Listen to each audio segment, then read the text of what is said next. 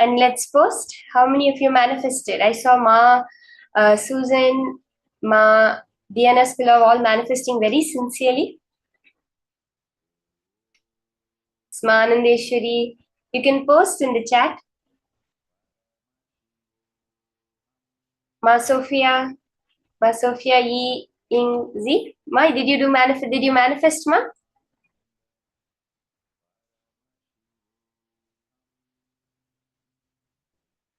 Now I have a question for all of you before we enter into the next session.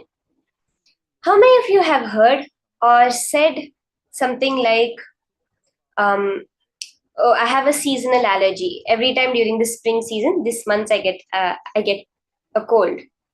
Or else like something like, it's been rainy, so rainy for the past few days.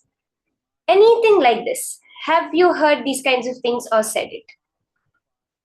I've been feeling really hot this time of year. It gets too hot for me to manage. Can I have all of you just show me a thumbs up or post a quick yes? Okay, Ma Guixiali, you manifested. That's so beautiful, Ma. Take a picture and post it. So can I have all of you? Okay, Ma Diana has heard. Okay. Ma Ratta Prabha, Ma Niraymati and Rita. Ma Indira, yes, too hot. Okay, Ma Alexandra, Ma Virupaksha. Okay, Ma Susan also has posted. Yes. How many of you do want something like that? You don't want to have the feeling like, oh, it's been hot the last few days. Or you don't want to feel like, oh, I've been really having allergies so bad during this season of the year. My knee has been hurting for so much time. Anything like this. We all do want this, right? Swamiji very beautifully reveals, it actually doesn't exist. This is the best news. This idea you have of something happening at a particular time, something over so many days, does not exist. We can go beyond all of this. That is what the science of unclutching is. And that is what we're going to be learning from Swamiji in this next session. This science of unclutching, by which no longer do we have to be bound by what is happening in the external world. Are we ready for it? So let's now hear the science of unclutching from Swamiji.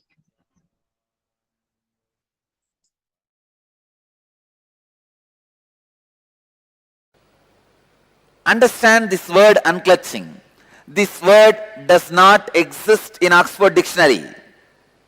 Please understand, this word is my contribution to the English language itself.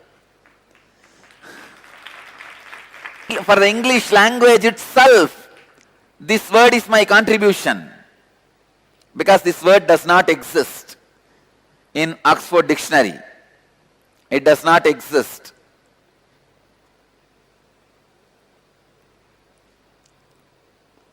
One day early morning, like intuition, suddenly this word has flowered in me as a Mahavagya. Mahavagya means the ultimate truth, the ultimate statement. Each Mahavagya is the punch dialogue from one Upanishad. It is a punch from one Upanishad. Each tradition have their own Mahavagya. There are so many Mahavagyas. Aham Brahmasmi, Tattvamasi, Prajnanam Brahma, Brahmaivahamasmi, Ayamanma Brahma. In Saiva tradition, Saiva Sampradayas, Shivoham. There are so many Mahavagyas.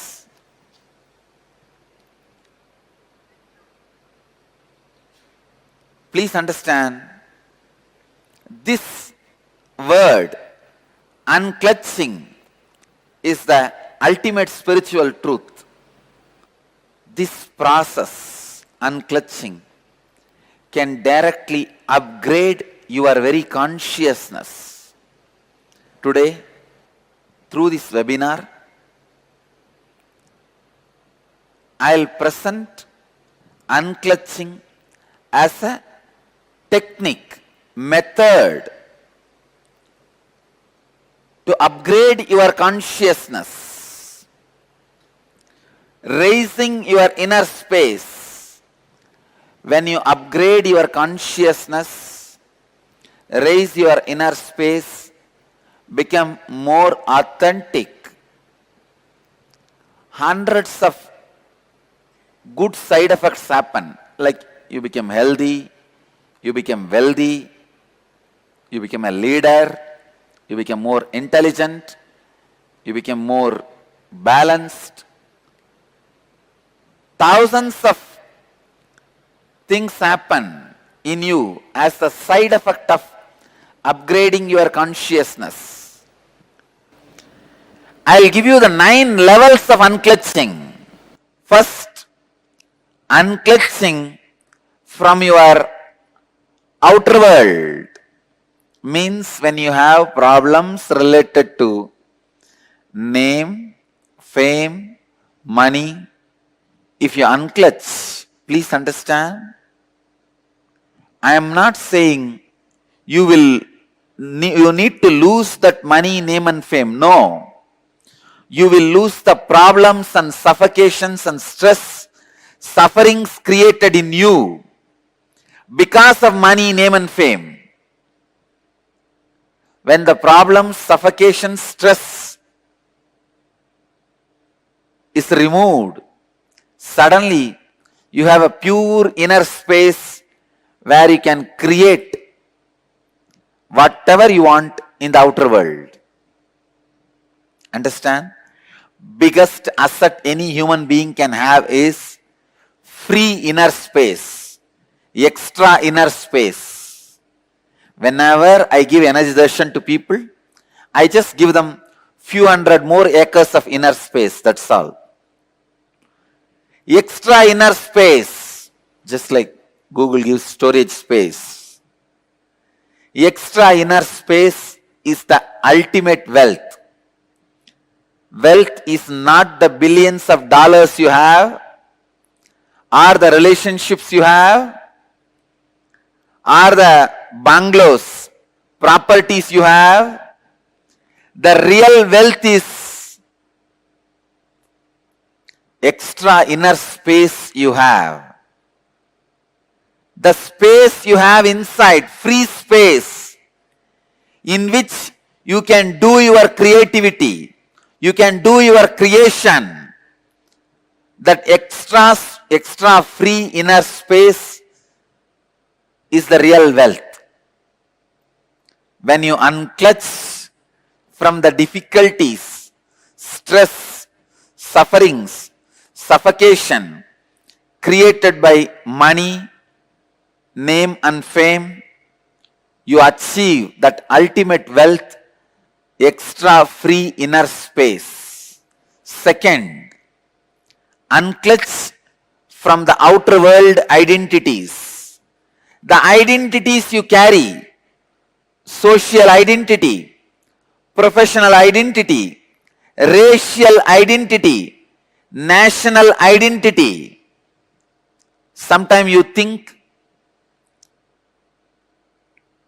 you identify yourself based on your religion, your country, your race, your caste, your community, your creed. Please understand, this racial identity, national identity is responsible for millions of people dying every year in the planet Earth. World's worst terrorist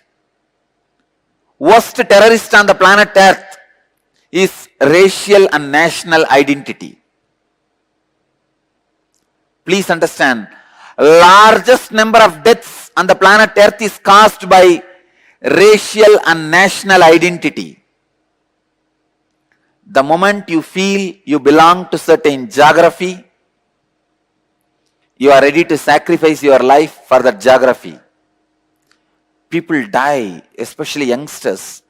Millions die in the war fields. And without any guilt, without any even second thought, people kill people just because their national identity. Identity you create because of your geography. I tell you, most uncivilized act is killing people because of your racial and national identity. It is so unfortunate still human beings have not evolved from that low conscious of killing people, destroying people because of racial and national identity. Same way, the racial identity is responsible for all religious and communal terrorism. Unclutch from social, professional, racial, national identities. You will see so much of peace, joy, bliss happening in you. Universal intelligence awakens in you the moment you unclutch from low-level identities. The moment you unclutch from racial, national identities, immediately the universal intelligence awakens in you. Third, unclutching. Unclutching from thoughts, verbalization and visualization happening inside.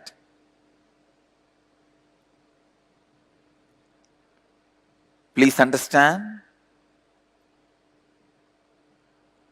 Unclutching from thoughts means the verbalization and visualization happening inside.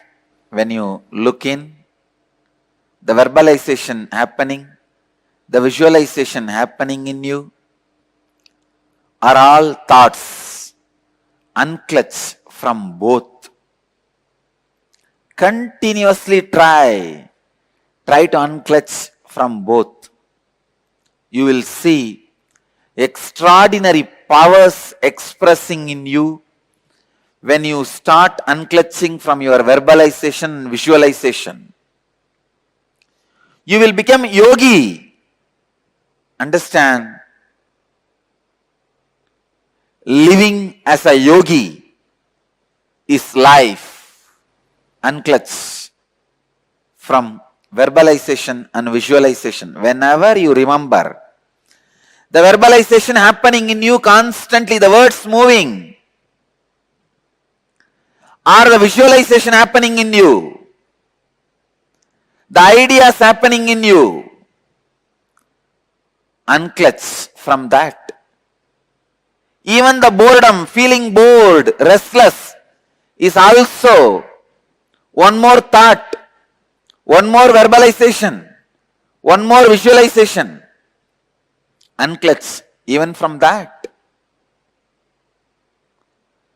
And fourth level of unclutching. Unclutch from your emotions, pain and pleasure. Let me tell you from my own experience. When I fell from the horse during the horse riding and fractured my hand, just all I need to do is unclutching from that pain. I could see very clearly body was healing at least 5 times more faster than normal speed of healing. I tell you, I really felt so joyful. I felt so happy for my body. Wow, what a body to live with. Body which does not give you pain, friend who does not give you doubt, wife who does not give you instability are all rare blessings. Body which does not give you pain is such a joy to live with that body. I know I don't have pain because I received the blessings of many yogis and did many techniques. But when you see that literally in your life as experience, I felt, oh God, what an achievement. I felt such big relief. I tell you, when you unclutch from pain and pleasures, not only you are free from it, even your health improves drastically. Fifth, unclutching. Unclutching from the inner world identities like parental conditioning, ahankara and mamakara. Ahankara means the idea you project about yourself to others. Mamakara means the idea you believe about you as you inside you. See, always the idea you project to others about you will be more than what you are. Mamakara, the idea you believe about you in the inner self is always lower than you. Idea you project on others, an idea you project on yourself. This ahamkara and mamakara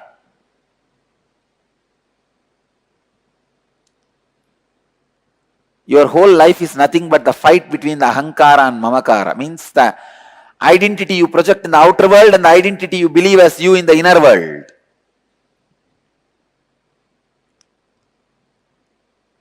Unclutch from inner world identities, both the identities. Unclutch from the identity you project to the outer world, unclutch from the identity you believe as you in the inner world. Sixth level of unclutching. Unclutch from the biomemories. Means the very patterns you are carrying. Pattern of depression, pattern of pain, pattern of irritation, patterns of suffering, patterns of your own ideas.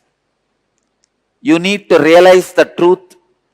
You are not even orphan. Orphan means what? You are alone. Everybody else is your enemy. Here you don't need to realize that. You are alone. There is no enemy. You are alone, but there is no enemy. If you are alone, how can there be enemy? Only if there is somebody else, there can be enemies.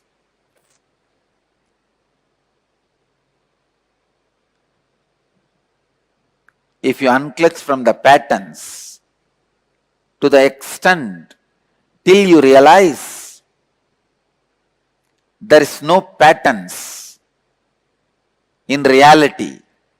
In reality, you are alone. In reality, you are just existing. Kevala. Next, unclutch from body. Unclutch from body itself. Please understand.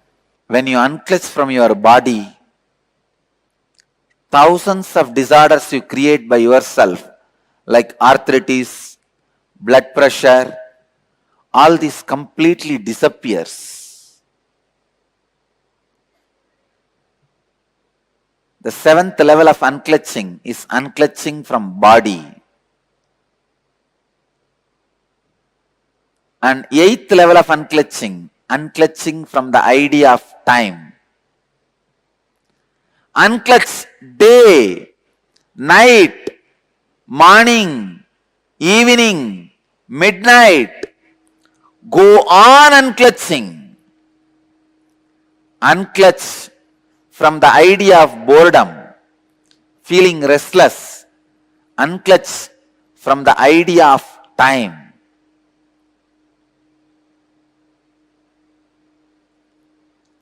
I tell you, time is the greatest myth you are carrying in your life.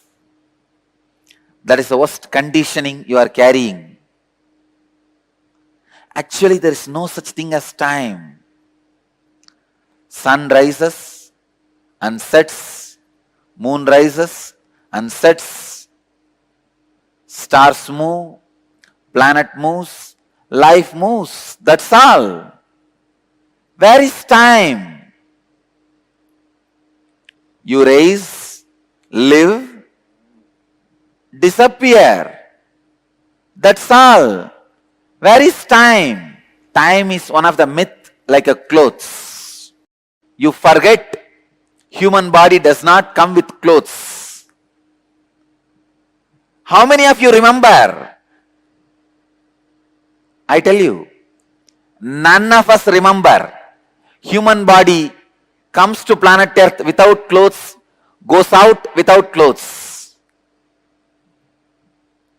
We think human body comes with clothes and goes with clothes. Just like a cloth, class is the illusion which has become part of your biomemory. Time is an illusion which has become part of your very consciousness itself. So unclutch from the idea of time. Ultimately, the 9th level of unclutching, unclutching from the very idea I. Unclutch from that very idea I. In every level of unclutching,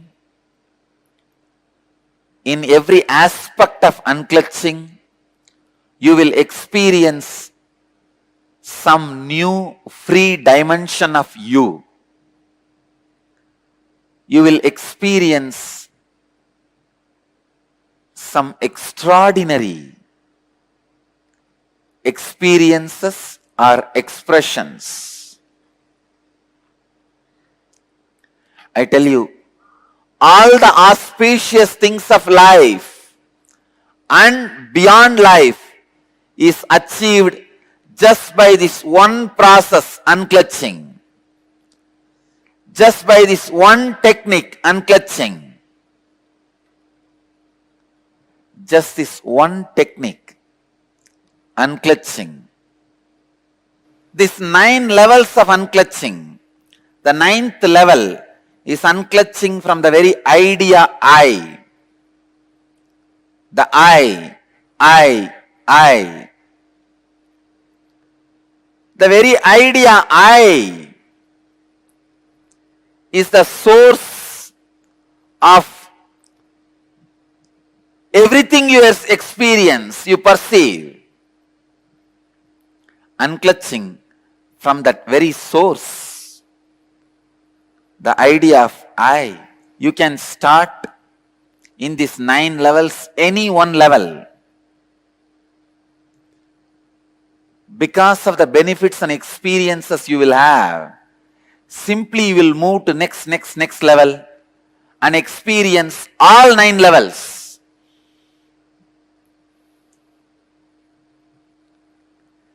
Just like 9 levels of unclutching, I wanted to introduce 3 kinds of unclutching. Unclutching from the luxury activities, like activities may not be required for your life, which you do as a luxury, playing video games, luxury activities. Second, unclutching from existential activities. Means for your existence, you start doing many activities like going to your office, your profession. When I say unclutch, I don't mean you will stop those activities. your body will be performing those activities. The sufferings and the stress caused by those activities will not be there in your body. That's all. In your being. Third, unclutching from the survival activities. Even the basic survival activity like a food, eating, sleeping, unclutching, even from those things. When you unclutch from the survival activities, please understand, I am not saying you will stop eating, you will stop drinking. No. All I am telling you is, you will live in unclutched space. Your body may continue the activities necessary for survival. Unclutching is the greatest life solution.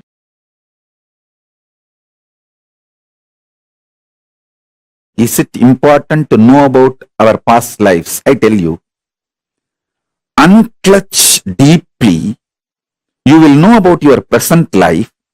Present life is nothing but the extension of the past life.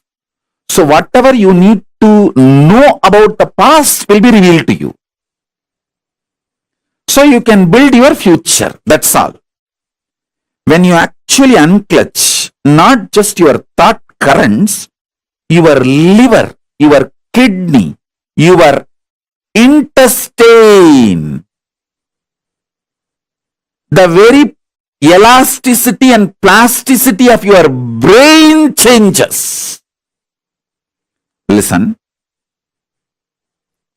Youth means whose brain still retains the elasticity and plasticity for the new, exciting, enlightening life.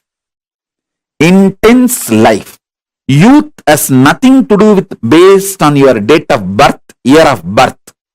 Youth means whose brain is plastic enough, elastic enough to manifest the grooves, to radiate enlightenment, excitement, intensity, joy, life positivity is youth. So when you unclutch, sit in unclutching, your liver changes, your intestine balances, the elasticity and plasticity of the brain, the ability of your brain to develop the new grooves changes. It's no more a dead, frozen stone. It's a living clay in which the new grooves can be formed.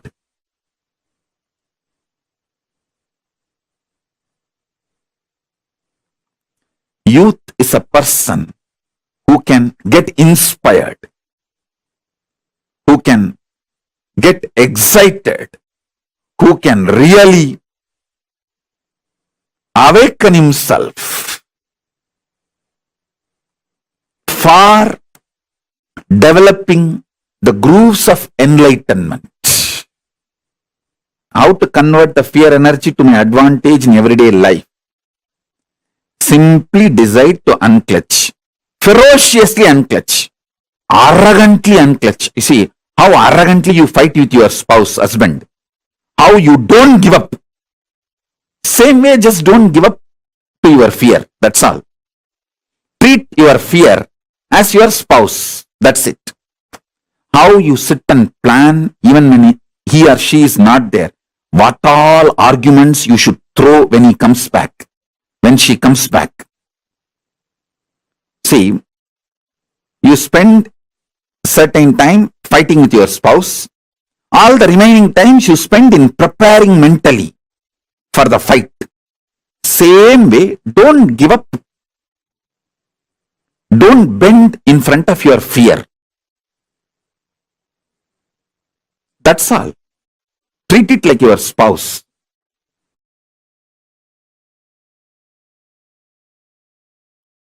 For Paramashiva to manifest in you, you don't need to do anything. Just unclutch, he will manifest.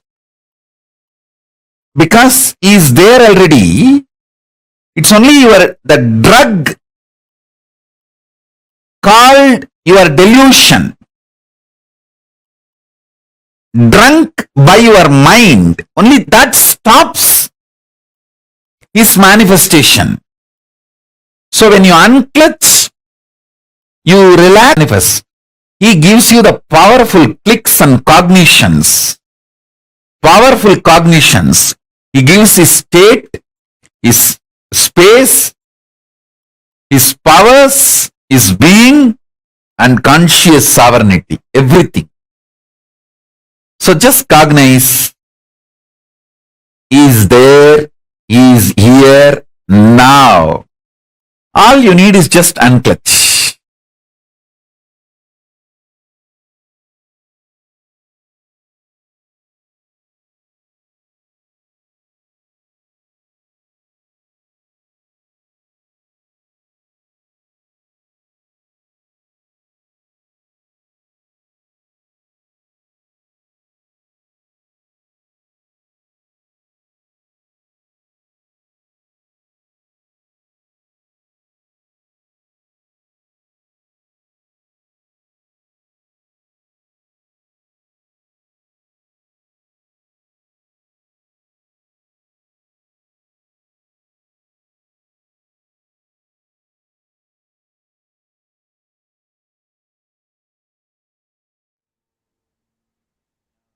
Unclutching.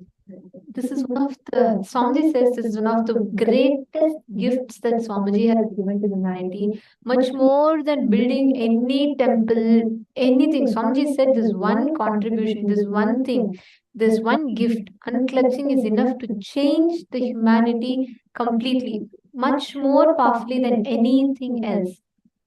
Because this science is what humanity really, really is in the need of the most. Okay, so every one of you that are sitting here, Ma Parandamini is asking the screen is blurred. For all of you, is the screen blurred? Is it better? Are you all able to see us clearly?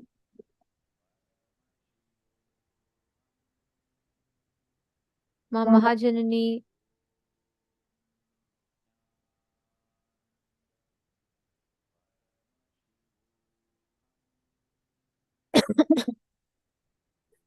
Okay. Now, can I request every one of you to post what is unclutching? What is unclutching according to you? What did you understand as unclutching?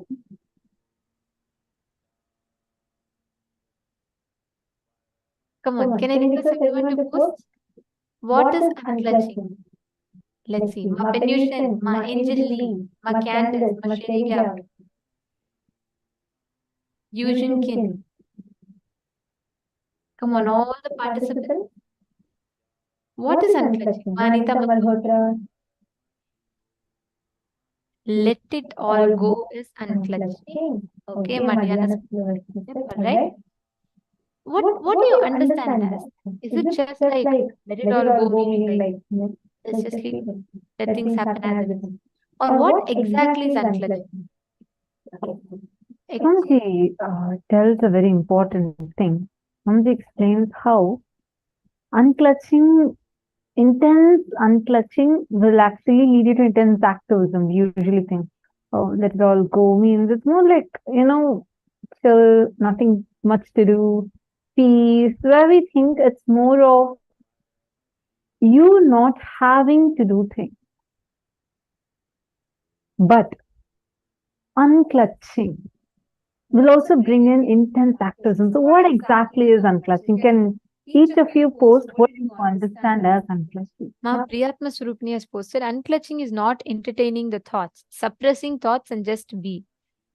Okay. I'll wait for everyone to post, then we will discuss. Can I request everyone else also to post? Come on, all the participants of Paramashivoham.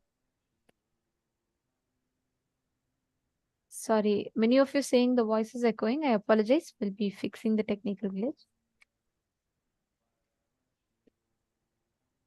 Now is it better? Okay. Ma Sonia Rao has posted, it's sitting the thought. It's letting the thought come and go. Okay. without being hooked onto it. Great. Ma Penution has posted, letting it go. Okay. Drop the idea, I, name, fame, and money is unclutching. Okay. Ma Prithvi Prasad has posted, unclutching is to unwind from various physical and psychological layers that disturbs oneness with Paramashiva. Beautiful.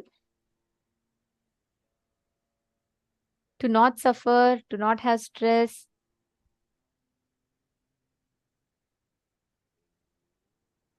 Agoaxially has posted, when any thought comes, don't follow, just let it come and go and let it be. Just observe.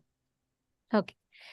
See, there's a very beautiful way Swamiji explains this. Okay.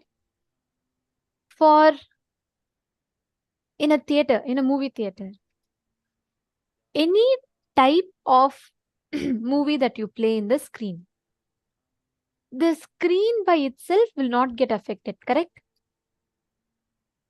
The screen, the theater screen is going to be as it is. Whether you play a horror movie, whether you play a romantic movie, whether you play a comedy movie, or whether you play a documentary or an action film, the theater screen is not going to cry, laugh, feel sad, or get emotional over any of the movie that is going to be played. The screen is just a pure reflection. Same way, every one of us, all of us, have a part of us which is eternal, never gets disturbed. It neither gets happy nor feels sad. It neither gets emotional nor feels angry. It neither feels strong nor feels weak. Every one of us, if you look through all your struggles, all your success, all your joy, all your pain, there is one part of you that is eternally resting in that samatva, right? Like there is no ups, downs. Have any of you noticed that anytime? Even in your worst lows, there is one part of you that you feel has not been touched. Like something in you is there. Correct? How many of you have experienced that before? Yes, exactly. That part inside of you, you resting in that part, relaxing in that part is unclutching. Means any thought that comes or goes, not being a participating component, you just being a witness to everything is unclutching. Majani Tran is saying, yes, I feel that. Now, you resting in that part of yourself as consciousness, not getting affected by any ups, downs, anything that happens.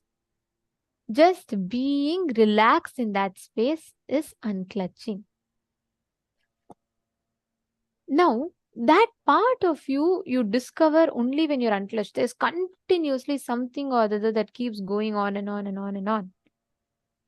But there's one part of you which is completely as it is, can be relaxed, resting, undisturbed. Empowering that part of you is what is unclutching.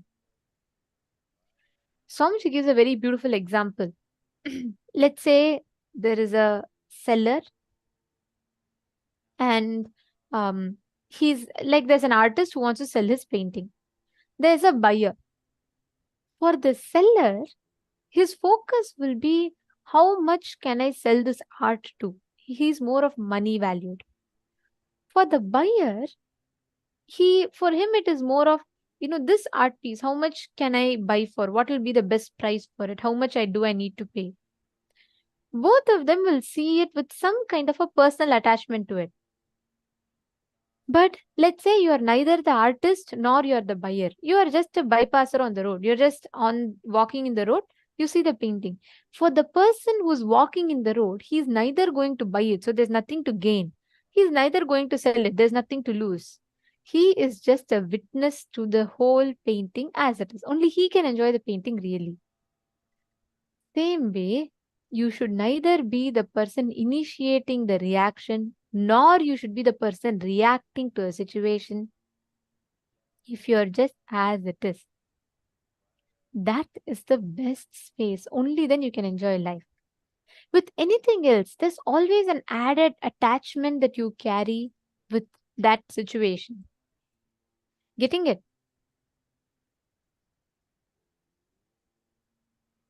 That is what is unclutching.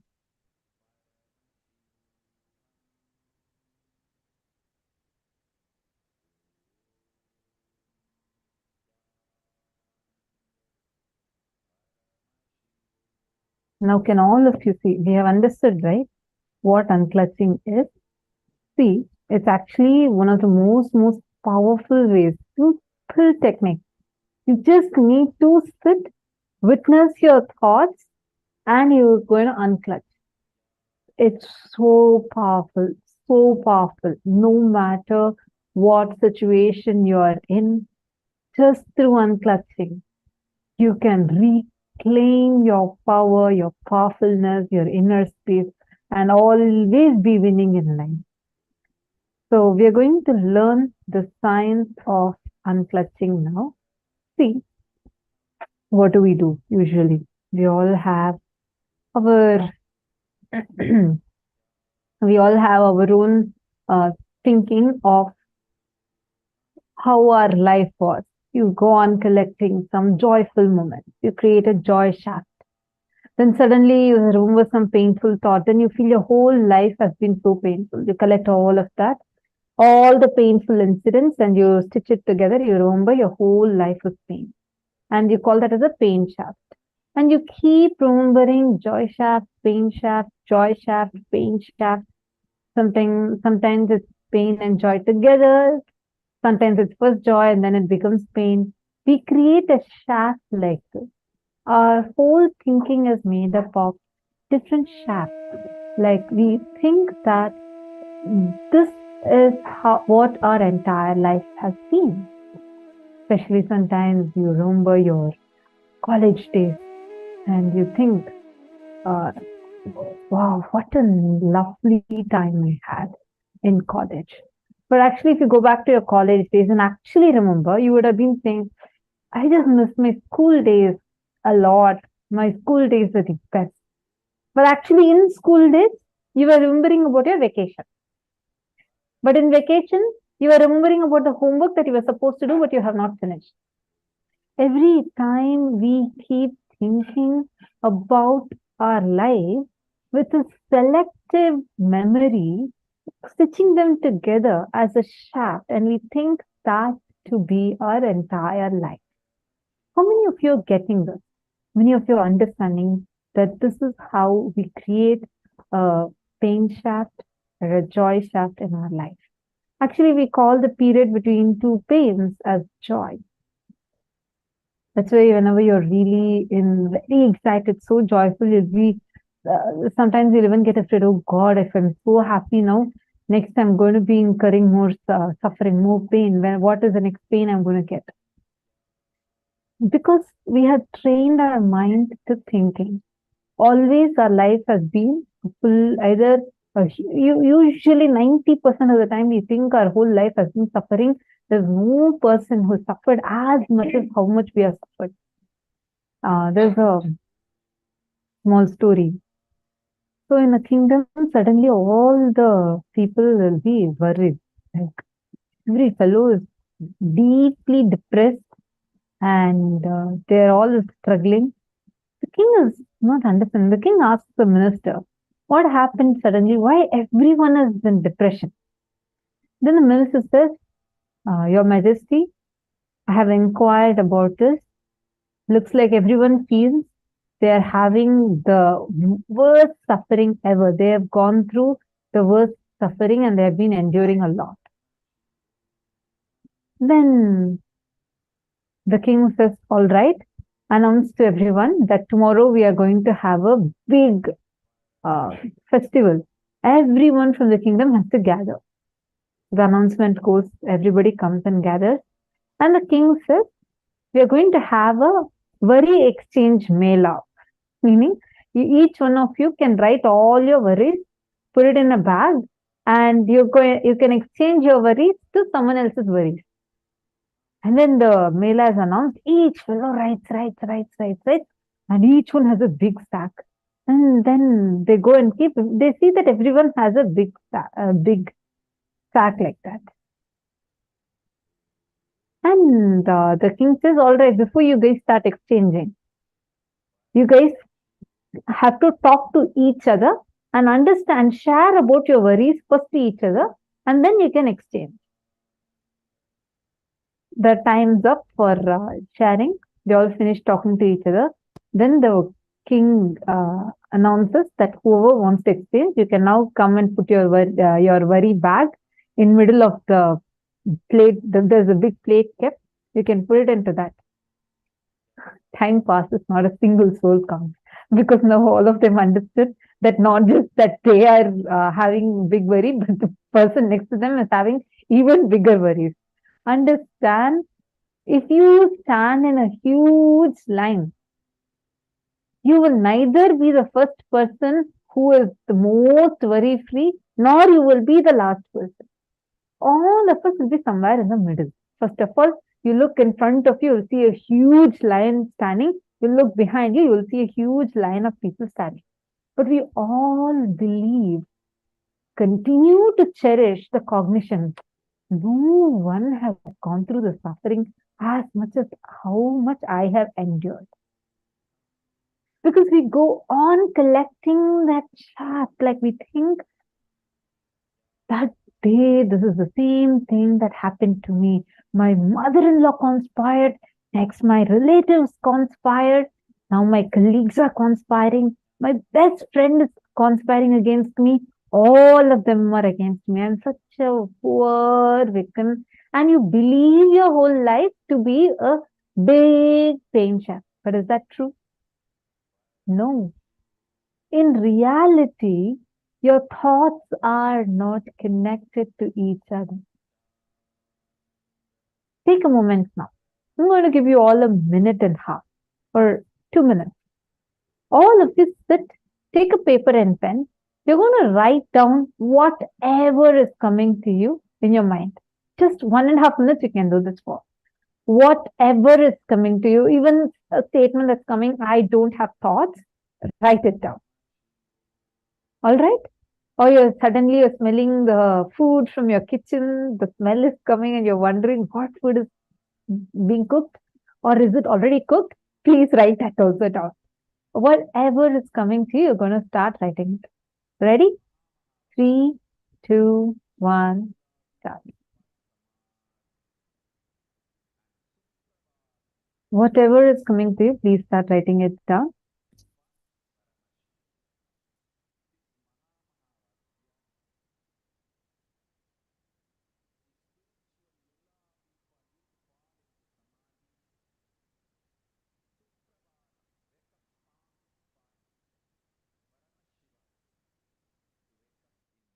It is coming. Write down everything.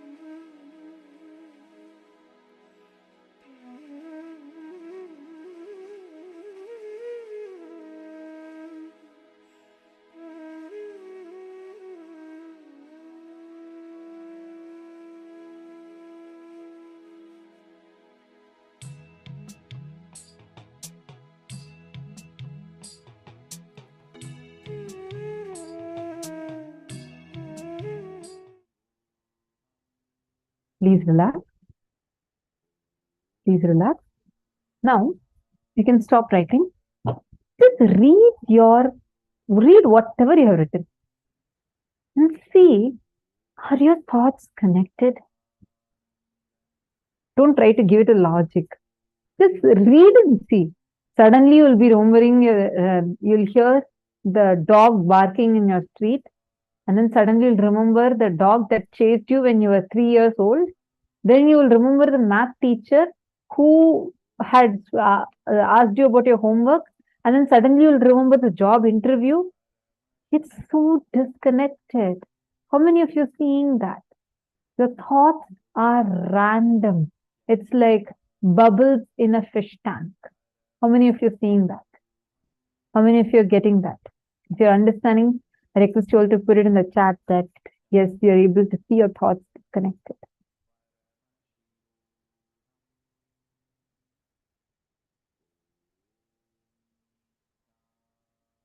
Okay, Deepak here has posted.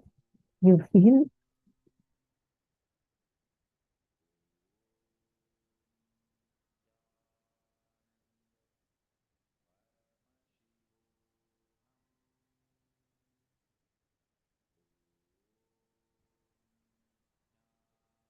Wonderful. Now, unclutching is first understanding that your thoughts are not connected to each other. You're going to just witness. You will not create a thought. You're not going to sustain or cherish a thought. You're not going to destroy a thought. You're just going to unclutch from them. Witness them. Just not even be touched by it.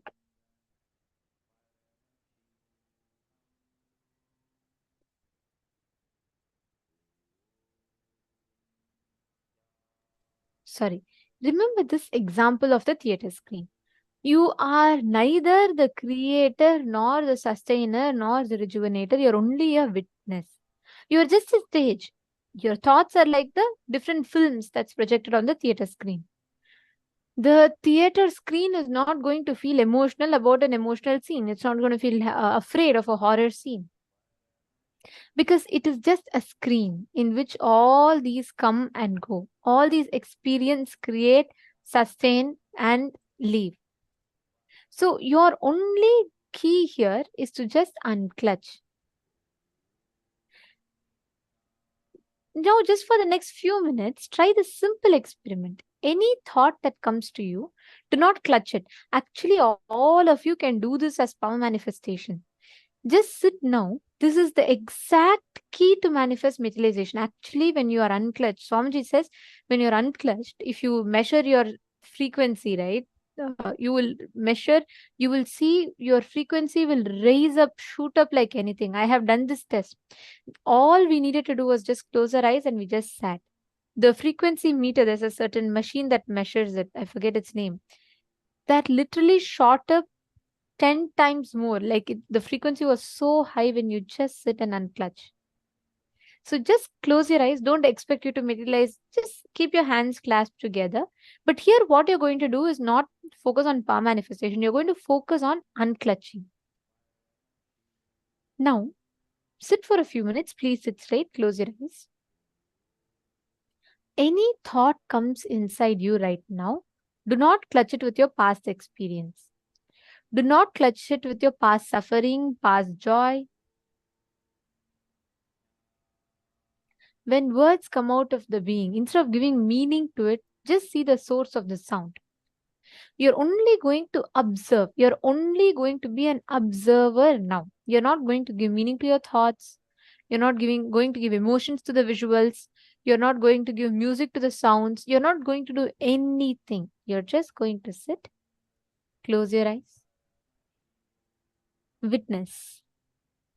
Every thought that comes inside you, just go to the root of that thought. Witness. That's all you need to do. And you will see how slowly, automatically the unclutching will start happening inside of you. Please start. I request everyone to sit straight. Please sit straight. Close your eyes.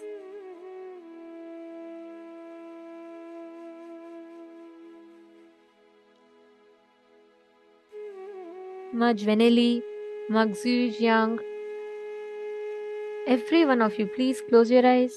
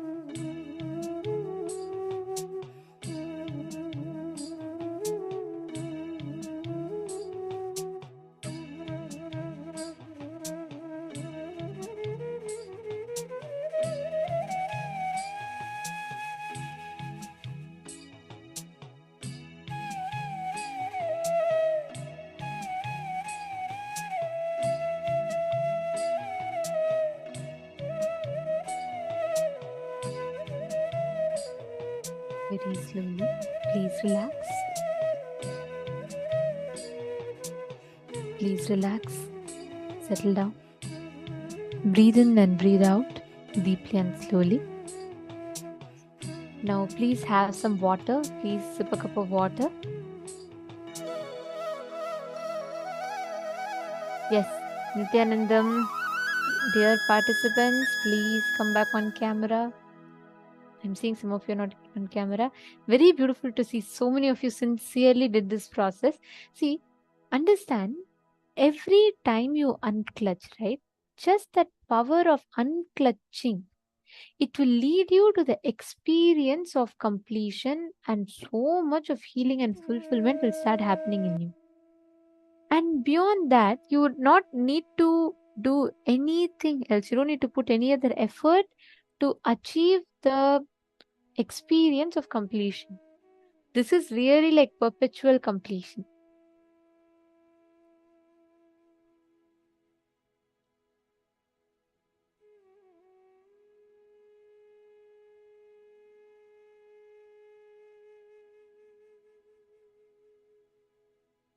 Yes, all of you settle down. Please sit down.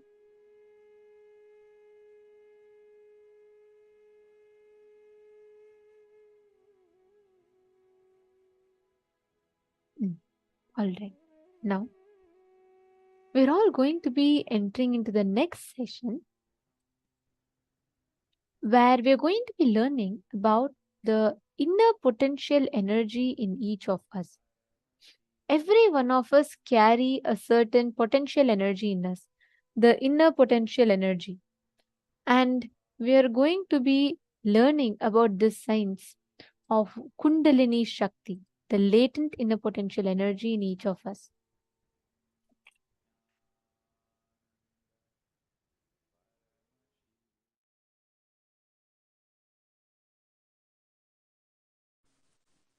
Paramashiva's message directly from Mahā KAILÆSA. The more you know about how different countries work, the social structure, political structure, legal structure of different countries, if you know more about it, you have the freedom to choose. You can make your life more luxurious, comfortable. That's the reason people migrate. Migration is one of the greatest freedom human beings have. When you have the knowledge, you are empowered to choose. Now listen, the greatest news is not only you are empowered to migrate to other countries, human beings, only human beings on this planet Earth are empowered, hardwired, capable of migrating to parallel universe. A man who knows he can go and settle down in other country will not go through suffering, torture, abuse, slavery in his homeland. And even others won't dare to abuse him because they know he will just move to the different country because he has a possibility. Listen. The moment your consciousness is empowered to access and to exist in the parallel universe, in other lokas, in the vertical time zones, no force in this Bhuloka, planet Earth, can torture you, abuse you, suffocate you. It is irreversible, permanent enlightenment. Listen intensely. Your spine. Your spine is not only hardwired, capable of fueled, charged to lift you off to different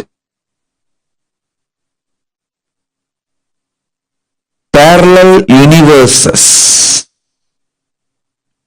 Understand? Even though animals have spine, because the majority of the time they spend horizontally, the spine is not capable of getting fuel with a subtle fuel called ojas. It's like their bodies are capable of receiving kerosene as the fuel, maximum diesel, but they can't handle petrol or flight petrol, white petrol. Understand this example. Same way,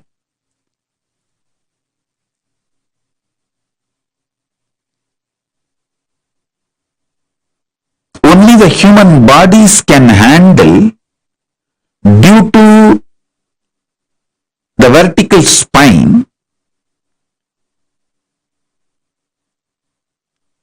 the fuel like white petrol. Traditionally, the word ojas is used. The ojas need to be filled in your spine, and the Kundalini need to be ignited for you to reach parallel universe and different vertical time zone spaces. This is possible only for human body. Human body is hardwired to migrate to the different time zones, vertical time zones,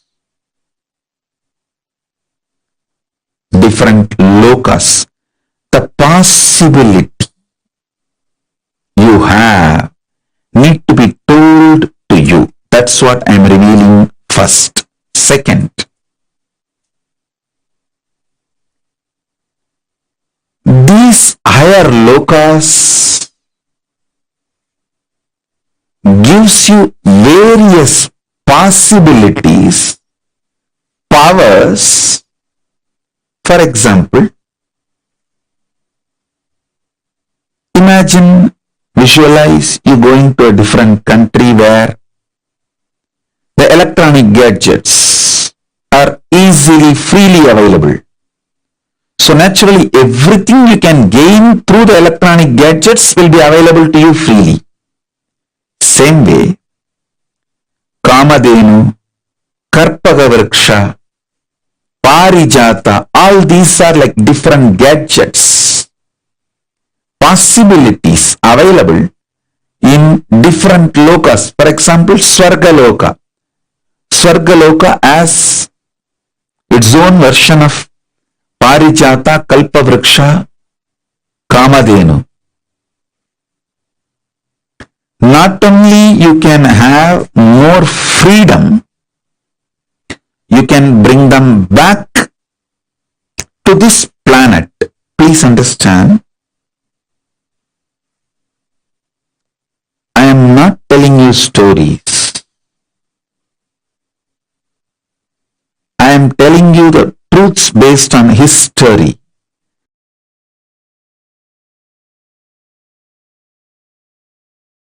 Paramashiva's message directly from Kailasa. Listen.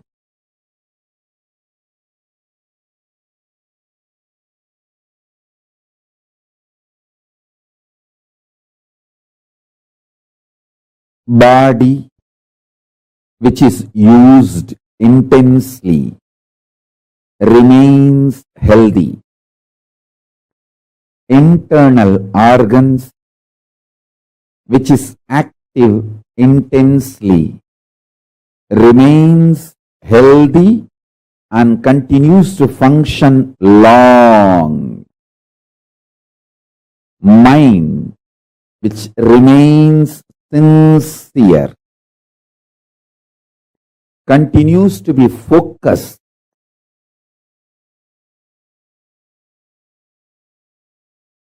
on the goal of life. Consciousness naturally, spontaneously, simultaneously, listen to this word, spontaneously and simultaneously manifest through all these three layers: mind, internal organs and body. All these three.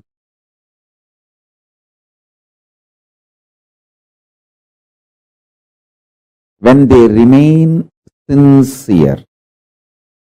Raghupati Yogi said, I'll prove it to you. Come. He asked me to get rice cooked without adding any sugar or sweetener, and brought that pot and kept near that same elephant tree and just kept his hand on the tree. Inhaled, exhaled, did a pranayama. And I saw that whole rice became sakra pongal. The ven pongal became sakra pongal. Means the rice became sugar rice. Color did not change. When I ate, God, it was literally the sugar pongal, sakra pongal, sweetened rice. He took that energy and filled his internal organs, converted the glucose, passed it through his nadi, his system, into the rice, and showed me, see, how the prana, the breathing space of this tree, can infuse glucose for your internal organs, and how that can be converted and passed through your hands into the food.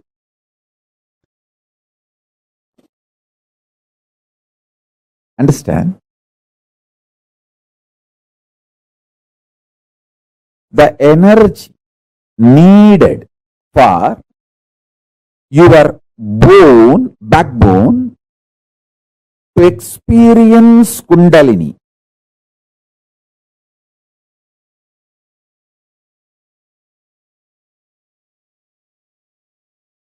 Your backbone needs to be very powerful for the Kundalini to raise. That pure energy, ojas,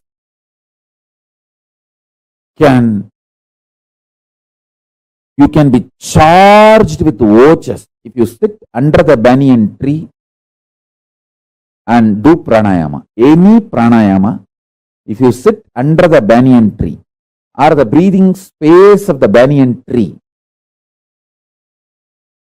you can be charged. Just charged.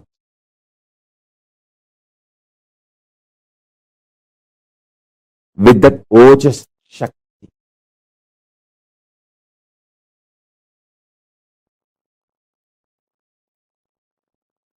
Our Bidadi Banyan tree Kalpavriksha has a unique power, even if you are not physically there in Bidadi Ashram, Adi Kailasa.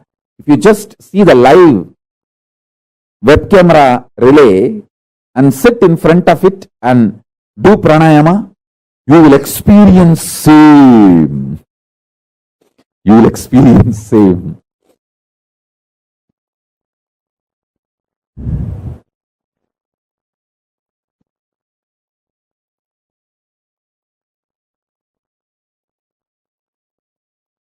Each tree's breathing space has certain energy. When you do pranayama under that tree, that energy gets filled inside your system. This is what I say. Without dumping the food, making your internal organs very active, alive.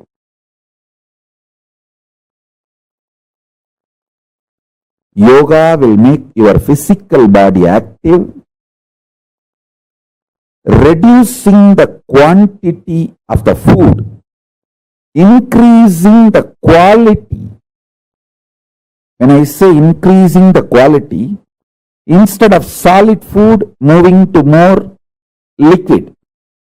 From liquid, moving to more air, prana-based food. This Mauna Swami was taking the prana, air-based food. Same way, if you burn pure rice, pure cow ghee, with the proper mantras and do the Agnihotram with a pure cow dung cake, organic cow dung cake, desi cow dung cake. With that, if you do the Agnihotram, that smoke, that air can keep you hunger free, fully charged, all your internal organs active at least for 8 hours.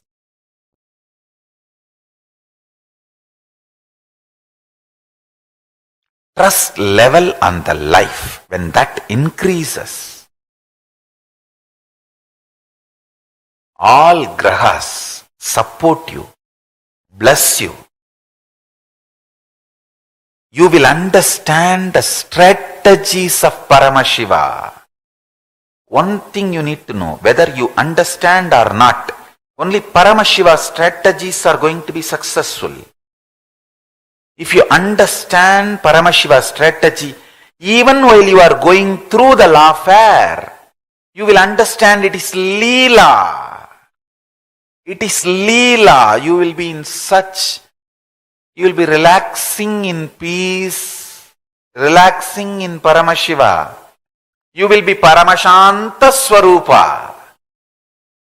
If the bioenergy in your Manipuraga is increased, the trust level on life will just go up. I can tell you, if the trust level on life goes up, you will stop having panic attacks. You will stop having extreme doubting. Even if half an hour husband is not returned from the office, you will go to the extreme of whether he is having some extramarital affair, or he is already dead in the having accident, or he is murdered, or how you go to the extreme doubts and have a panic attack and almost sending diverse message to him. And then in 2 minutes, you see he is there outside your door. This extreme panic attacks will stop. You will have so much of romance with real life. I tell you, ability to have trust on life is the foundation to build devotion to Paramashiva.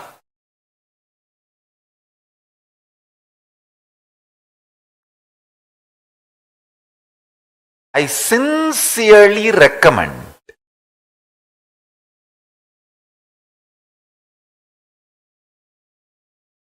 spiritual, strategical, principled handling of your stomach to digest life, not just food, to digest life. Any incompletion can melt down if the fat and shit in your stomach is taken out.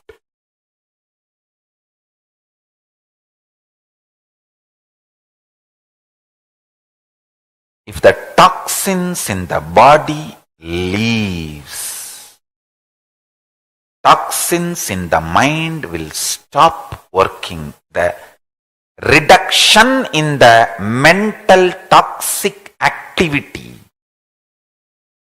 tremendous reduction. It will almost drop 99%. Listen carefully. Build strong guts. You will become leader. Your stomach, Manipuraga chakra, is made of multiple ideas, thought currents, words, verbalizations and visualizations. The logic you think, with which you function, your logical intuition, intuitive logic, and reality which is beyond both. All that totally put together is in Manipuraga. If you build a strong biomemory in Manipuraga, you will become leader in any field. In any field you want. And you will also know very clearly what should be attended and what should not be attended. Understand from whom you should expect praise, who praises you. All that should be very clear, focused on your declared goals and life. Karmanye vadigaraste mabaleshu katachana. Do your duty without expecting the results. This is what I call dedication. Understand one thing. When he said he came for booking the hall and just came inside to have a word with me, just to have a meeting, I stood up from my seat because I did hard work like that from 2000. Understand? People of Tiruvannamalai, they know my hard work. They have seen. People in Tiruchengodu, Pallipalayam, Erode, they have seen my hard work. Listen. People who lived in Arunachala, they know what I am talking. That half an acre land in Pavadakundru, my gurus made a beam memo. They call it beam memo. Anubhavabhadyadai, and small building they made where I used to live. And people call me for healing or spiritual support. 2 betel leaf, 1 betel nut, 1 banana, 1.25 ruwa dakshana. 1 rupee, 25 paise. Understand? Listen. All the local people had a tremendous love and respect for me because from the time they know me, I'll be always with these sadhus, sannyasis, shivacharyas. So listen now. The villagers have seen me. They have seen me learning mantra shastra from Narayana Swami. Because all these people they have lived a transparent, open life in public. Narayana Swami Tata never had his own ashram. He used to live in small Ganesha temple in Tiruvanjana Gopura street. And Mauna Swami, Narayana Swami lived in the Terku Katta Gopuram, means the tower which was in front of, inside the Tiruvanjana Gopuram. So, Raghupati Yogi lived in Kirtiga Mandapam. Kuppammal lived in near Pavadakundru, small house next to Isaki Swamigal's house. So they all know I was at the feet of Isaki Swami, Kuppammal, Raghupati Yogi, Narayana Swami Tata, all these great Siddhas, Rishis, Munis. And I learned from all of them have blessed me with the whatever enlightenment, spiritual science they had. Mantra Shastra, Vedanta, Agama, Vastu, Jnana, whatever, Yoga, whatever they all had, they blessed me with all that. The local villages, they know. Local Tirunavali people, they know. So they feel that I know the science. Any spiritual science, any help they ask, this is what totally. 2 வெத்தலை, ஒரு பாக்கு, ஒரு வாழைப்பழம், 1.25 ரூபா தட்சணை. 2 betel leaf, 1 betel nut, 1 banana, and 1 rupee 25 paise dakshana. Whole day I'll spend and give them every possible spiritual solution and support. They can come in bicycle and pick me up. I'll sit in the backside carrier, go personally, attend, whether Vastu problems or any other Mantra Shastra or any other teaching yoga or giving initiation or teaching some Vedanta, anything. Understand? When Adi Kailash was supposed to be built, Bidadi, I personally sat and collected clay and made bricks with a wooden plank. 72 bricks I personally made and baked them, started the construction. That's the way. It took 1 week to make 72 bricks. That's the way I started. And quite a long time, I'll go to this, any hall where we are supposed to conduct the program. 6 o'clock the program will start, morning 6 o'clock. 4 o'clock I'll go, clean, wash, wipe, put all the photographs of the gurus and gods and deities and keep everything ready. I myself will wipe and clean my simhas and everything. And by the time people come, I'll sit on that and start the class.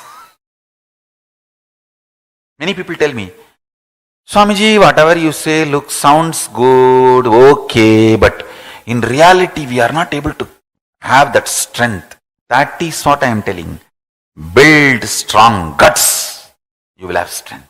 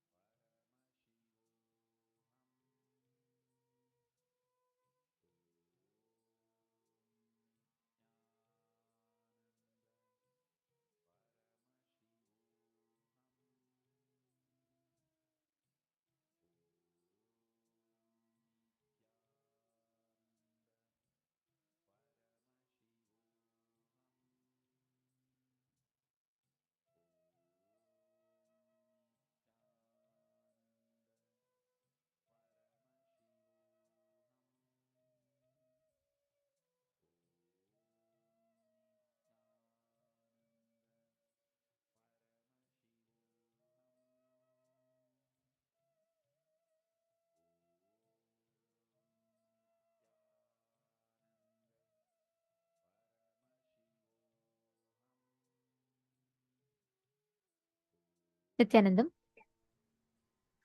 Living in Samadhi. See, Kundalini is an energy that all of us carry inherently inside of us.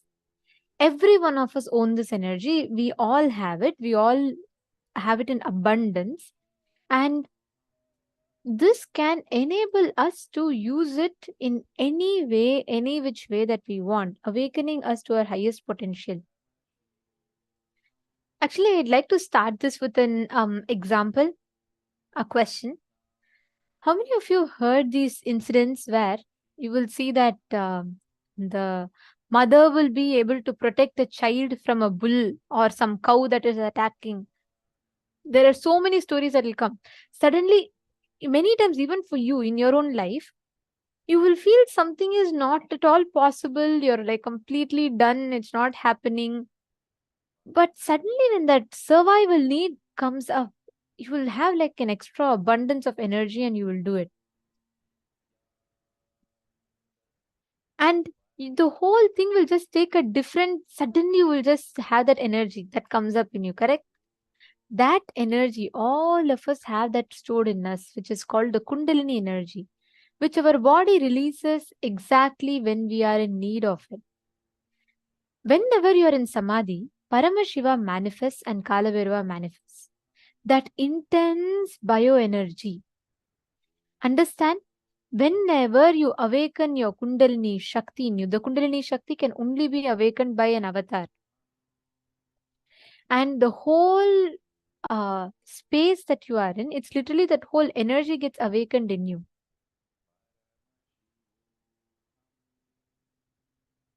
And every one of you that are sitting here,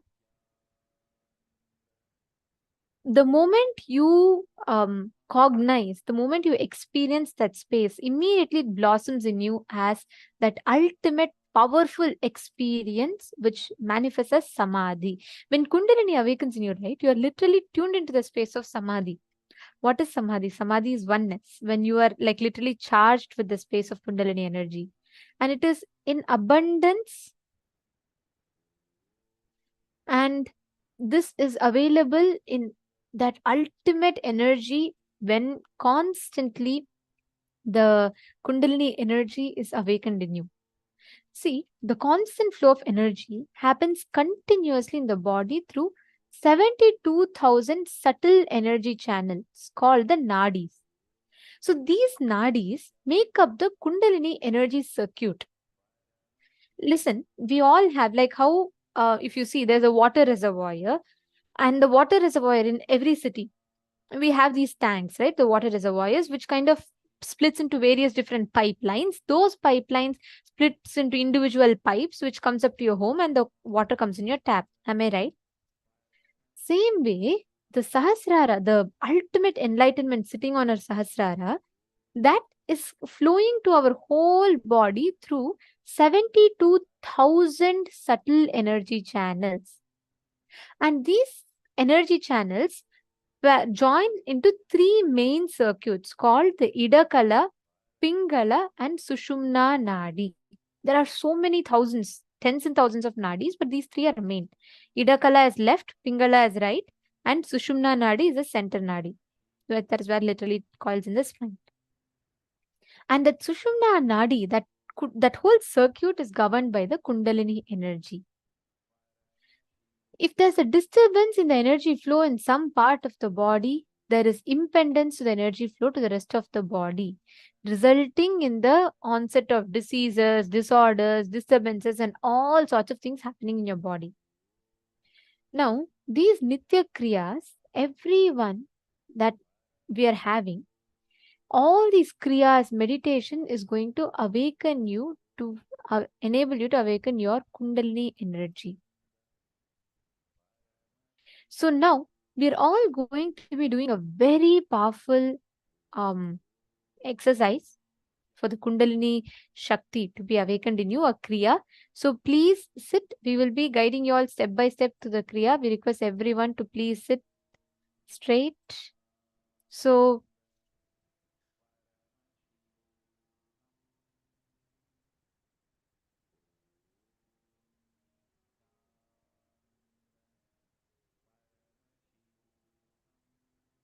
So anyone who's having medical condition, or if your body does not permit you to do this, please don't do it. So what you're going to be doing, the first step, sit in Vajrasana with knees, ankles and big toes touching the ground.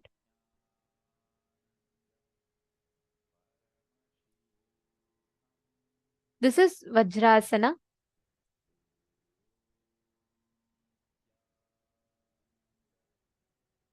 Now, sit straight. Please follow along. This will bring in you clarity and emotional stability. This exact one.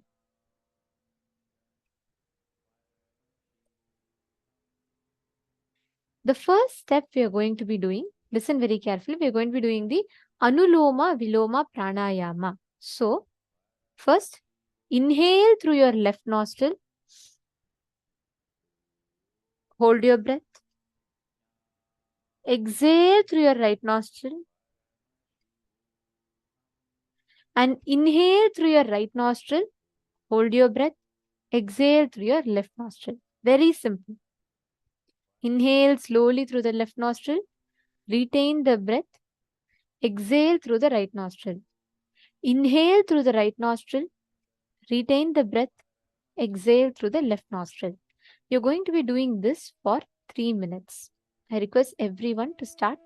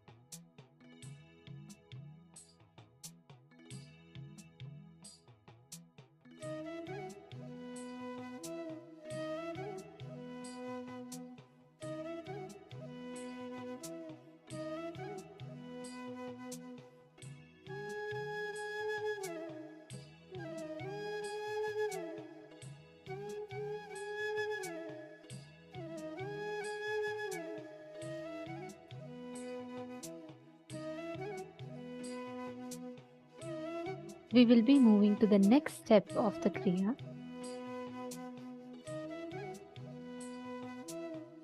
Now, you're going to be doing the Trishula Kumbhaka. This is the next step. Inhale through the nostrils and also through the mouth simultaneously. Now, exhale through the nostrils slowly and relax. So, I'll now be explaining to you all how exactly you need to do this Trishula Kumbhaka. These are all very, very powerful. So, please remember to do this carefully and make sure you're covering all the steps. Okay. So, we will now be showing you all what exactly is the Trishula Kumbhaka. Actually, this is just the same. This is similar to the Trinetra Kumbhaka, and it is little different. So we'll be showing you all the exact step. Okay. So what you're going to be doing in this,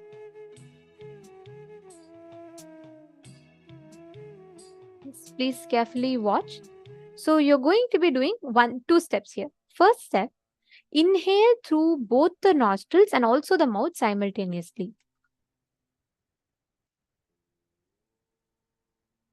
Hold it as long as you can. Then exhale through the nostrils slowly and relax. You're going to be doing this whole thing is one cycle. You're going to be doing this for 7 minutes. Okay. So it's going to be inhaling through nostrils and mouth simultaneously. Don't hold for too long. Just keep it, hold it just as long as you can, as long as you're comfortable. And then exhale through the nostrils. Clear? Are all of you clear with this step? Let's start. Please enter into this step. Do this for 7 minutes.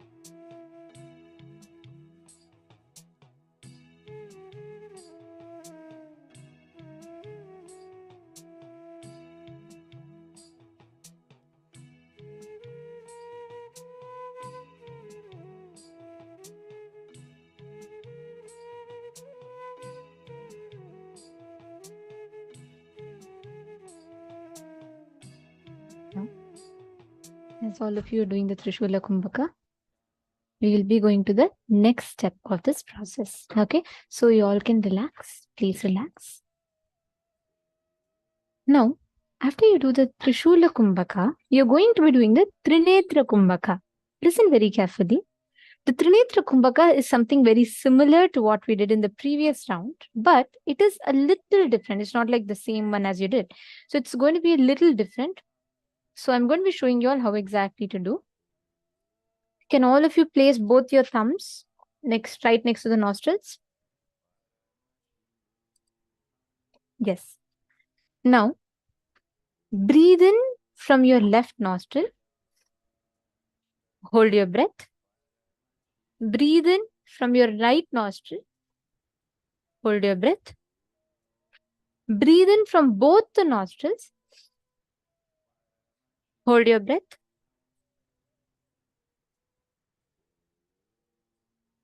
Now, the next step. Exhale through your left nostril. Clear?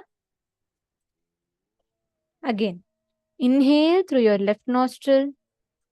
Hold the breath as long as you can without exhaling. You're not going to exhale. Listen very carefully. Inhaling through the left nostril. Holding your breath. Don't exhale.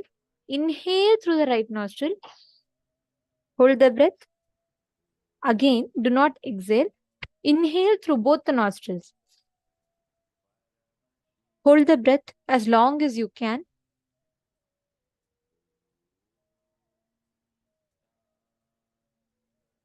Now, exhale through your left nostril. So this is the step for Trinetra Kumbhaka. You're going to be doing this step and actually listen very carefully. When you do this step, it directly induces life energy in your third eye region. You will literally experience the third eye completely awakening with this. Your energy directly goes to the third eye region and you'll experience how the whole third eye gets so intensely vibrating after this. It's a very powerful kriya, very powerful process. Directly works on your third eye. So are all of you understanding? Please do this such a way. Listen. Inhale through your left nostril. Hold your breath without exhaling. Inhale through your right nostril. Hold your breath without exhaling. Inhale through both the nostrils. Hold your breath. Exhale through the left nostril. Is the steps clear to all of you? Yes. Actually, all of you, Ma, Priyesha, everyone it's very late in the night right now, right? You all will see right after this cry, you'll feel very fresh. You will not feel sleepy. That will be the best part. You will suddenly feel like so much of energy is there. Okay. Can every one of us do this? Let's start. Ma Sheriga, Ma Sunny-chan, Ma Silos. Come on, every one of you. Ma Luluni. Do this sincerely. Let's start this kriya. Please start.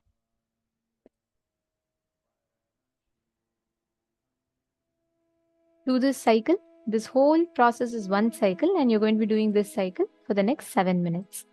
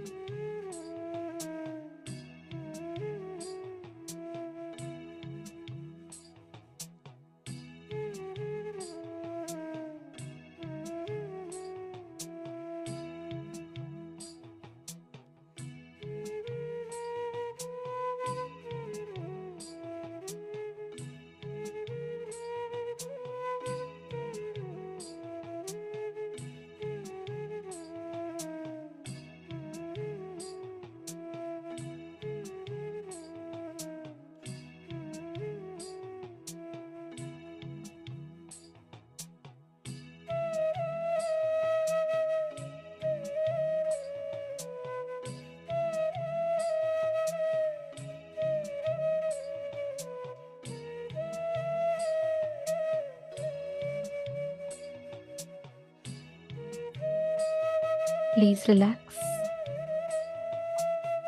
Please relax. Slowly, very slowly, please settle down.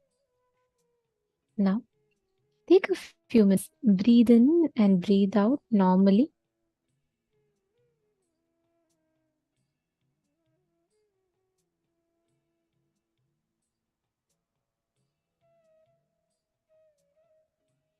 Breathe in and breathe out normally. Take a few sips of water. Please take a few sips of water. Yes. So, how was it for you all? I saw Mahā KAILÆSA Priya sincerely sitting and doing, and so many of you. Mahā Paramashivoham. Mahā Paramashivoham. Sorry for that. I apologize for that inconvenience, Ma, and hope you're able to see the feed better now.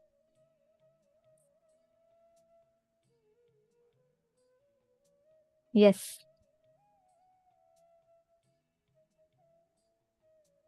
Okay. Now listen very carefully. This particular Kriya, actually Trinetra Kumbhaka, right? It is specifically known for channeling your breath in such a way through the nadis, the energy channels. Basically, nadis are the energy channels. Such a way that your nadi actually directly takes the energy and awakens your Kundalini. It channels your Kundalini energy in a way that you can use it. Understanding? This literally awakens your Kundalini Shakti. A very, very powerful process in itself, this one. Now, this is precisely what it is to live in Samadhi. See, when you are unclutched, when you are practicing Samadhi, you raise your frequency to the highest level. So what happens then is your whole body literally tunes itself into the highest frequency. I'll actually tell one incident that happened, a very interesting one. In 2018 December, Swamiji was once telling about how the moment, whether we are like, Swamiji is initiating, or we are just watching a satsang, or we are just receiving an initiation online, Swamiji was saying how all of them will still have an impact on us. So Swamiji was saying how the frequency raises in a human being just by catching that glimpse or that initiation from the avatar. Swamiji was explaining the science to all of us, and it was a long revelation from Swamiji, okay? And that towards the end of that, Swamiji was saying this can be scientifically established, and Swamiji said, just bring a frequency, a machine that can calculate the wavelength, okay? This alpha, beta, gamma, and how what waves, the frequency of the waves is calculated in us, in the brain waves. So we got this, this is called the electroencephalogram, which reads the waves of your brains. And just like what Swamiji said, the next day we all got it and we did a test. Even when you remember Swamiji and fall into that space of unclutching, that person who was measuring us was surprised. He said, it's not so easy that a person can drift through all these states at their will and they can come. So he was saying, like, what is the technique all of you are using? We were giggling because we know there's no technique that we have. It's just Swamiji. But that person who was studying our brain, he was surprised. He said that how one person can, like, just like how a butter knife goes through butter, like so smooth. Similarly, he said we're able to transit from one to another frequency just by our will. Whenever we watch oneness capsules, whenever we listen to satsangs, whenever we receive initiations, our whole frequency literally raised to the next level. It was a very, very beautiful, the whole process was so nice. We did literally nothing, just the way Swamiji, just the way Swamiji revealed. The moment we tuned in, whenever we watch satsang, whenever we listen to oneness capsule, our frequency started raising. Then Swamiji said, you being in physical presence or you doing any of this, each of these activities puts you into a certain frequency, increases your frequency by a certain level. That is why Each of these steps are very, very powerful. Understanding? Are all of you catching it? Now, we are going to be entering into the next session, which is literally going to be revealing this exact same science to us. We're going to be understanding about Navakanda Yoga Samādhi. And listen to this. It's a very, very powerful, unique revelation, which is unique only to Hinduism. So don't miss this. Listen to this very beautiful revelation from Swamiji.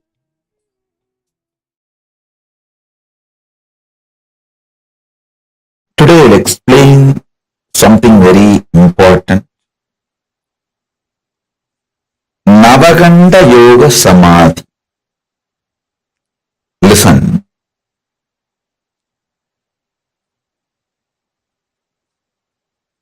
Listen to this word, Navakanda Yoga Samādhi.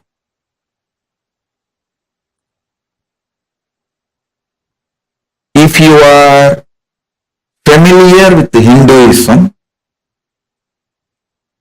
especially the great enlightened masters, Siddhas, you would have heard this word Navakanda Yoga Samādhi.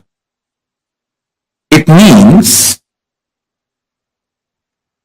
see, there is a Siddha tradition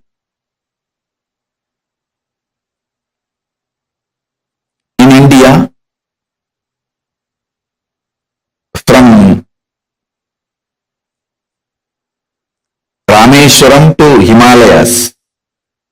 The Siddha tradition is there. If you read these stories, life story of these Siddhas, one thing you will find commonly in all their lives, people saw their body parts lying separated, like a hand separate, legs separate, head separate, in the night time, and got frightened.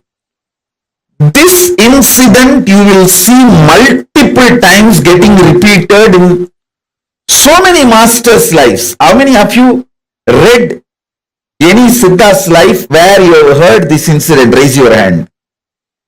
Navakanda Yoga Samādhi, it is called. The body may be in separate parts. Hands will be separate and legs will be separate. Head will be separate. Body will be separate. But morning it will all assemble, settle down, and they will come back. They will start doing all their activities.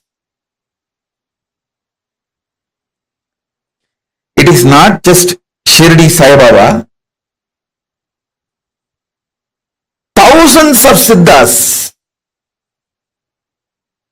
I should say not just thousands, even lakhs, comfortably I can say lakhs.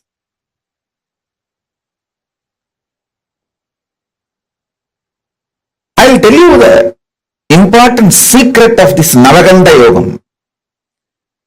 See, Navakanda Yoga does not mean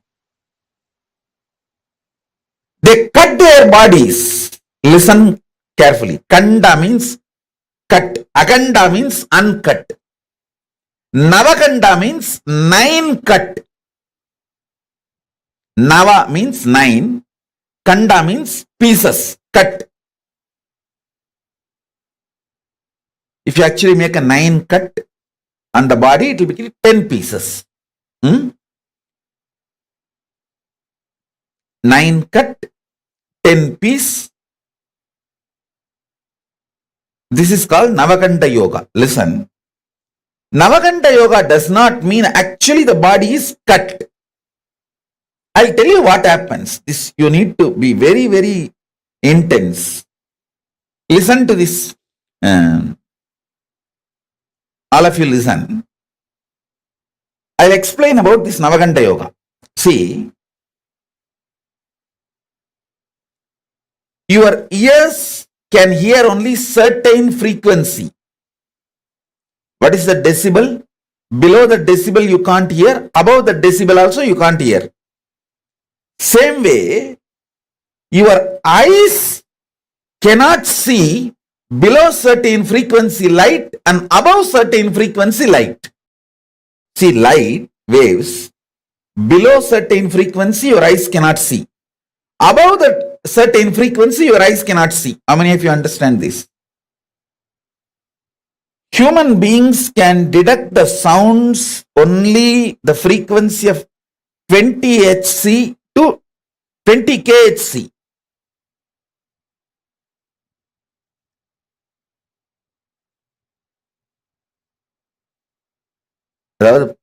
Only 20 kilohertz. 2 hertz to 20 kilohertz only human beings can see. Not more than that. If it is below 20 hertz, you can't see. If it's above 20 kilohertz, you can't see.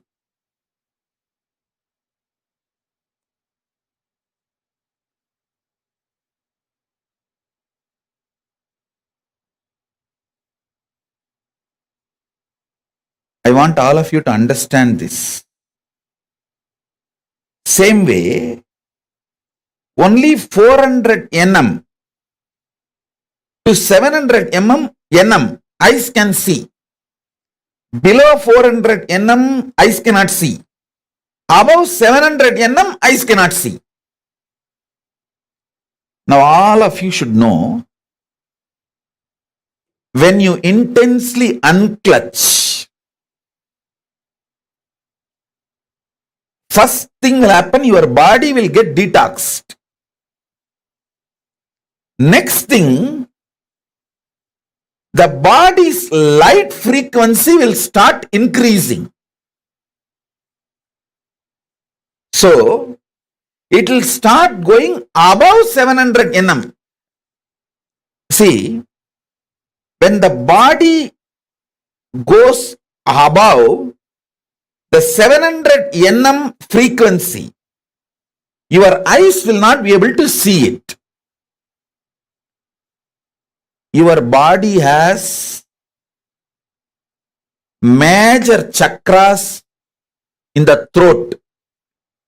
Your body cannot see something below 400 nanometer. Your eyes cannot see anything which is below 400 nanometer. Same way, above 700 nanometer, you can't see. When you go into the deep unclutching, your body goes above the 700 nanometer light frequency.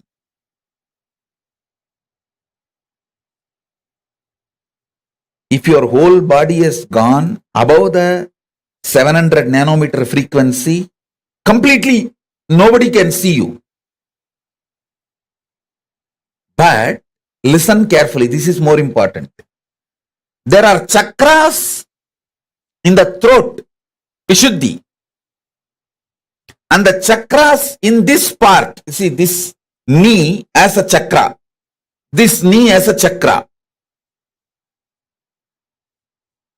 This Vishuddhi and this two chakra and on the leg, knees also.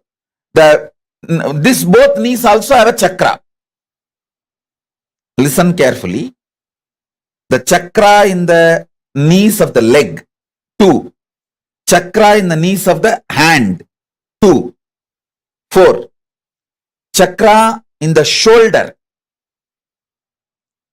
6. Chakra in the throat, 7. And in this 7 chakra, listen carefully. I am not talking about the Muladhara, Swadhisthana, Anahata, Vishuddhyanya. No. I am not talking those chakras. I am talking about the these are all actually minor chakras. There are 7 major chakra in your body and 14 minor chakras. These are like chakras in the shoulder, elbow, both the knees. These are called minor chakras. These chakras will jump beyond the 700 nanometer quickly. But the remaining part of the body will take 3-4 hours to cross the 700 nanometer. Understand very carefully. These chakras, these chakras, they will cross the 700 nanometer within, I am giving you example, 1 hour of falling into Nirvikalpa Samadhi. But this part to cross 700 nanometer will take another 3 hours. That is the time when you see body will be seen as a 10 pieces. Because this part will not be seen. It is actually not cut. This part will not be seen, and this part will not be seen, and the neck will not be seen. Head will be seen. Body will be seen. Knee will not be seen, but the leg will be seen. How many of you are understanding what I am saying? This is what exactly is the Navakanda Yoga. Body is not cut to pieces. All of you understand, body is not actually cut to pieces. But these chakras, they cross 700 nanometer. But the body will not cross that 700 nanometer. So what happens? When you see, you will see the parts of the body. You will see the full hand, but not the knee. You will see this part, but not the shoulder. You will see the body, and neck, head also will be seen, but not the neck.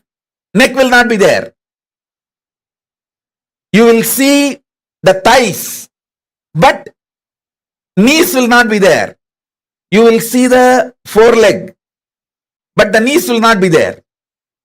So in this way, body will be there as cut in 9 places, 10 pieces. That is what is called Navakanda Yoga. Listen. This is precisely is called Navakanda Yoga. Body will not be cut, but in the Samadhi, body will not be seen. Shirdi Sai Baba did exactly this only. In the 3-4 hours, listen carefully, in the 3-4 hours, if people see them, they will get frightened and run away. They will get frightened and run away. Early morning, when the sunrise happens, early morning when sun rises, the whole body will come to normal frequency below 700 nanometer, which you will all be able to see. Listen carefully. You need to understand this Navakanda Yoga. Actually, at least we have 50 people who have seen me in Navakanda Yoga. In Thiruvannamalai and Erode, Tiruchengodu. After I started living the public organization life, I stopped it. Because people won't be, one thing in that Navakanda Yoga Samadhi, it is too high Samadhi. I will not be able to relate with all of you normally. That's one reason. Second, listen. This Navakanda Yoga Samadhi is nothing but leaving the body and going to Kailasa and coming back. My gurus taught me this Navakanda Yoga Samadhi in Thiruvannamalai and in Tiruchengodu. Both places, people have seen me in Navakanda Yoga Samadhi. After I started the public life, I think around 2003-04, I stopped practicing this Navakanda Yoga Samadhi. Because two reasons. One, people will be frightened. Second, in this Samadhi, I will not be able to relate to you all in a normal way. I will see your whole past. There cannot be normal relationship. Due to that, I stopped it. Now, because I am out of the human society, I have started doing and started downloading many things from Kailasa through this Navakanda Yoga Samadhi. Today, I am going to give you the glimpse of this Navakanda Yoga Samadhi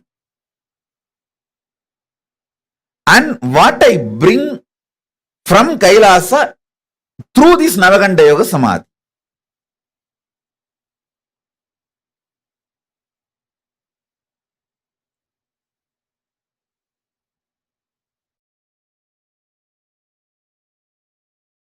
Listen.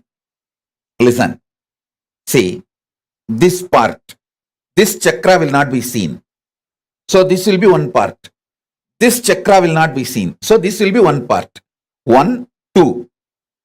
Then neck will not be seen. So head will be one part. 3. Then 4, 5. Below the knee. 6, 7. And this thigh. This will not be seen, but the thighs will be seen. 8, 9. And this body part, because it is disconnected from the neck, 10. So Dasa Kanda, Navakanda Dasa Tunda, 9 cut and 10 pieces.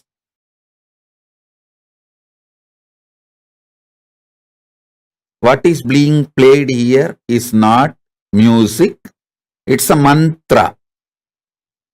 The great Siddhas, enlightened beings from whom this Navakanda Yoga Samadhi science is taken, their verses in native language, this is called Prakrita, senior to Tamil, senior to Sanskrit, there is a language called Prakrita. These verses are from that Prakrit. The masters who gave this Navakanda Yoga Samadhi to me, it is their verses. It's like a mantra. It's not music. So please sit with this vibration. These mantras will infuse unclutching into you and take you to the higher level. This line drawing, Paramashiva is wearing the tortoise shell on his neck and the tiger nail. This line drawing is unique, described in Agama, especially the form of Paramashiva. You need to meditate on this form of Paramashiva to clear up all poisons and to learn the mantra to remove poisons. See, when Milky Ocean was churned, Vishnu takes the tortoise form, but he was not able to withstand that poison, alahala poison. So Paramashiva takes that poison and frees all the devatas. And then it is time for the tortoise Vishnu to leave the tortoise body and reach Vaikuntha back. Then he asked the boon, you please have this tortoise body which I used forever in your neck. So it will be enjoying the sweet memories. It was part of you during the churning of the Milky Ocean. Then Paramashiva gives the boon and wears the tortoise. This is the Kurma Avatara of Vishnu. Paramashiva is wearing. That Navakanda Yoga Samadhi is given by a Siddhar called Navanada Siddhar. These verses are from Navanada Siddhar and is parampara, is tradition. So please, even if you don't understand these frequencies, put that Navakanda Yoga Samadhi seeds in you. So when you sleep, those seeds will start sprouting.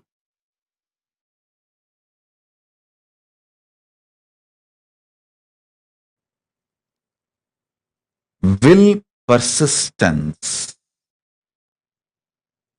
is the only qualification you need for Navakanda Yoga Samadhi. Listen. Will persistence. Understand? I was just sitting and meditating. Why some people get only Nirvikalpa Samadhi? Why some people get Navakanda Yoga Samadhi? Because Navakanda Yoga Samadhi is higher than what you understand as Nirvikalpa Samadhi. See, Nirvikalpa Samadhi is highest Samadhi your consciousness can achieve. That is enough for enlightenment and to reach Mahā KAILÆSA, everything. But Navakanda Yoga Samadhi is something like that. Nirvikalpa Samadhi filling your whole body, even physical body. And the physical body entering into the consciousness of Nirvikalpa Samadhi and raising to the Mahā KAILÆSA's frequency with the body. So naturally,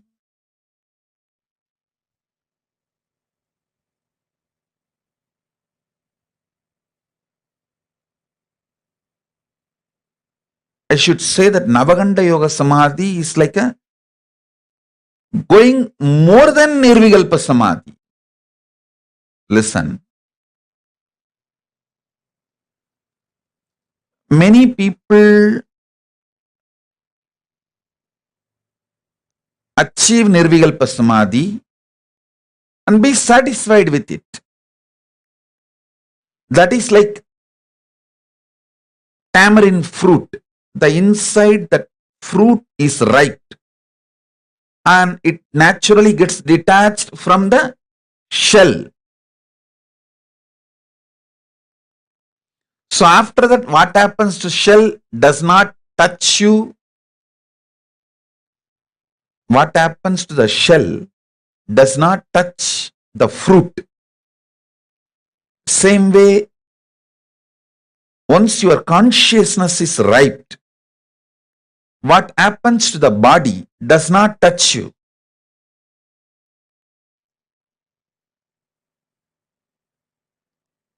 Many people come and tell me why great beings like Ramana Maharishi, Ramakrishna, Ram Surat Kumar all had cancer. Listen, they did not have cancer. They did not leave the body due to cancer. After they left the body, cancer took it. They decided to leave the body. So something has to happen to the physical body to go back to the earth. So cancer took it back to earth. So be very clear.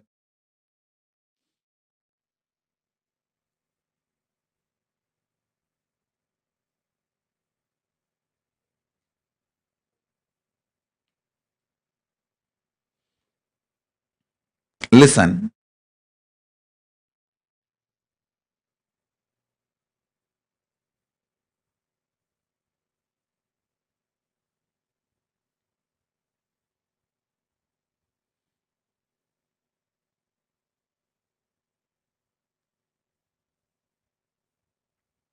You need to elaborately understand this Nirvikalpa Samadhi and Navakanda Samadhi.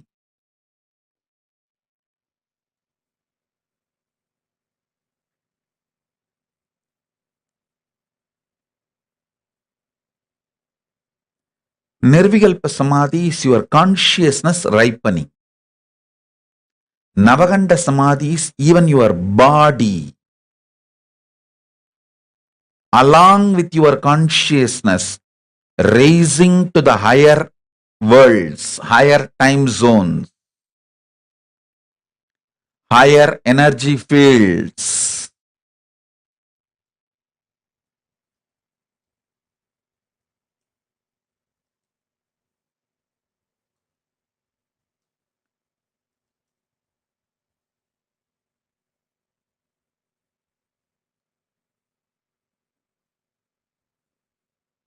People who mastered Navakanda Samadhi only go to the higher worlds and bring the great gifts from the higher worlds and share it with us all, with the human level.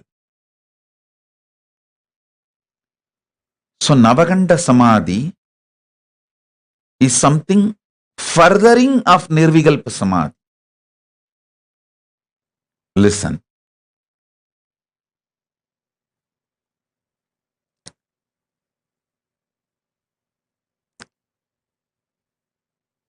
See, yesterday I was sitting in Samadhi, wanted answer for this question to share with you all. Why some people achieve only Nirvikalpa Samadhi?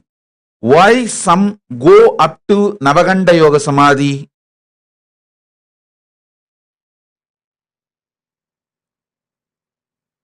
What is the ingredient, unique, real, principal ingredient for the alchemy of Navakanda Yoga Samadhi? Understand?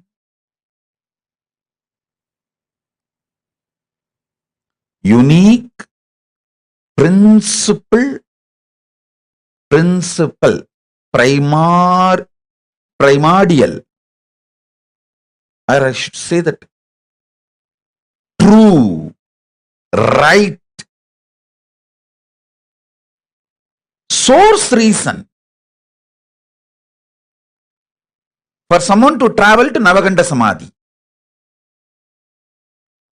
How Paramashiva decides to give Navakanda Samadhi to some people? Why he gives Navakanda Samadhi to some people? I saw clearly, the Paramashiva revealed the reason clearly. It is sheer will persistence.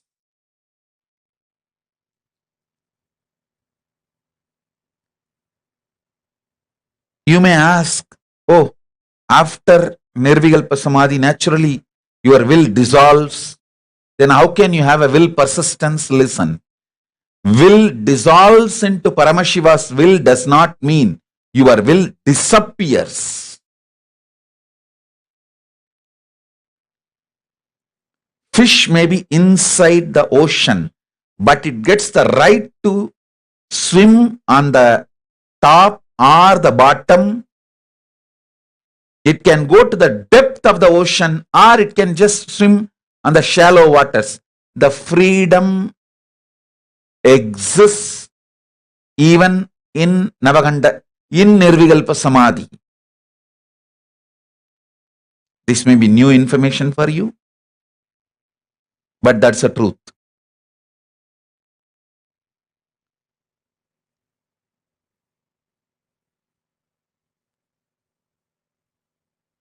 Decision who moves towards Navakanda Samadhi is basically done by Paramashiva based on the will persistence of the individual.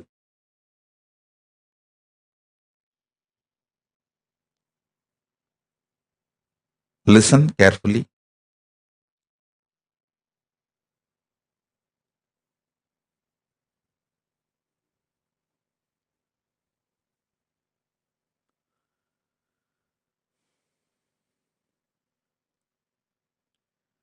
for any normal human being, Nirvikalpa Samadhi itself is enough.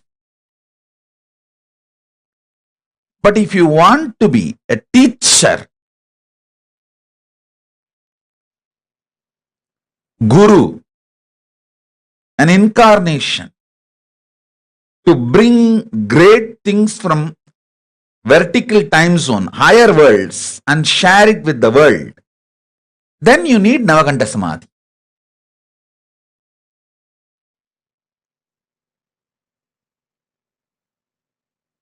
Then naturally you need Navakanda Samadhi.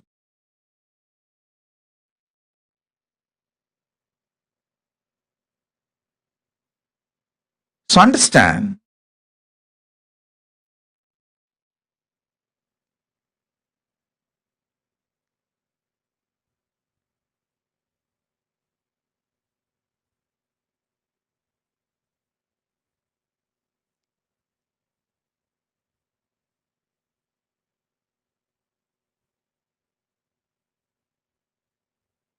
you may ask why masters like Vadalur Vallalar, Ramalinga Swami took the body.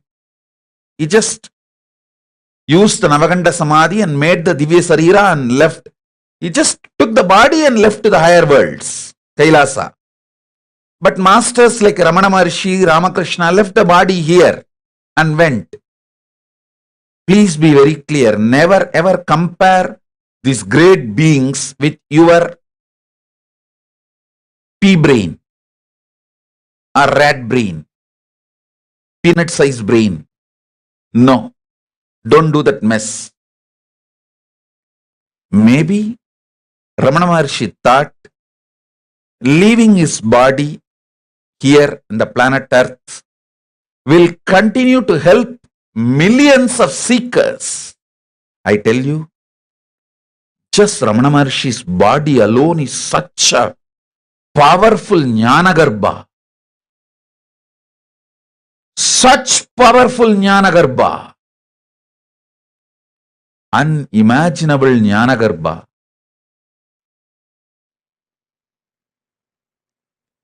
It made millions ripe into enlightenment, including me.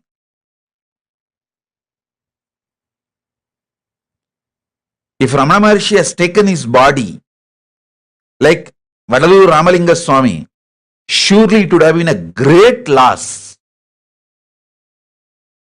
So they have their own reason. Same way Ramakrishna. Ramakrishna, by leaving his body and especially making it burnt, he gave the asti which is installed now in hundreds of places all over the world.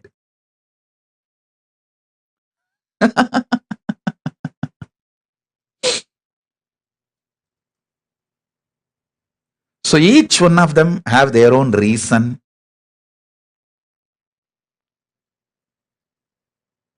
You understand now the science of Navakanda Samadhi.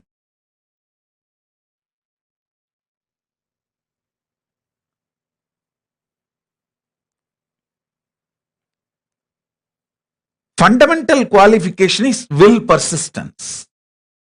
Listen.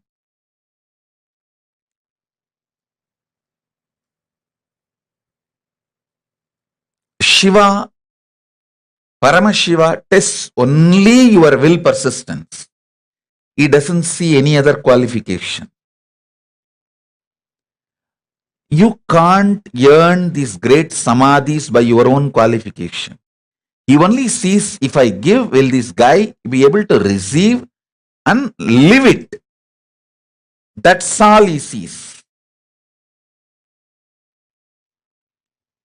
He doesn't see any other quality.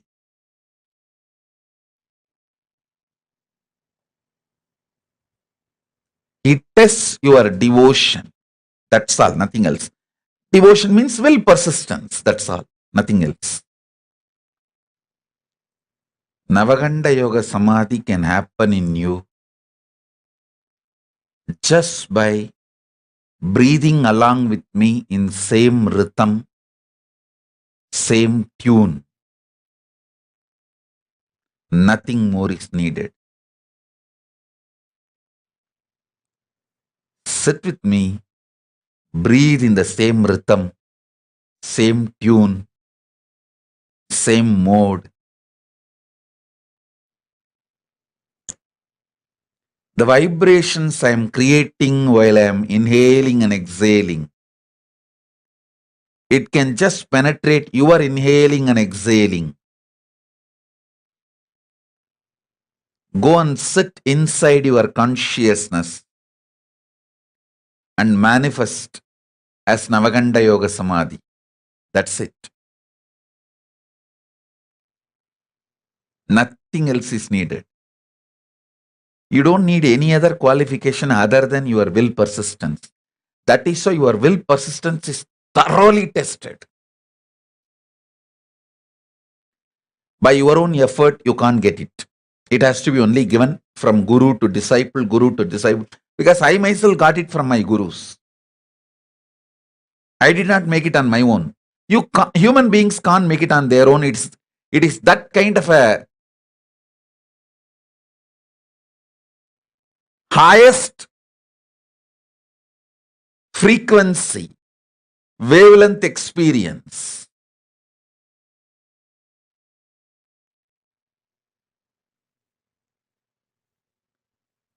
It can only be given from the higher dimensions.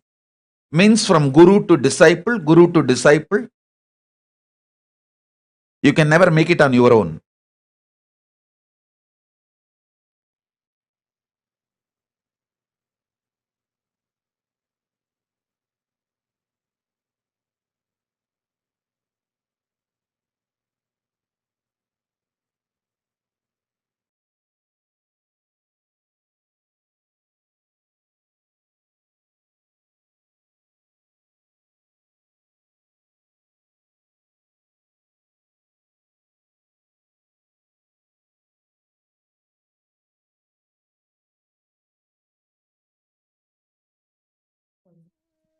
Navakanda Yoga Samādhi.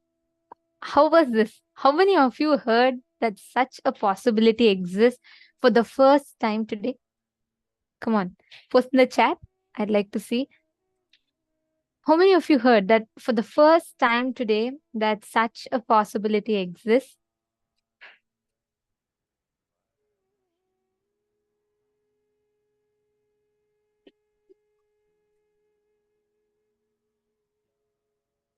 Wow. Actually, please understand, this is a very ancient, very, very powerful process or a practice that our ancestors, so many incarnations practice, like Swamiji himself had mentioned, a set of people.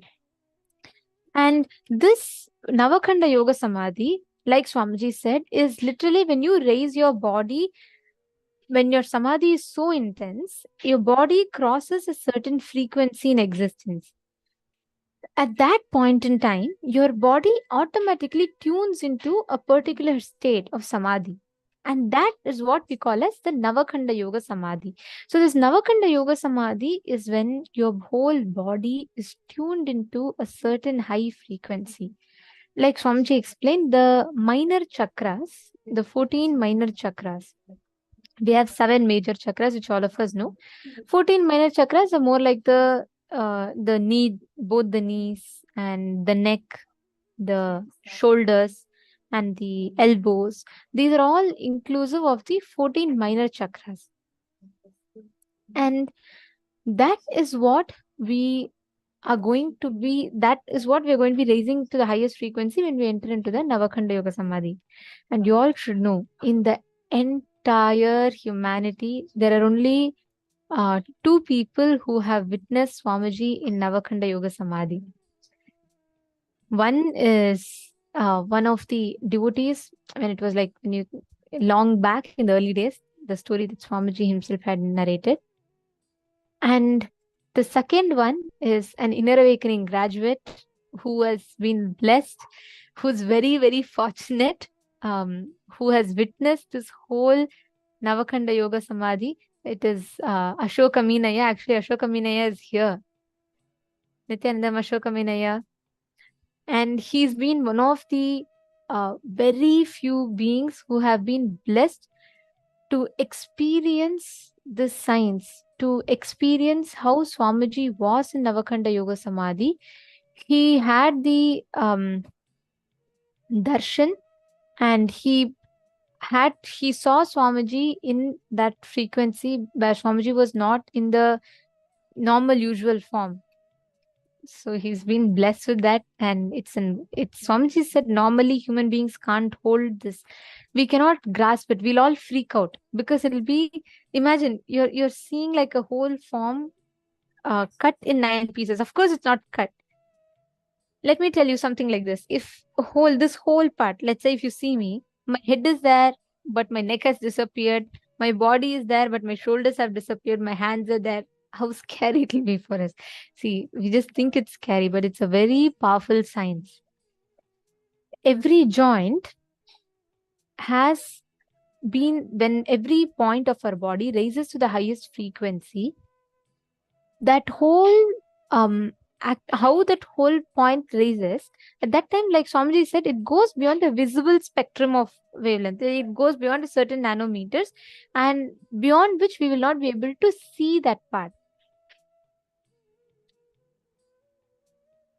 Mahapriya is asking, the witnesses saw him appearing as 9 proportions. Yes, that's right.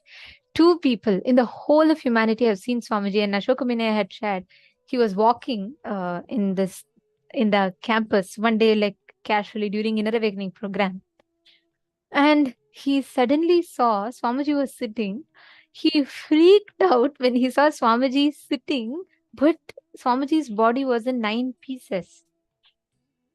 Swamiji's face was there, neck was not there, and body was there, but joints were not there. And Ayya, like for the first minute, Ayya said, like he was just shaken with that.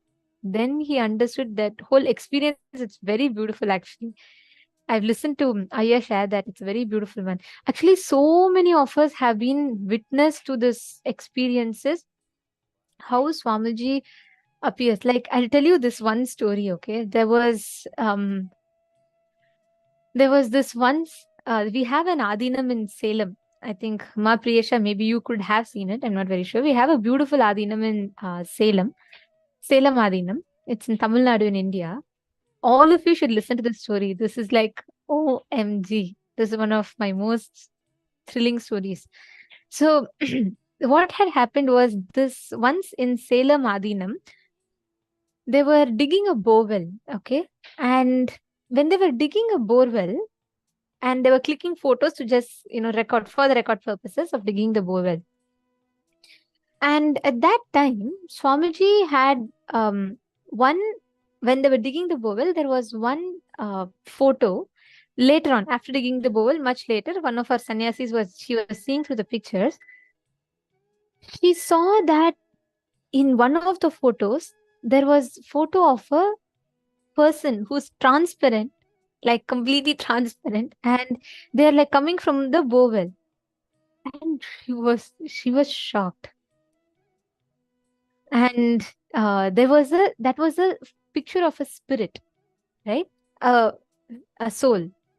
And she was completely shocked, and she immediately ran to Swamiji and she said, this is what they have found. Then Swamiji said, all right, don't worry. That is a spirit of like a woman who has been waiting for liberation. So don't disturb the ghost. And Pranali Krishnadasan ran and came the moment she heard the story of a ghost. Okay, I know this is something intriguing. Okay, anyways, listen to this. It's going to be really fun. So, what happened was, the moment Swamiji, this sannyasi took and she ran with the picture, and she said, Swamiji, there's something that is, here. And she, even now as I'm visualizing that picture, I kind of like, oh my God. So imagine, she saw that. And after that, for a long time in Salem, in that whole Adinam, the female sannyasis staying there, they all experienced some weird activities. Like what used to happen was, whenever they used to be in the ground floor, on the top floor, they used to hear water flowing. And then they used to hear, like, they used to see some footsteps all these horror movie scenes used to happen.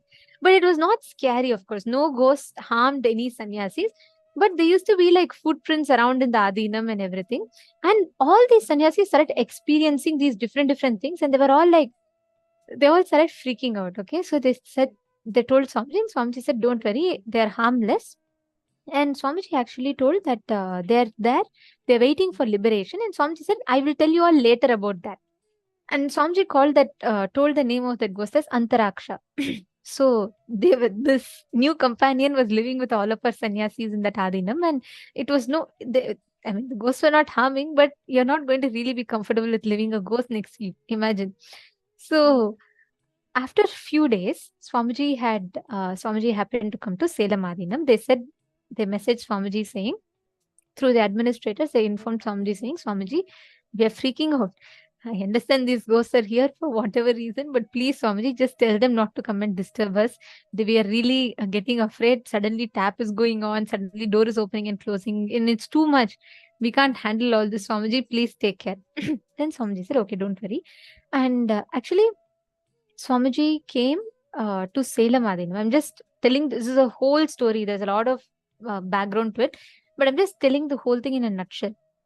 So what happened was Swamiji came to Salem Adinam, and when Swamiji came to Salem Adinam, Swamiji revealed that Swamiji said that there are multiple spirits living in that area, and Swamiji was, the moment Swamiji entered the Adinam, Swamiji started walking, and all the sannyasis and people around Swamiji were trying to walk along with Swamiji. Basically, Salem Adinam is in one of the outlying areas of the town. It's in the outskirts of the town, and it's mostly forest area.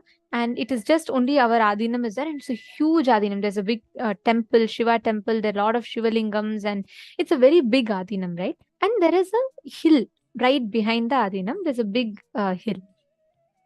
So Swamiji was walking there, and he started walking alone by himself, and Swamiji was gesturing something in the air. It was like, now I'm speaking to you, how my hands are moving. Like that. Swamiji was not verbally speaking to anyone. Swamiji was walking ahead of the sannyasis, and Swamiji was speaking something, like his hands were moving, and the sannyasis were all very curious what was happening. And Swamiji went up to the point of that hill, and Swamiji was standing there for some time, and Swamiji came back. And the sannyasis were wondering what is happening, what is going on. Swamiji said a very, very powerful thing. Swamiji said that it is not just one spirit, there are multiple spirits living in that Salem Adinam. And if we see the history of that Salem Adinam, right? No matter how many times people tried constructing a building, never they have been able to construct anything on that property. And that previous owner also had some weird experiences like this. Anybody who buys that property, right, they will not be able to do anything in that property. They'll neither be able to do farming, they'll neither be able to do anything. And it was all like, always that land was barren. No building could ever be completed in that land.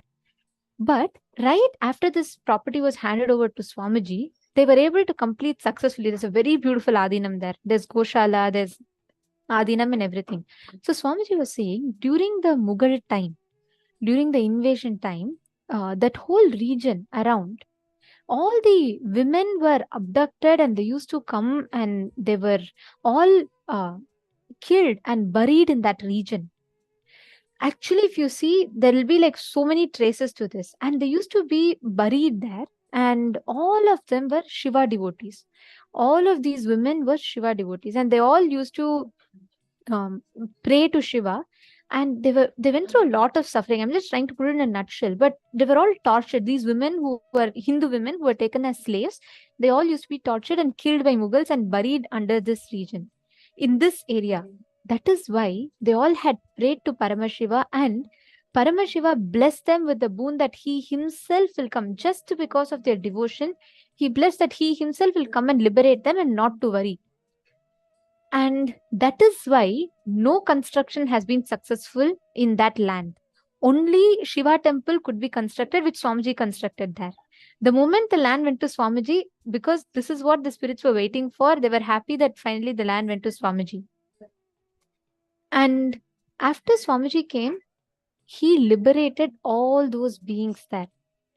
After that day, Swamiji said, when we were digging borewell, one of the ghosts, that's why accidentally she came out, because she wanted to seek for liberation. And after that, there were no more, never there were any other spirits after Swamiji liberated them there.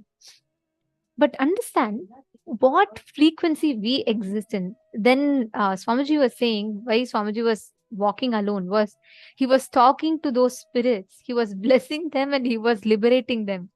It's not a joke. When Swamiji is sitting or when Swamiji is looking, we see only through the naked eye. He sees through all his three eyes, and he sees much more than what we can see or cognize. So Swamiji said, don't think I was simply shaking my hands in the air. I was actually talking to them and liberating them. After that, all sannyasis experience sudden peace. Yes, my Yujinkin, that's right. And you should know, Ma, multiple times, there's a clear photograph, and multiple times people have experienced those, some kind of spirits. And Swamiji was saying, these women never entered into the campus, or they never actually attacked any of the sannyasis, because they were only protecting. They were only guarding the campus, but they never harmed anyone. They were just absolutely harmless beings who were just waiting for liberation. So this is like just too much. The frequency that we exist in and the frequency that Swamiji exists in is completely different. I'll tell you all one more experience, very short one. Once Swamiji was conducting a process. I'll never forget this instance. Swamiji was conducting a process. When Swamiji is conducting it physically, right? Swamiji sits in the center and everyone will sit around Swamiji in mandala.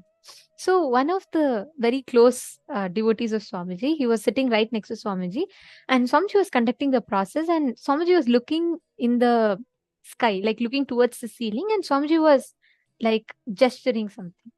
So this person was very curious. And then he asked, Swamiji, very often you look up and you say all the beings. How is it to see these ghosts? Do ghosts exist really? If they're existing really, Swamiji, can you please bring them in front of me? I have to see them. Swamiji said, be aware of what you're asking. Then he said, no, Swamiji, I want to see them. I'm very clear. Then Swamiji said, all right, give me your hand. Okay. So this person gives his hand to Swamiji. And Swamiji said, you wanted to know what I'm seeing, right? And Swamiji just held his hand and just pressed it. This person literally screamed, because he said the moment Swamiji took his hand, he did not see what we saw, like normally what we perceive. And I'm not joking. I get goosebumps even now as I share this, because that moment he saw in like some energy bodies, so many different energy bodies floating around. And he said it was so scary. Like, it was, he could see different beings sitting there, some golden light, some different lights around. And he said, Swamiji, are you seeing this all this time? Then Swamiji said, do you think I'm simply staring up the ceiling? There are so many energy beings that exist, so many beings that come. So enlightened masters and avatars live in a completely different feeling. They all live in a completely different frequency.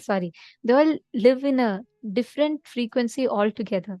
And when you manifest these powers or these processes, it's no joke. You are literally being raised to such a high frequency. Getting it? So Navakanda Yoga Samādhi, unclutching, these are all not some concepts. These are all not some Harry Potter stories that are very nice to hear. These are all reality. This is possible. As much as we can experience, as much as you, me, all of us are seeing and interacting in this frequency, we had a science. All of us had the science of interacting with higher beings.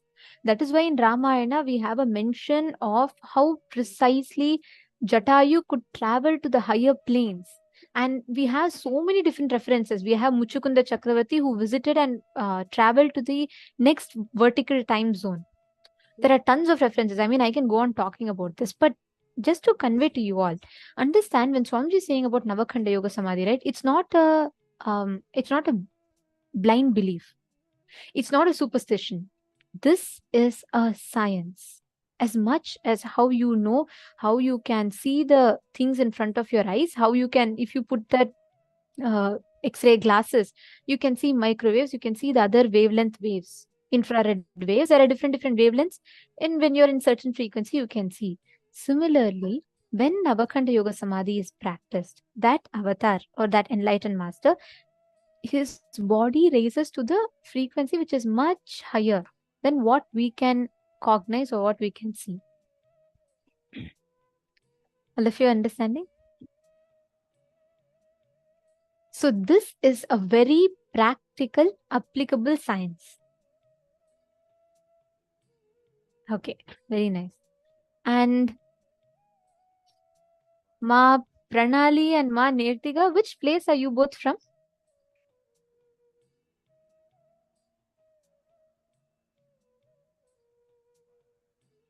Both of you laughing.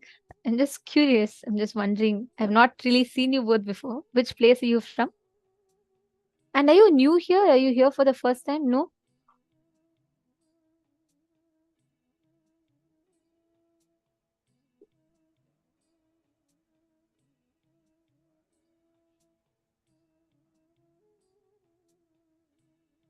Oh, are you the two kids who joined Gurukul? I'm so sorry. I think you both have grown up and I forgot to recognize you both. Both of you have been in Gurukul, right? Oh, Shankaratma and Brahmatattva. Now I remember. I was wondering, somewhere I have seen both of you, somewhere I have seen both of you. You both have grown up so much that I can't even recognize you both. I remember Brahmatattva as a small kid. Now she's grown up so much, so I apologize, but I forgot to even recognize you both. Very nice to see you both sitting. And I think got very excited with listening to these stories. Okay, anyways. So let us understand the science, how exactly we can manifest this exact science. See, when Swamiji is initiating us into manifesting these powers, this is the exact science. Swamiji is raising us to a higher frequency than what we can understand. Your body has both minor chakras, 14 minor chakras and 7 major chakras. So in Navakanda Yoga Samadhi, actually what happens is your body starts raising to the frequency which is above 700 nanometers. Beyond 700 nanometers is beyond what people can see with naked eye. So all beyond these 700 nanometers, when your body is raising, then you start manifesting. You start experiencing that Navakanda Yoga Samadhi. And Swamiji says the only key for this is increasing your will persistence. With will persistence, you'll be able to manifest the space of Navakanda Yoga Samadhi. Now, for all of us to experience it, it's a lot more easier because we have an avatar with us. There are actually, I know how excited each of you are when you listen to these stories, but I have tons of stories like this to share. It just never ends. There are so many mystical experiences. There are experiences which even I have personally experienced with Swamiji. Multiple stories are there, but understand, it becomes our experience with Swamiji. It is much, much more simpler because your effort is the least. Swamiji's effort is the maximum. So all you need to do from your side is prepare to receive this experience. That's all. The only thing that stops us from experiencing Samadhi, Navakanda Yoga Samadhi, is when you drop all the patterns that are stopping you from experiencing this will persistence. Okay, some of you are asking, Ma Sonia was asking, has anyone in Gurukul experienced this? Ma Priyesh is asking, do share the best from your experience, Ma. Actually, I'll tell one experience that I have had.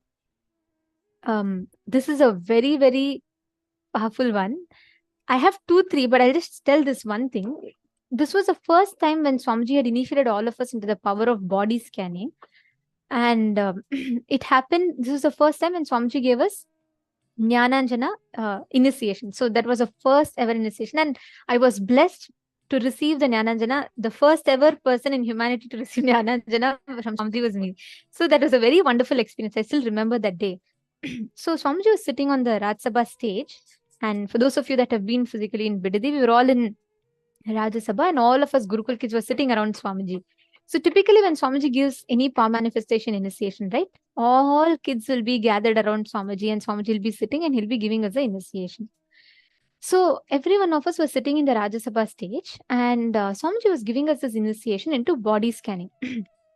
Sorry, into Jnananjana, and being able to see, like how you all see in the mirror, like that Swamiji initiated all of us. In the first level, we all used to see in beetle leaf. We all used to put Jnananjana and beetle leaf and see. So during that time, I was sitting right next to Swamiji. So Swamiji was sitting on the Simhasan and I was sitting right at the footstep of that Simhasan, right next to Swamiji. And Swamiji told me to sit there and I was sitting there. Swamiji just turned and gave me, he took Jnananjana in the beetle leaf and he put the Jnananjana on the beetle leaf and Swamiji gave it to me to scan. And I was happily sitting there and I had few people testing me. Like they used to give me any random place for me to scan. And I used to scan and describe to them and they used to verify. This was going on. And Swamiji was initiating everyone else. All of them were around. All of us were manifesting.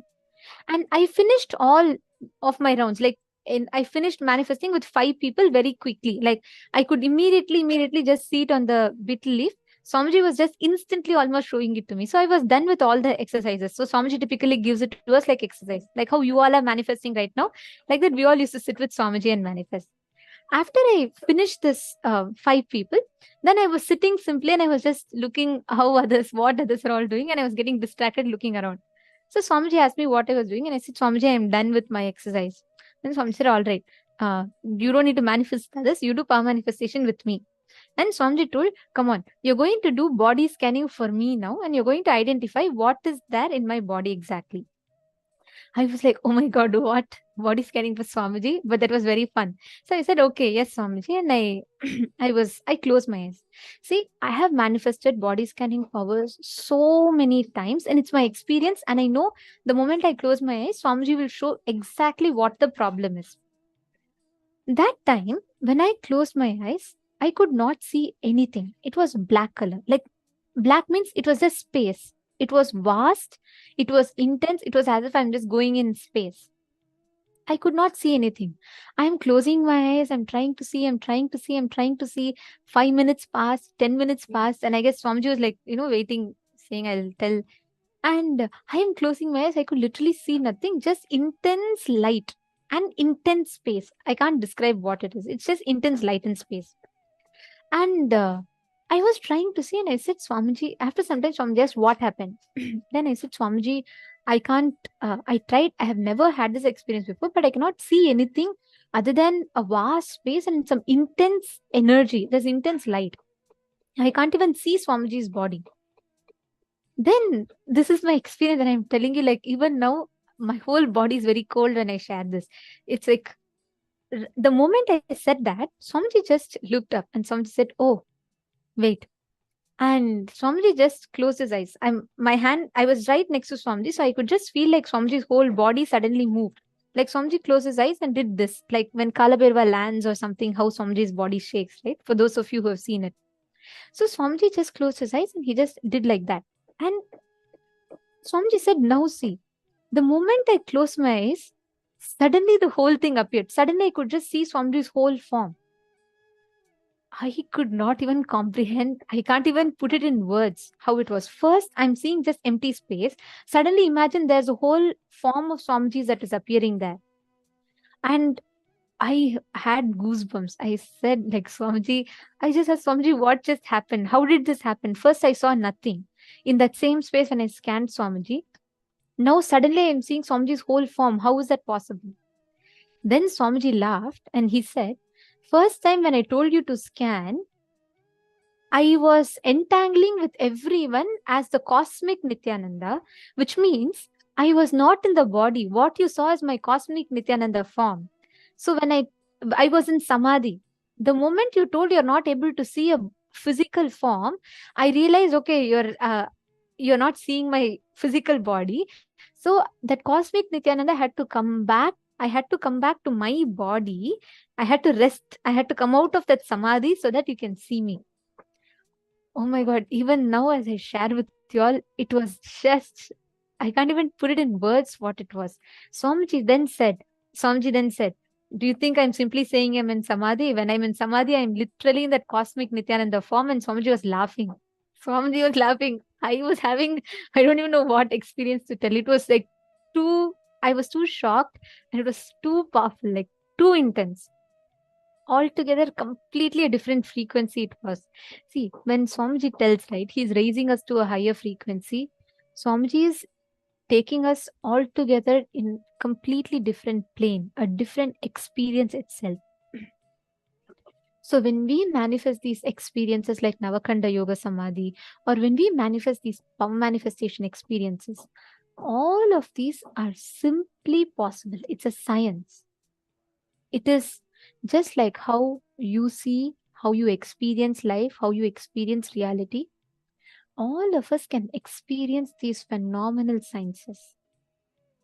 And it is practically possible. Now, every one of you, it's very nice. I know all of you enjoyed. Thank you, Ma Dahanananda, Ma Medas Latya, Ma Priyatma Surupini. Ma Priyatma Surupini has posted. It's mind-boggling.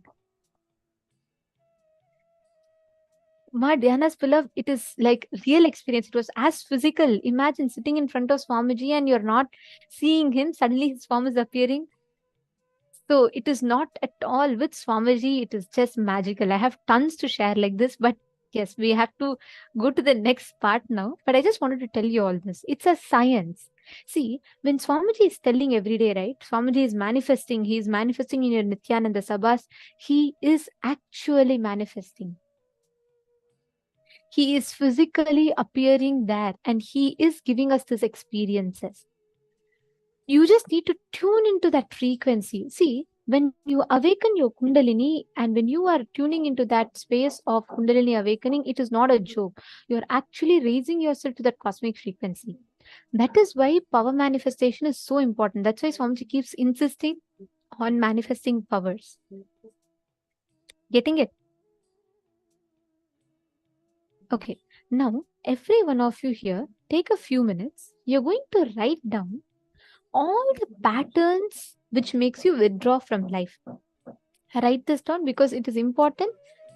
After completing this, only we will be able to experience frequency raising and we will be able to manifest powers. Take a few minutes and pen down. Write down all your patterns of withdrawing from life, all your decisions to withdraw from life. Write down everything. Maybe you have decided, like, I tried, sometimes it's not happening, so maybe it's not for me. Power manifestation is not for me. All the experiences based on which you decided you are not going, this is not for you. You want to withdraw. Write down all of that. Take a few minutes, pen down.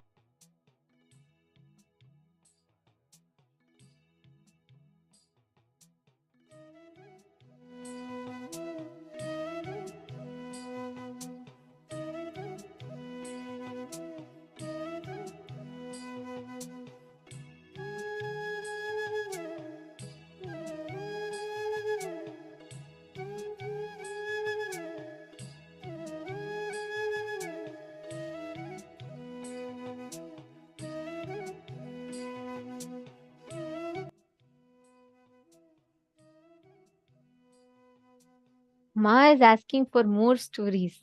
See, the moment I started telling stories, all for everyone, all eyes are open, all ears are open, everybody is sitting in front of the camera with a wide smile.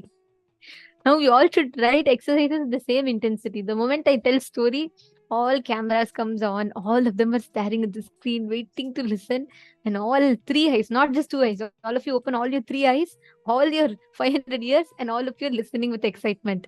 Now, with that same excitement, write down.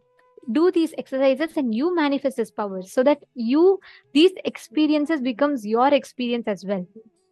So all of you sit now with that same intensity. Of course, there's so much to share and I'll be sharing throughout. There are a lot of stories that we all always enjoy sharing, but please sit now, pen down. Don't just sit and listen to the stories. You all should pen down, write down, internalize these truths.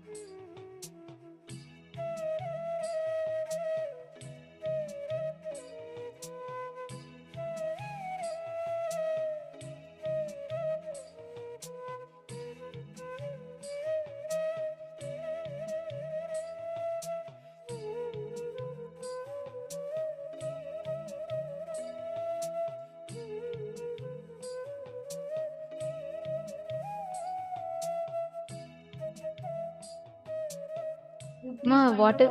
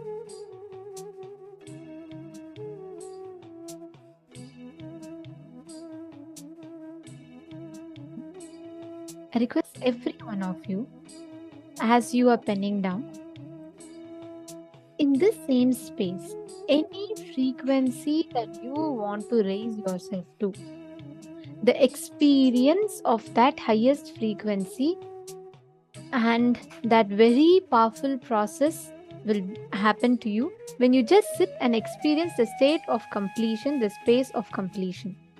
All right. So now we're all going to be entering into the next session, a very, very beautiful and very important session, where we're going to be learning about the science of Divya Sarira. See, when a being manifests the highest frequency of powers, when their body raises to that highest frequency, their body is no more a normal body. Their body becomes Divya Sarira, which is beyond aging, which is beyond all the human body expressions and experiences. It just becomes pure manifestation, which is what we call as Divya Sarira. In this next session, we are going to be learning about what is this Divya Sarira and what is the science behind this Divya Sarira. Let us now listen to the revelations.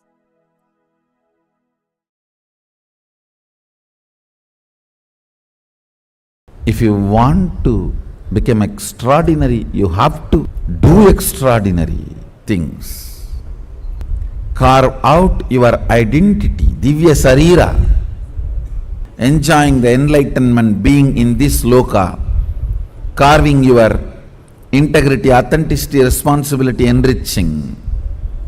Divya Sarira, pure identity, just like how you build this body.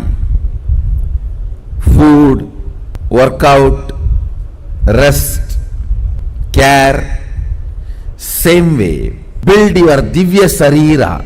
That is what I am saying, carving out your spiritual identity. Build your Divya Sarira with integrity, authenticity, responsibility and enriching. Carve your Divya Sarira. What is Divya Sarira? I will define, understand?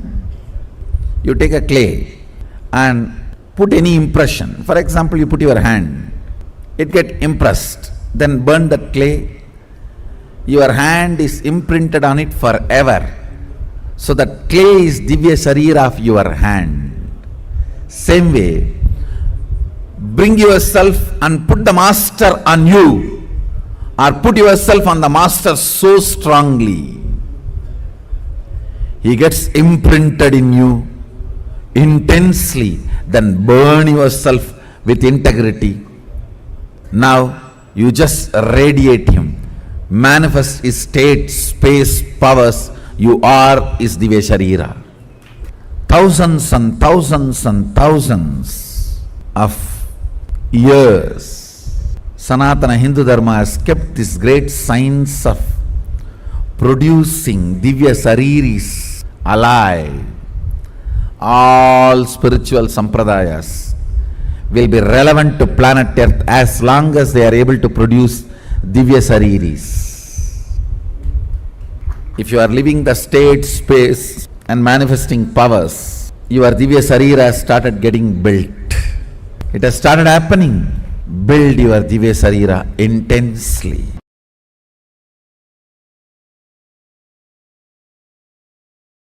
Listen carefully. Too much of shadow of conscious decision gets embedded into your natural selection process, and you develop something called Divya Sarira, light body, which reduces your sensual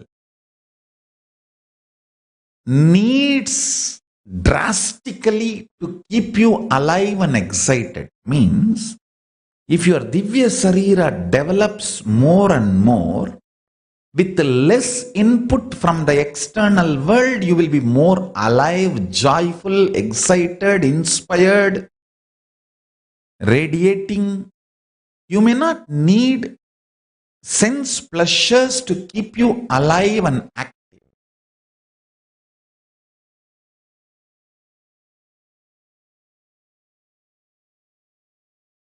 Listen intensely. Divya Sarira the body indestructible effulgence which is inside all of us. Please understand, this Divya Sarira is the core component of all of us. There is no person who does not have Divya Sarira. Everyone has a Divya Sarira. How much ever you think you are good or bad, you think you are God or demon, whatever you think, you have a Divya Sarira. That Divya Sarira strengthened, energized, inspired by sattvic food to the body, sattvic food to the mind, sattvic food to the consciousness. Enjoy these three in your life continuously. Don't worry about what should be negated. See, focusing on what need to be negated makes you very depressed, even feeling deprived. See, if the Divya Sarira in you, the self-effulgent light body in you, if that is strong, you are an enlightened being. You enjoy best things of the consciousness, your existence. You enjoy the best gifts of your existence. If that self-effulgent Divya Sarira gets more and more covered,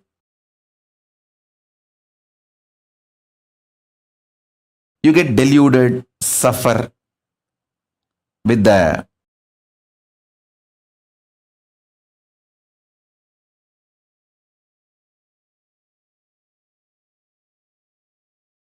external world, delusions, delusion, whatnot, whatever.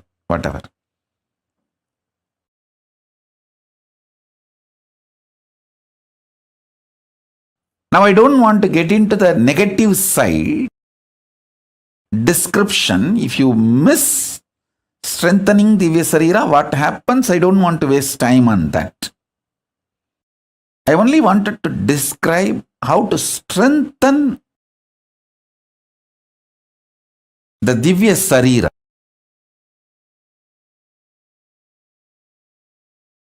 Self-effulgent, Swayam Prakasa, Sutta Sarira, Daiva Sarira. All of us have.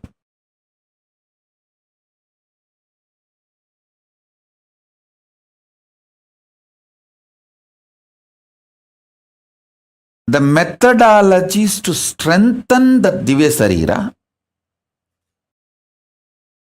and manifest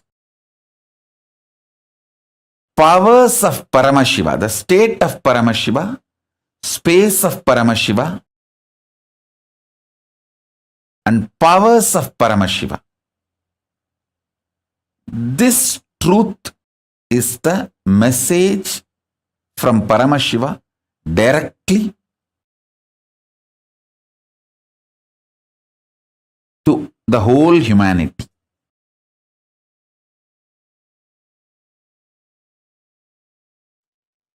Samadhi and feeling connection empowers your Divya Sarira.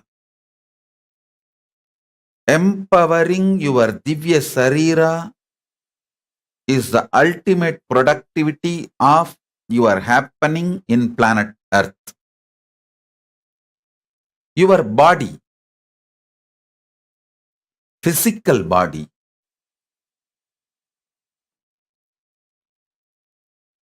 carries the consciousness. I use new word called Divya Sarira. Consciousness wearing this body is Divya Sarira. That consciousness getting more and more empowered. When the consciousness gets empowered, you don't feel suffocated by physical body and its limitations. Listen.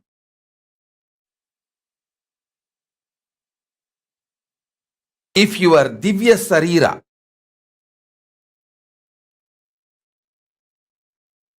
the consciousness which is holding your body,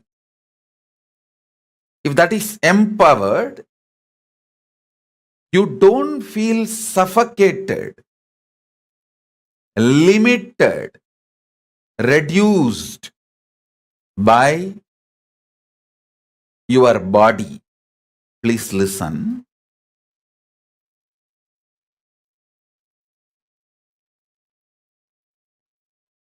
Body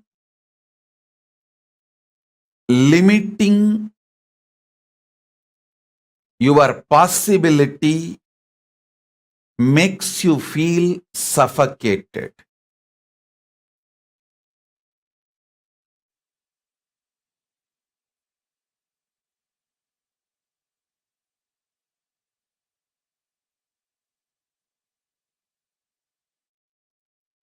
Not only the great powerful cognitions and understandings about the secrets of the cosmos, all spiritual practices are focused with the purpose of empowering your Divya Sarira. Listen. Yesterday's satsang, I gave you one truth. If you rest in Samadhi, you will see everything in your life is complementing your different aspects. The wealth you earn, or the money you spend, the relationships getting added in your life, or people leaving from your life, comforts and wealth, artha getting added or leaving,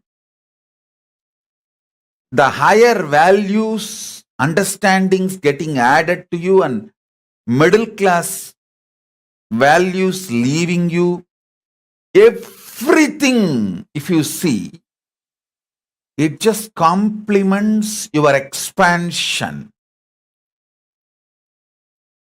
If you get terrorized by your life, suffocated by your life without understanding, if you feel everything is chaos, everything is falling apart,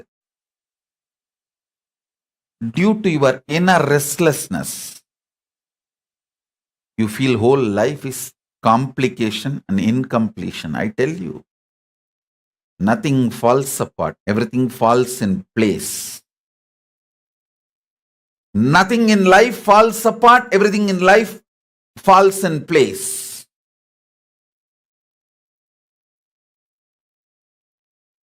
Whenever I sit in Samadhi and watch, I see clearly everything is so auspicious. Not only I see it, when I see life as auspicious, my Divya Sarira gets so empowered. It just manifests powers and miracles. Every time when I reveal the higher truths,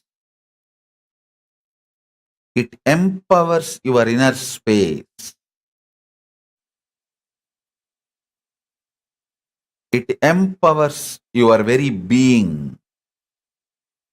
Empowering your Divya Sarira is the job I do day in and day out.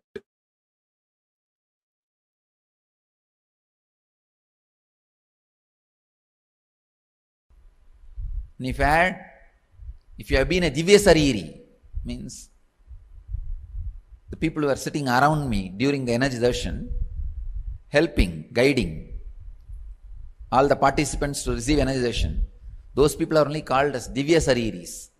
Or I can say they are getting trained to become Divya Sariris. Means it's like when a sun is shining, if you keep 10 mirror,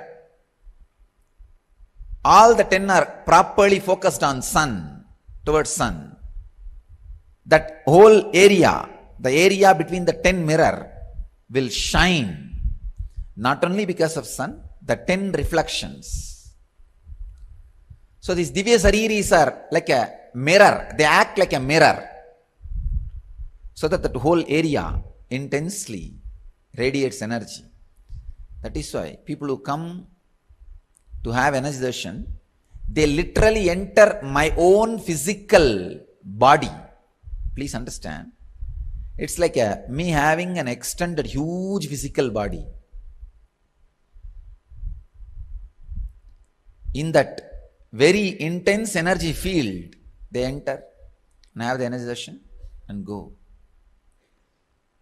If you have been a Divya Sariri, I can say at least, especially with the experience, intensely working on the body, not only you don't age, you grow younger. The growing younger happens when you become Divya Sariri. And the grace, joy, beauty starts radiating when you are Divya Sariri.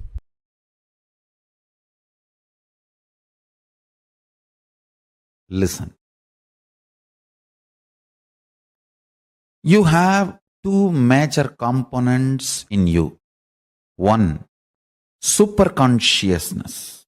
Another one, body, matter. Means Chit and Jata. Matter and consciousness. Every particle of the matter which is manifested by the superconsciousness and still in alignment with the superconsciousness, that parts are called Divya Sarira in you. Every cell still continues to be in tune with Paramashiva. Every muscle, every part of your biology, internal organ or body,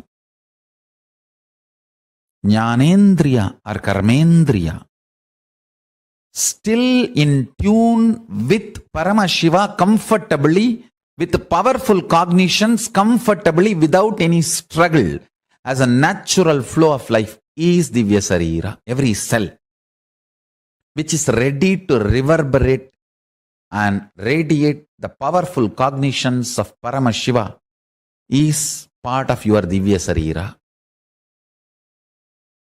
Please understand. Whichever part of you comfortably manifests the powerful cognitions is your Divya Sarira. More and more powerful cognition manifestation means more and more you are becoming Divya Sarira. If your hands can manifest the highest powerful cognition, you are Paramashiva, your hands have become part of the Divya Sarira. Your eyes can manifest the truth, you are Paramashiva, your eyes have become part of Divya Sarira. Every cell in your body, if it can comfortably manifest powerful cognitions, it has become part of Divya Sarira.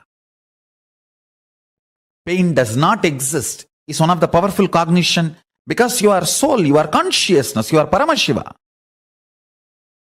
If your hand is fractured and it does not have pain, means it is manifesting as a natural flow.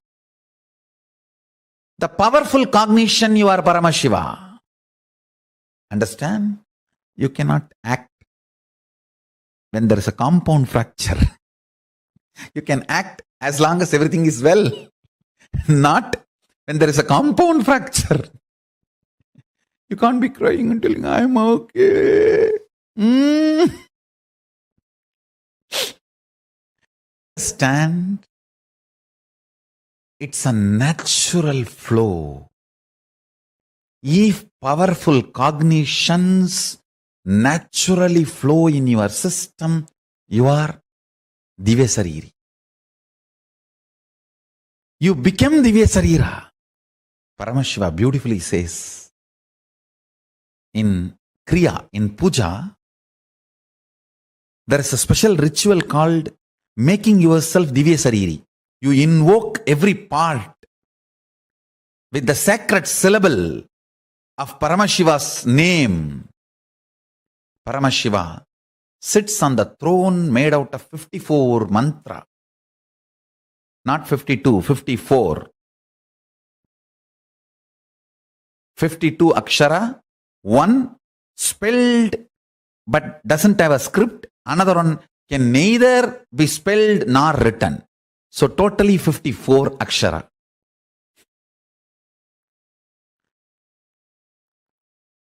He sits on the throne which is made of these 54 aksharas.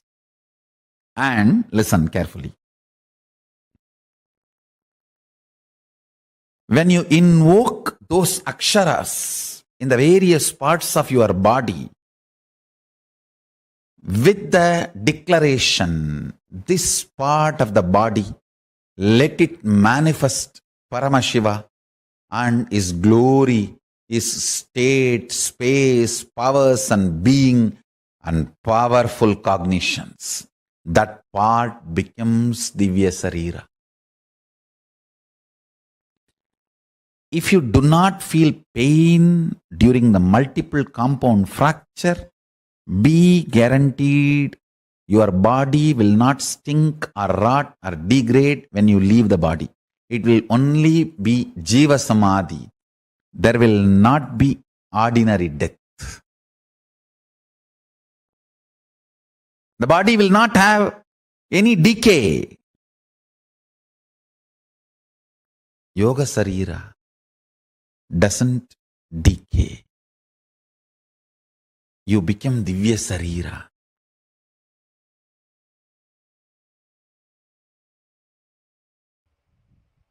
Understand the truth I am trying to convey.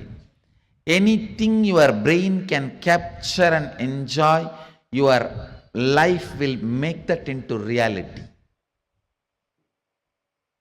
If your brain can capture and enjoy the most subtlest understandings of cosmic sacred secrets and the spiritual powers, you will become just yogi, Divya Sariri.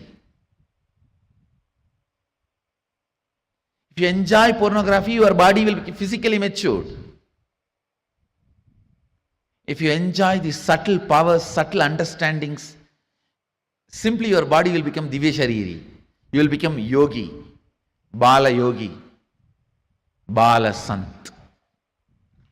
Bala Sant is a person whose brain captures all these highest conscious truths, subtle truths while you are young. The way your brain captures these great truths, simply your body starts manifesting it. You become yogi. You become a Divya Sariri. You become embodiment of Mahadeva. You become Bala Sant.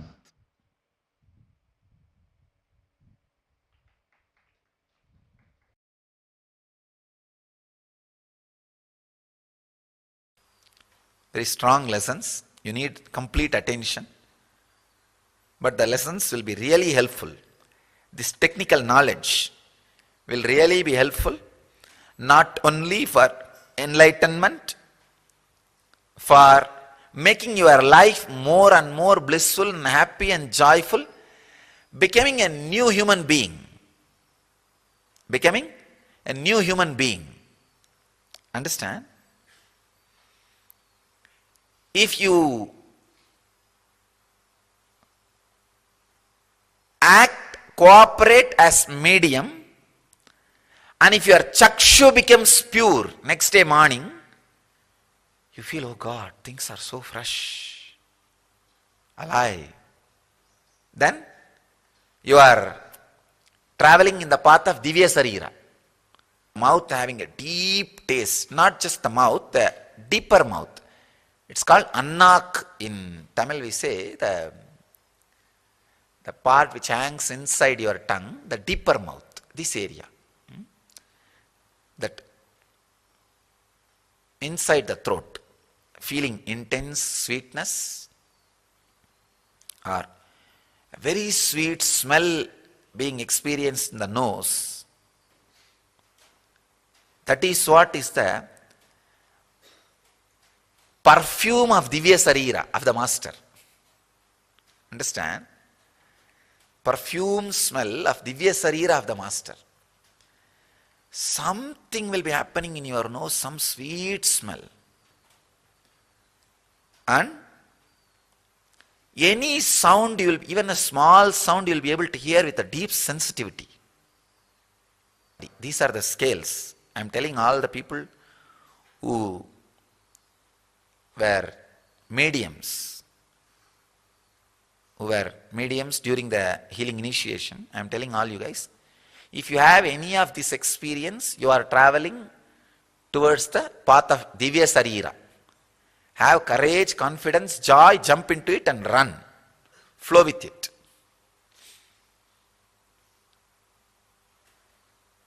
I am talking about this so detailed way so that in future, people who are trying to become medium for these ghosts, the dead people, pretas, pichas, all of them should understand difference between that medium and this medium. Medium word is loaded with a negative meaning. That is different and this is different. This is different. Here it is becoming Divya Sarira. There it is becoming more and more unconscious. Vivekananda gives an example. The black magic mediums, it's like throwing a big stone on the horse and stopping it. It will stop, but it will never get up again over. With a master, it's like holding the rope properly and stopping the horse. It will be termed, not killed. Terming the horse is different between killing the horse. So it's an important thing you need to understand.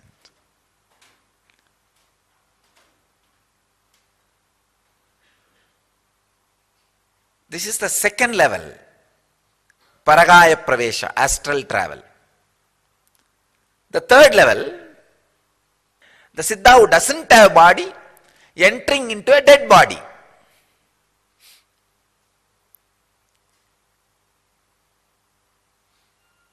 Like a Mahavatar Baba, who doesn't have physical body. He may suddenly enter into some body to do some work, to bless people, to initiate.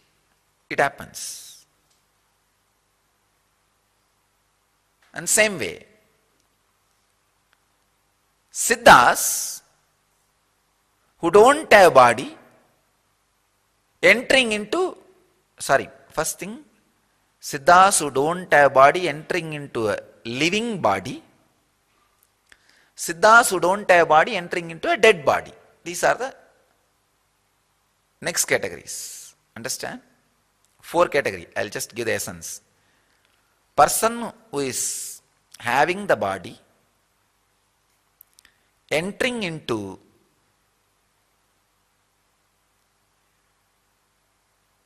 the dead body, person who is having the body, entering into living body, person who does not have body, entering into living body, person who does not have body, entering into dead body. If you understand all these four things, in different level, it will help you.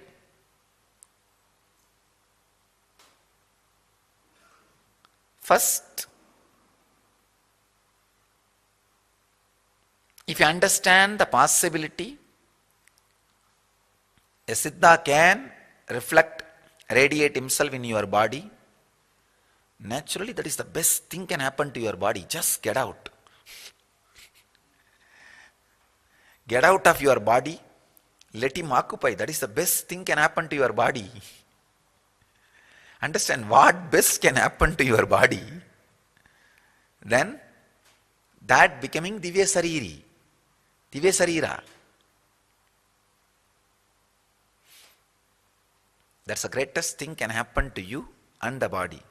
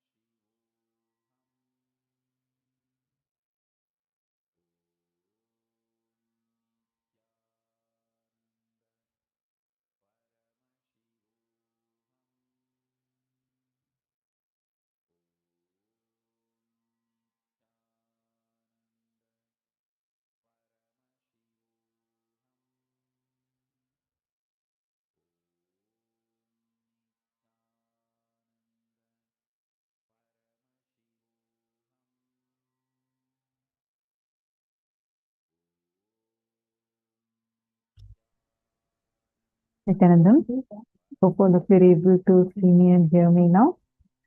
Such a beautiful session that we all just had. As Swamiji explained about who is Divya Sariri, what is Divya Sarira, and the power of Divya Sarira, how each one of us actually have a Divya Sarira with us. Every one of us have a Divya Sarira.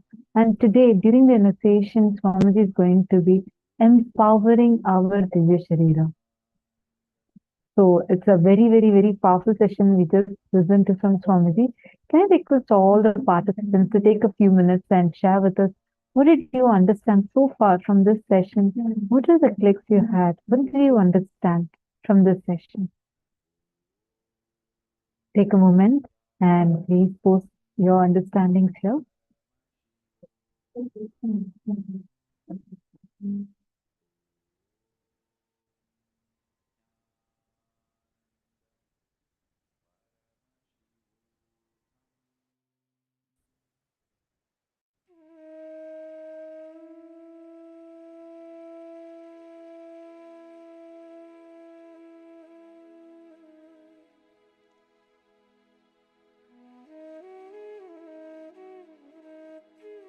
What is Divya Sarira? See, you take a clay and put any impression. For example, you put your hand, it gets impressed. Then when you burn that clay, your hand is imprinted on it forever. So that clay is Divya Sarira. Same way, bring yourself and put the Guru on you, or put yourself on the Master so strongly that he gets imprinted in you intensely. Burn yourself with integrity. Now you will just start radiating, manifesting his face, faith, power. Such a powerful relation can be revealed to all of us, right? How one can experience and achieve that space of doing that. Can I request all the participants take a few minutes and write down every click that you had.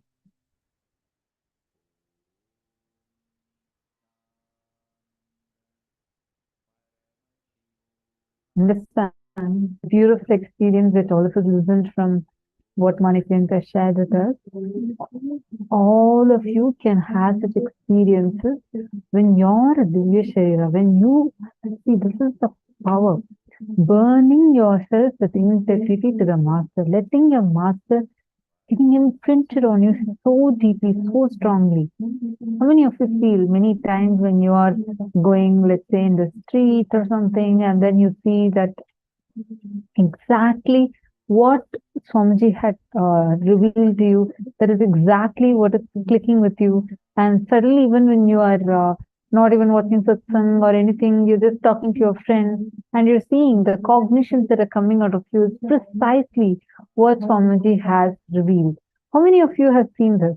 Or many times, even before Swamiji, you might have actually never listened to Swamiji revealing that particular truth. But you will see, spontaneously you will tell some statements. The next day you will hear Swamiji telling those exact things in satsang. How many of you have heard like this, like experienced it like this? Who all have experienced like this? Where exactly you feel like, oh my God, it all feels like deep oneness with Swamiji, that the next time you hear it directly from Swamiji. Understand that means you are letting Guru to get imprinted on you.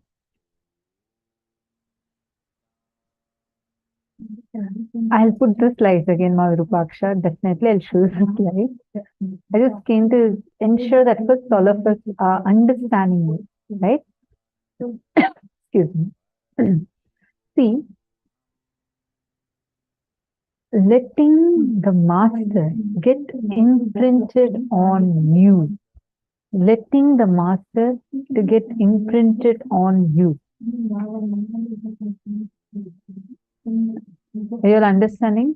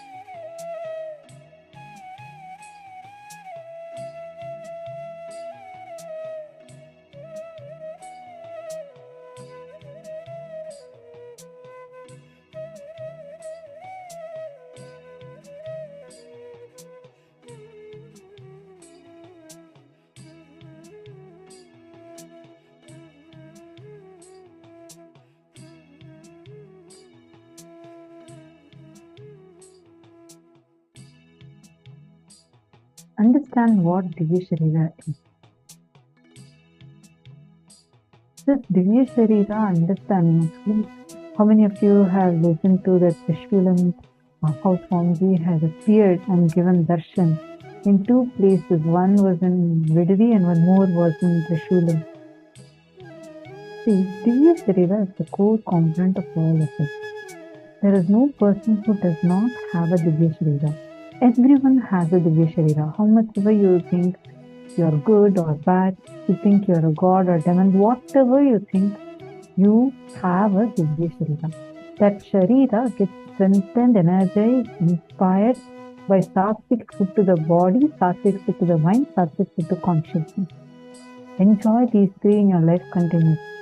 Don't worry about what should be negated. Keep focusing on what needs to be negated makes you very depressed. Even sometimes you'll start feeling depressed. Instead, enjoy what needs to be gained. Such an amazing, powerful cognition. Oh my God. Just understanding what you need to do, what needs to be gained, what needs to be done. This understanding can give us tremendous powerfulness, power in cognizing things and in empowering ourselves, empowering our Divya Sarira. It's just so powerful, right? Like this is one revelation from Swamiji. Is so powerful. Moksha. Slide is translated. Okay, thank you. See,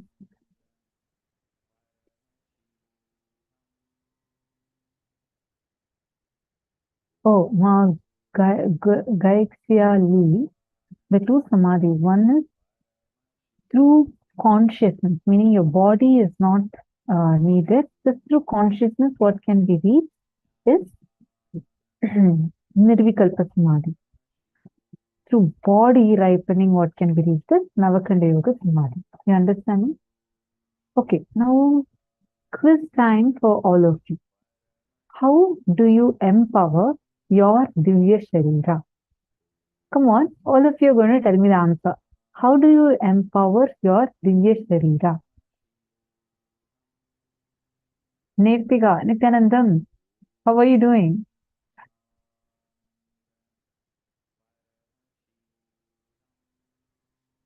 Come on, you both also answer. How do you empower your Divya Sarira? What do you need to do? Both of you are giggling and sitting. Pranali and Nirtika.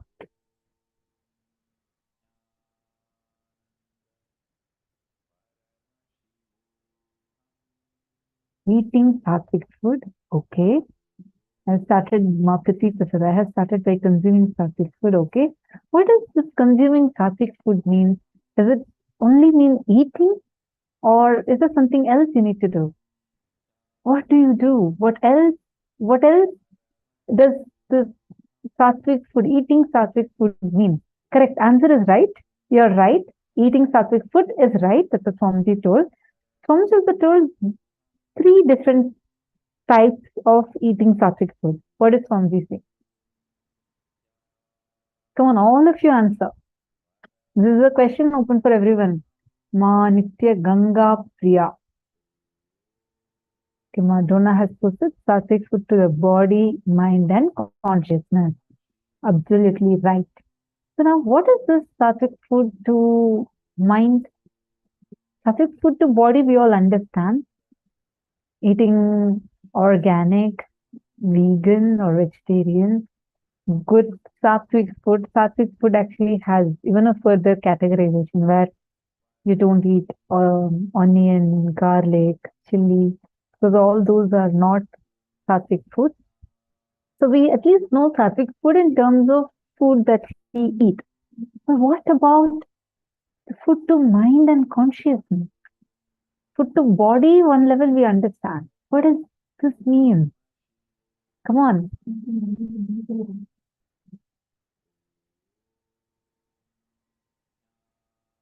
Mahamzu, what is that sattvic food for mind and consciousness? Ma Grazina Maria, Ma Diana, come on. What is this sattvic food? It involves sattvic emotion and reduce tamasic and rajasic emotion. Okay. Example? What is this?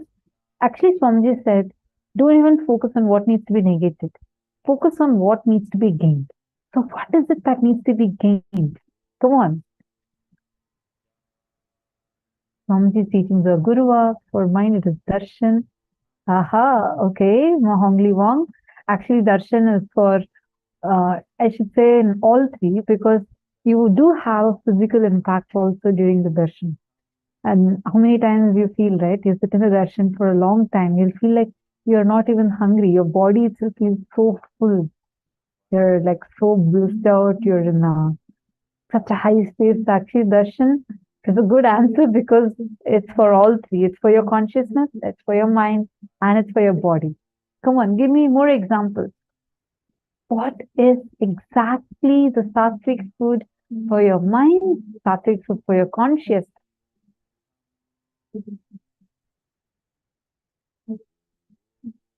Come on. Mahā KAILÄSA, Jacqueline, Pei Wong, Elizabeth Ferdman. All of you please put the answer. Let's see. Okay, here many interesting answers have come. Sattvic for body, mind and consciousness. Okay. Yoga, working out, fasting, haritaki, all those are also sattvic food. Sattvic food to mind is satsang, living enlightenment book and Bhagavad Gita. Satyojata Shivam. Okay, very good. You can empower Divya Sarira by providing sattvic food to mind, body and consciousness. Sattvic means non-violent. Manoj Talwar. Wonderful. Okay, we are getting there.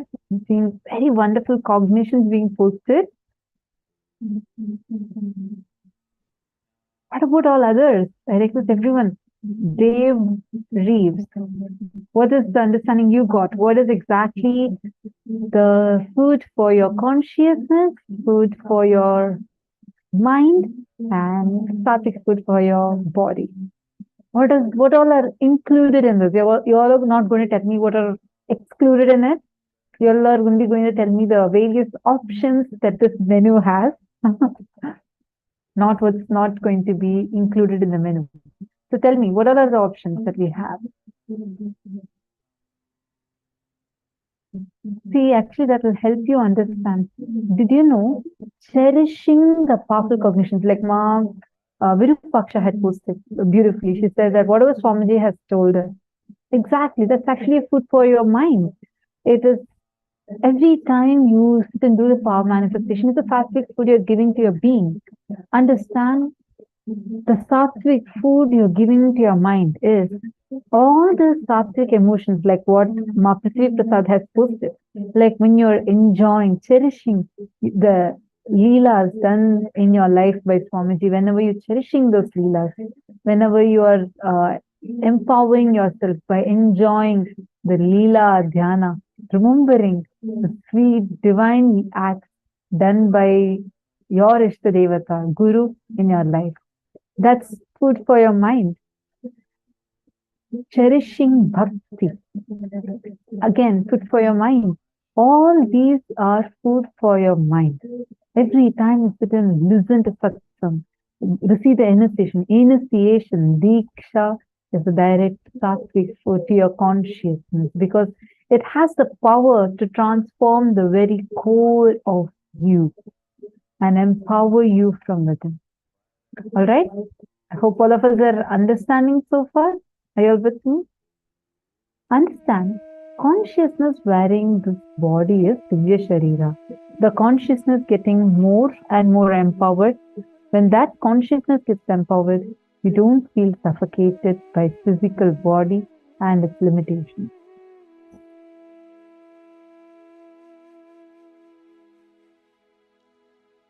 If you rest in Samadhi, you will see everything in your life is complementing your different aspects. The wealth you earned, or the money you spent, the relationship getting added in your life, or the people leaving from your life. everything, if you see, it is just complementing your expansion. Understand? Nothing falls apart. Everything falls in place. You have two major components in you. One, super consciousness. Another one, body matter, means Chit and Jata, matter and consciousness. Every particle of the matter which is manifested by superconsciousness and still in alignment with superconsciousness, that part is called as Divya Sarira in you. Pain does not exist is one of the powerful cognitions because you are conscious in your the soul, your consciousness, your Paramashivam. If your hand is fractured and it does not pain, means it is manifesting as natural flow. The powerful cognition, your Paramashiva is manifesting in you. And you will see some simple things like this when you start cherishing. You will start manifesting the Divya Sarira in you. Are all of us understanding? Actually, the lifestyle practices Swamiji has given, be it yoga, taking Haritaki, everything, all of those come under empowering your Divya Sarira in you. All those things also come under this category only. Are all of you understanding this so far?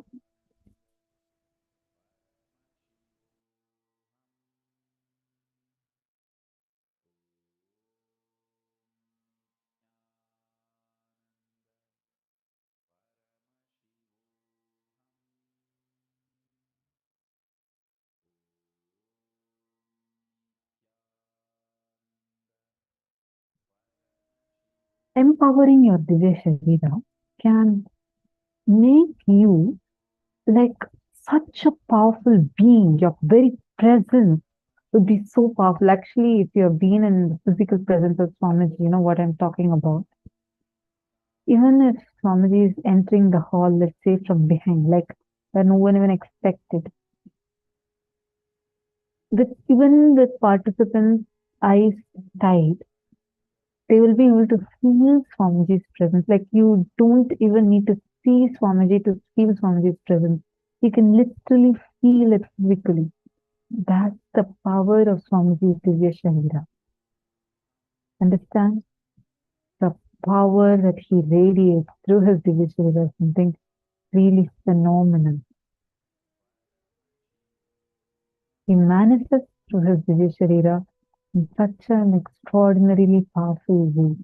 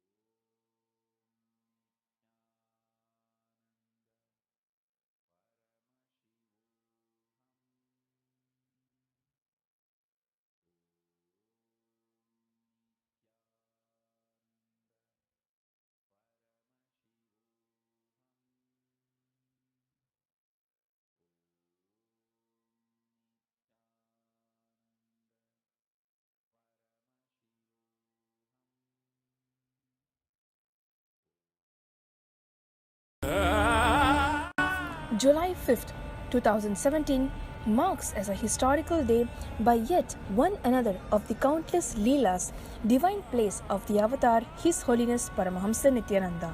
Paramahamsa Nithyananda appears in two places at once, giving darshan to Nithyananda Peetham, Trishulam Adinam, Chennai. In the early hours of Brahma Muhurta at 4 am on the 5th of July, Nithyananda Peetham in Trishulam Adinam was up and alive, taking part in their morning spiritual routine of performing Nithyananda Yoga. This picture was taken at around 4:05 am by a sannyasi in Trishulam Adinam to record the attendance for the morning yoga session. Little did she know that in the attendance was none other than Paramahamsa Nithyananda himself. It was after the image was captured that the form of His Holiness was noticed in the picture. It is undeniably his physical form, as evidenced by the shadow appearing in front of him. Also, pictured is an image taken of Paramahamsa Nithyananda at Bengaluru Adinam on the night of about 10:30 pm, where he was giving darshan to the participants of the 43rd Inner Awakening, and at 6 am on 4th of July during Pratyakshapada Puja, where he was physically present. This event was broadcasted live on Nithyananda TV and via two-way video conferencing witnessed by thousands worldwide. There are eyewitness records of people around His Holiness as he was getting ready for the Pratyakshapada Puja in Bengaluru Adinam on the morning of 4th of July. The city of Bengaluru is about 340 kilometers away from Trishulam, Chennai, thus ruling out even the possibility for a flight taken. The form of His Holiness in the picture has the same attire and form as he had yesterday evening on 3rd of July as he initiated his disciples into Vishesha Diksha.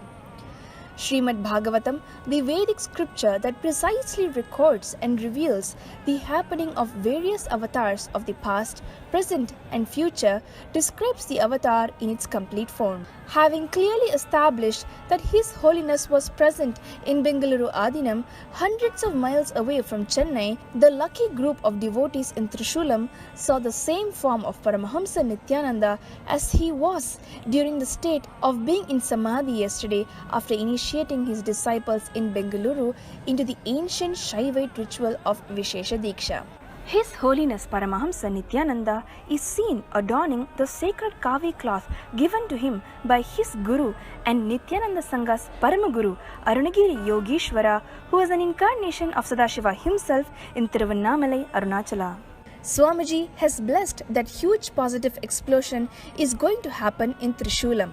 Sadashiva has assumed the same form to supervise and bless Nithyananda Peetham, Trishulam Adinam.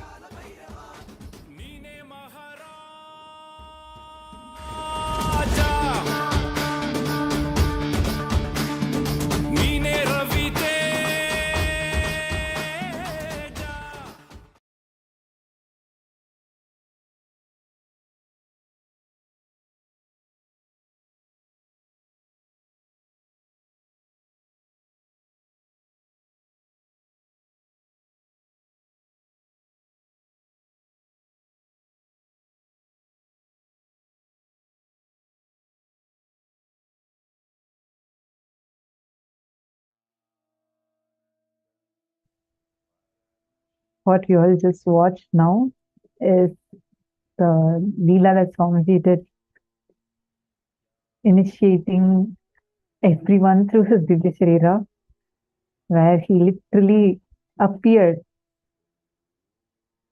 You've seen that message, everyone said, all present for yoga. And Swamiji is also like, yes, everyone is present. And Swamiji also manifested that. Actually, Swamiji said that when Swamiji is physically in the body, Swamiji goes department by department and monitors. And Swamiji is in the Samadhi with the universal consciousness, and he's in Samadhi. Through his Divya Sarira, he goes into all the campuses and monitors and checks and ensures everything is happening properly. Oh my God, Swamiji is like, he never rests at all. Through his Divya Sarira also, Swamiji is so active. This is such a powerful incident. Actually, the person did not notice in the beginning. He posted it like a normal picture. She took the picture of Adinavasi doing yoga and updated it, saying everyone is present. And right after that, suddenly one of them noticed, saying like, hey, look there, look, Swamiji's picture. And then they zoomed in and saw Swamiji was there. Then they went and saw there was footprint of Swamiji in that place. So this is the power of Divya Sarira. And that is why during the initiations, irrespective of where you are, which corner of the world you're in, all of those things does not even matter, because Swamiji initiates you. Swamiji actually, literally, when Swamiji says, I'm going to manifest in each of your places now, Swamiji really means that. He literally manifests in each place immediately. So now we're going to enter into the most important segment. Actually, today's initiation is the Rasa Siddha process, for which all of you need to be getting a mattu, churner, a wooden churner. Please get that. Swamiji is going to literally churn your spine and awaken your Kundalini Shakti. For understanding this, we need to understand about one of the most popular scenes in Hinduism. You'll see this carved, especially in the world's largest temple, Angkor Wat. You will see this carved for almost 3 kilometers. Huge carving. Any guesses? What's one of the most popular scenes that I'm talking about? Let's see. It's directly related to today's initiation. Today we are going to be having the initiation where Swamiji is going to be churning our spine and awakening Kundalini. Can anyone guess what session is it going to be now? It's directly related to this, and you will even find the carvings of this particular scene in Hinduism. There's one Purana story, what had happened, and it's directly related to this churning, directly related to the churning. Any guesses? Let's see who's getting what is the session we're going to be entering into.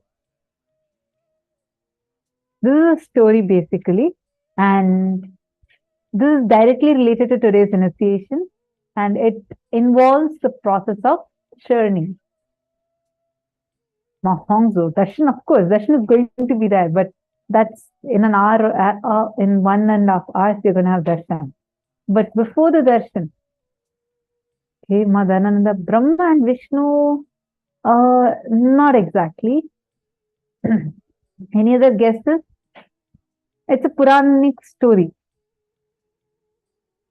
Something related to Krishna? Nahi. No. It's directly related to churning. Come on. Churning. I thought you all would easily guess it. Okay, I'll give you one more hint. It's related to nectar, churning. Anything clicking? Okay, Satyojata Shiva has gotten the right answer. Churning of the Milky Ocean. That's right. Precise answer is that. That's the session we're going to be entering into. All right, I'm going to now explain what is the churning of the Milky Ocean, because many of you seem to not know this. So there was at one point, so there's like two groups, right? Like you'll always hear Devatas and Asuras. They'll be keep on fighting gods and the demons. All the time there'll be a conflict between both of them. And at one point, the demons started killing many gods. And when we say gods, they're demigods. They're not like the supreme godheads, but demigods who live in Svargaloka. And they were all in search of something that will keep them immortal. So they go and ask for a solution. So Brahma says, if you churn the Milky Ocean, you will get the nectar from the Milky Ocean. So it's a very beautiful story how the churning happens. One side the devatas pull, one more side the asuras pull, the gods and demons. They almost play like a tug of war. And each of them pull, like they take Mount Meru as a spindle. You've seen how in Indian villages you will see these women sitting and churning the curd to make butter. So something like that. They take a huge spindle, they tie the snake Vasuki as the serpent as the rope, and one side the gods hold her tail and the demons hold her face and churn the Milky Ocean using the spindle as Mount Meru. And a lot of things happen during that, and finally the nectar comes out. So this is a story.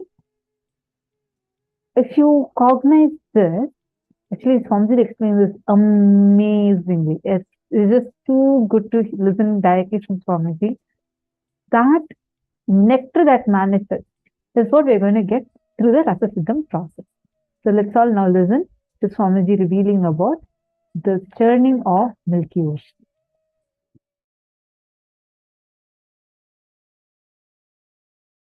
Have you heard the story of churning of the Milky Ocean in Hindu tradition? How many of you heard that story?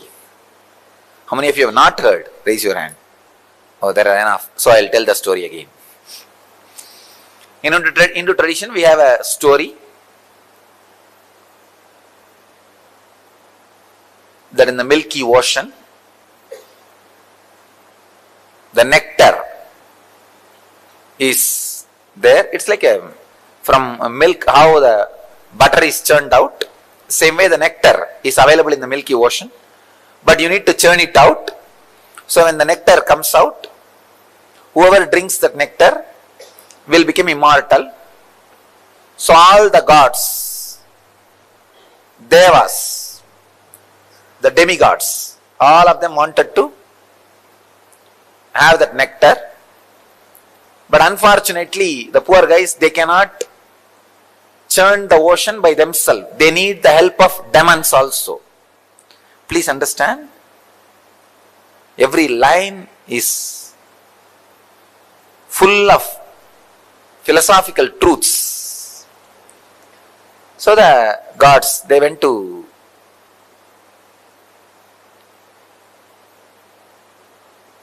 ask for the help of demons.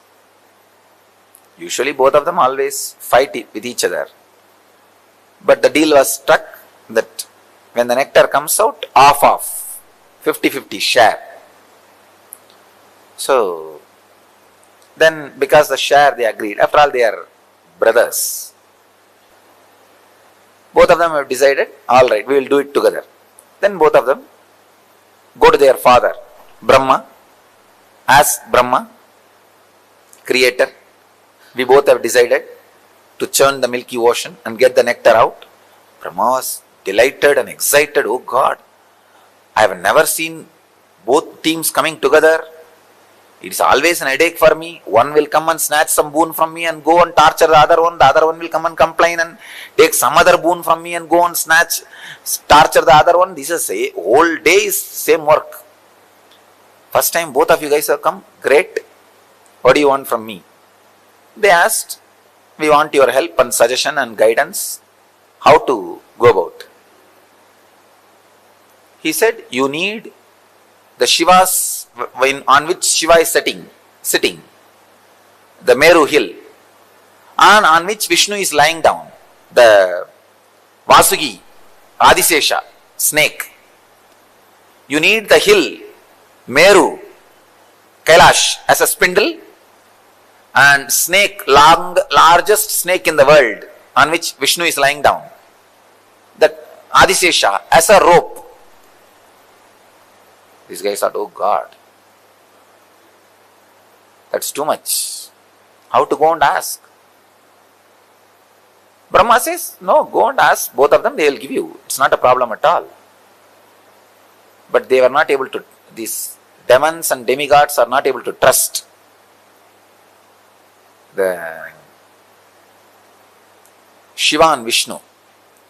They directly went and struck a deal with the Kailash hill and the snake.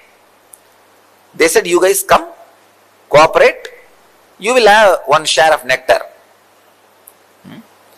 Finally, without the Shiva's blessing, Kailash came. Without the Vishnu's blessing, snake also came. And they started the churning. And the Kailash is the spindle. The snake is the rope. And one side, the demons, other side, the demigods. Even before starting the churning, the fight started. Who will be in the head side? Because head is always special. God said, we only will be in the head side. Demon said, no, we will be in the head side. You be in the tail side. Finally, somehow, Brahma intervened and advised, hey, allow the demons to be near the heads. Anyhow, they agreed. The demons were near the head and demigods were in the leg, feet, in the tail side.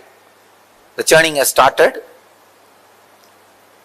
Suddenly, because neither Shiva gave permission to Meru, nor Vishnu gave permission to the snake, the hill has started sinking inside the ocean.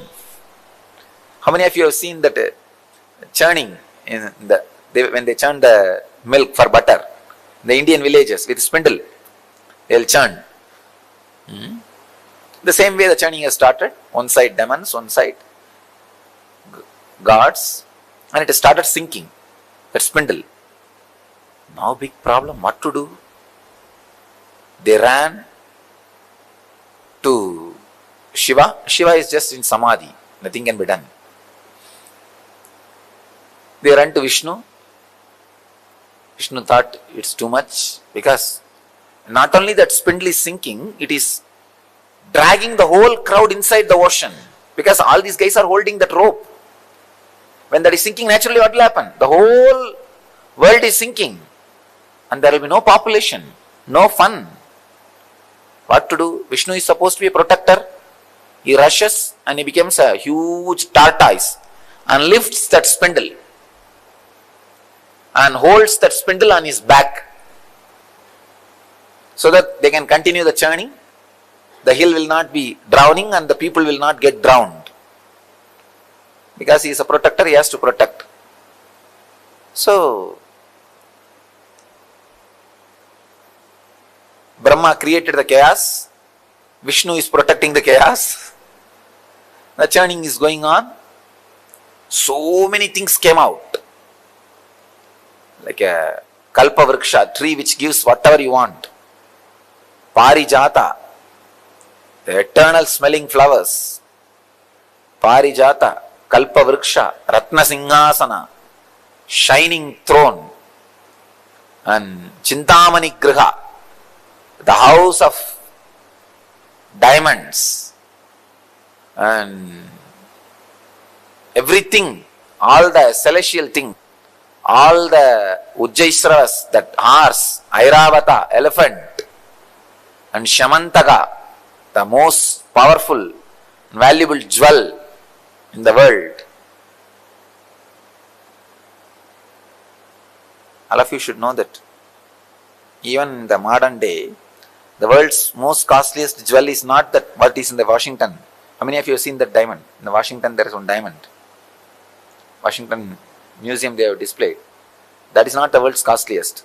There is another one jewel which Venkateshwara is wearing, is the world's costliest. Still there is no, they are not able to put any value for it.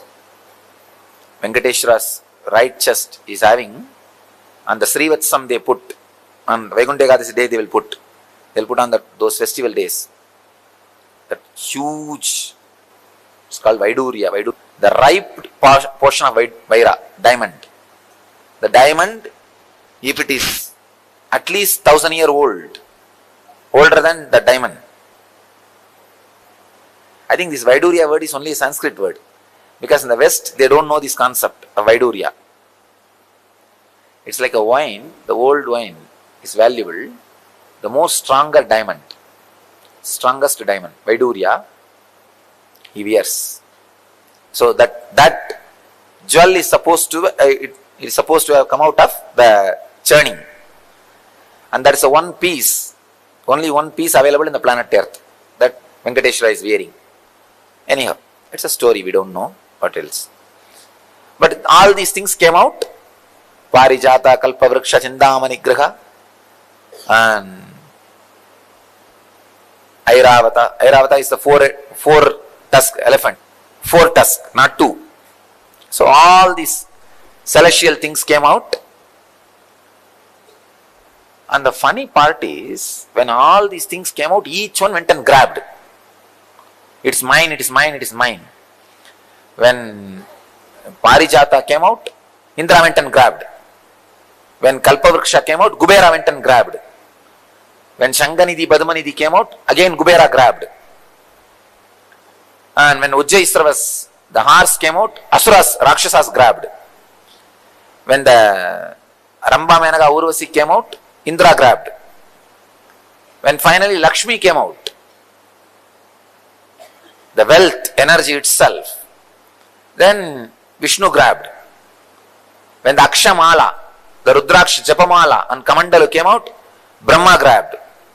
When all the useful things came out, everybody grabbed. It is theirs, they all grabbed. Unfortunately, that snake has become completely tired. These fellows went on churning, did not bother to feed that snake, poor snake.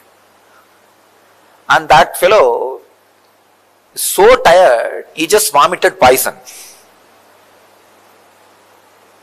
See, when they are churning, the hill was sitting on the tortoise back. That lot of friction, heat, intense heat was created. When this fellow vomited the poison, it went and exactly hit that heat, and poison heated. That is what is alagala. It's not a cold poison. Cold poison will not spread and do damage. The heated poison will spread even in the air and start killing people. The first air pollution, chemical attack, or I can say first chemical mishappening. Maybe 10,000 times, like Bhopal gas accident. Something has happened in that heat. When the poison was added, intense heat, it's a huge destruction.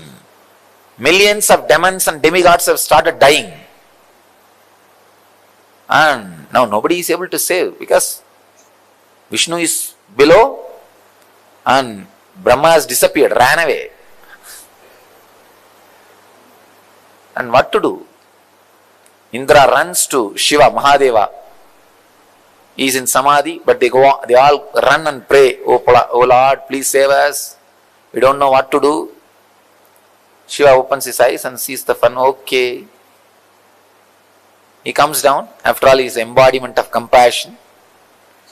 He collects the whole poison just in one bowl and drinks it. Devi was frightened. Oh God, how will you handle? If something happens to you, what will happen? So she holds the neck of Shiva. The poison just forms a blue color and stays in the neck itself, throat itself. Then the nectar came out. The moment nectar came out, the fight started between demons and demigods, gods and demons. And went to the demons and said, demons are holding the pot. She said, give that pot to me, I will distribute everybody. They trusted her and gave the pot, and Vishnu disappeared with the pot. And he made all of them to stand in one line. So he started distributing first to the gods. And poor demons are standing in the line, thinking that they will also get it. But 2 demons came in the form of gods and stood in the queue and tried to steal the nectar. Somehow they got and put it in the mouth. When Vishnu saw that, he sent his disc and cut the head. That too only a Ragu and Kedu trying to swallow, but they have not swallowed. They have not become immortal. Finally, all the gods got the nectar and became eternal, and demons, without getting the nectar, and not only the tiredness of that hard work churning, they all died and disappeared. This is the story. Now the philosophy part. See, the spindle, understand one by one. The spindle is the unclutching technique. Your body is the Milky Ocean. Good thoughts are the gods. And discouraging, depressing thoughts are the demons. When you start unclutching, see, unclutching is the Kailash hill. That is the Kailash hill. Unclutching is the technique. When you start unclutching, for few moments you will see all joyful, relaxed, blissful mood, good thoughts, courageous, encouraging. Within 5 minutes you will see depressed. No, impossible, I can't do this, all foolishness. Who will know? Who knows what will happen? The discouraging, that is, means demons are pulling. When the discouraging things are going on in you, demons are pulling. When the encouraging things are happening, gods are pulling.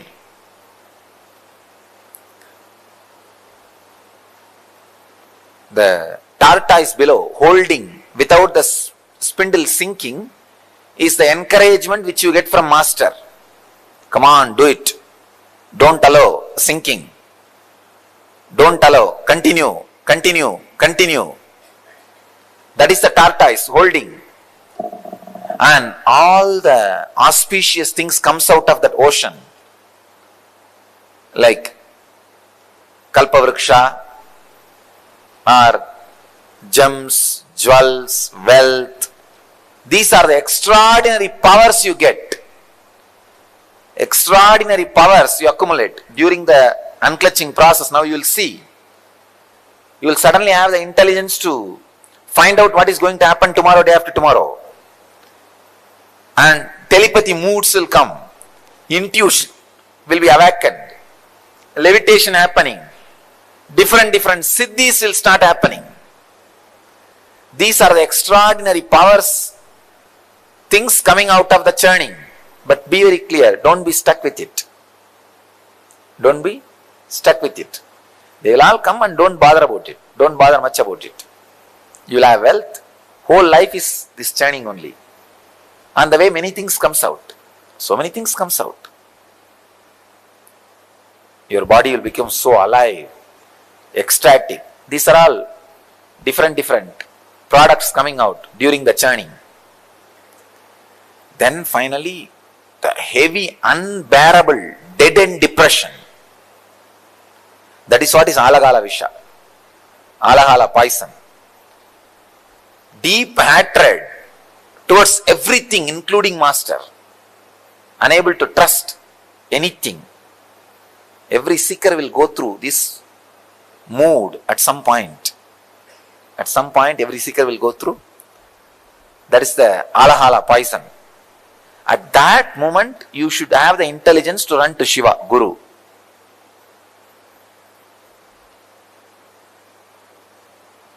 Then, Guru swallows it, digests and clears it.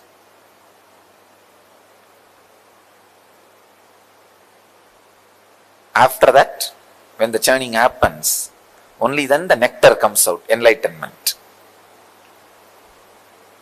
Even when the enlightenment comes, some of the demonic thoughts will try to become immortal in you. But protector, Vishnu will take care. The Guru's grace is Vishnu. Guru is Shiva, Guru's grace is Vishnu. He will take care that demons don't become immortal. So all the good sacred sentiments you had will drink the nectar and become immortal. And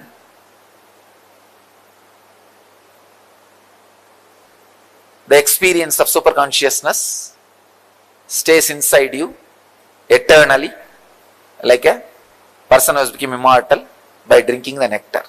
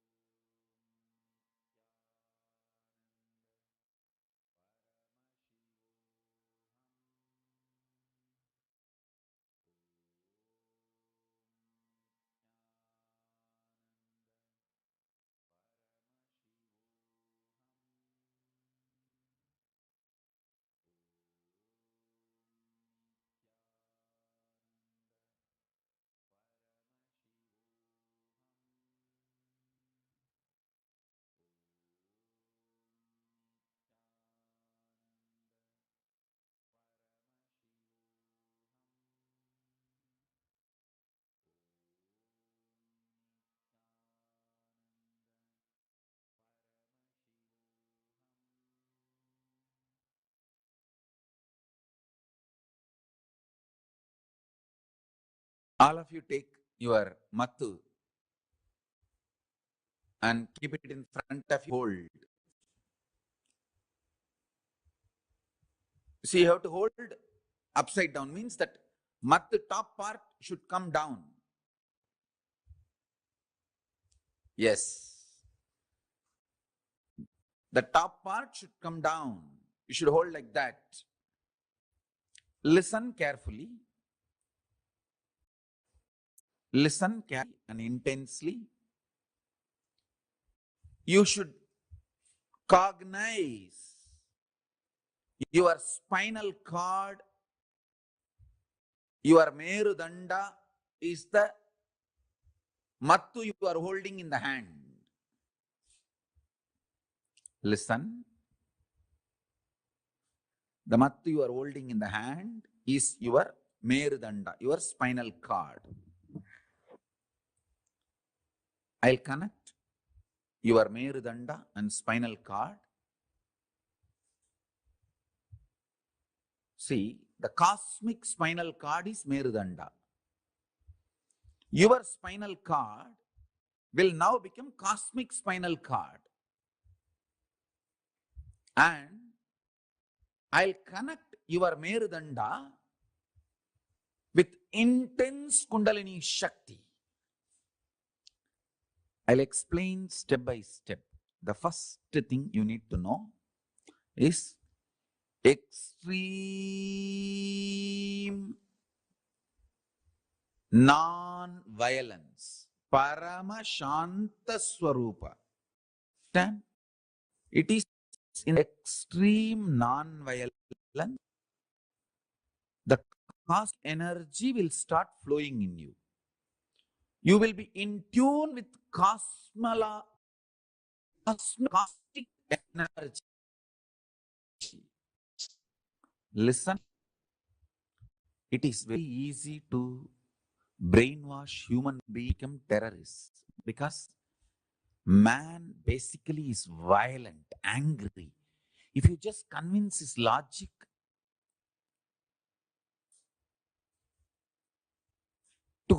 towards whom he is angry, he will become terrorist. But making you realize the non-violence and ahimsa is the real job. Understand? Making you realize the non-violence is the greatest job. Very easy to make a man terrorist. Because making a man terrorist is too easy. Brainwashing a man to become a terrorist is too easy. But here, in Hindu Gurukul, we make you completely non-violent. Pure ahimsa, paramashanta swarupa. Listen. People ask me, oh, don't we need little bit of violence to defend ourselves? Listen. All my Gurukul kids, I am not making you human being. I am making you divine being. Divine beings don't need violence. You are protected by Kala. You don't need violence. All my kids, be very clear. All my kids whom I am initiating you now with the power manifestation science, listen carefully. All of you do not need any violence. I am making all absolutely divine being. All of you need only intense Paramashanta Swarupa of Paramashiva's dimension manifesting in you. Even your eyes, anything you see should be blessed. Understand? All my Gurukul kids listen. In every inch, I am evolving you to become Paramashiva, the divine being. You don't need violence. For example, people tell me, oh, without violence, how we can run an army, how we can protect our country. Understand? Countries made by human beings need army. They have their own logic. They need army, they need defense, they need all that. But you all belong to the Kailasa, country made by Parama. You don't need army, you don't need violence. You only need intense power manifestation. I want all of you carry the intense bliss, non-violence even in your eyes. Listen carefully. All my Gurukul kids I am initiating now into the courtyard session. Listen carefully. So, listen carefully, intensely. Now I am going to churn your Merudanda, spinal cord. Listen. I am going to churn your spinal cord with intense Kundalini awakening. Extreme non-violence. Absolute Shanta. Paramashanta Swarupa. That is a fundamental requirement for power manifestation. Please be very clear.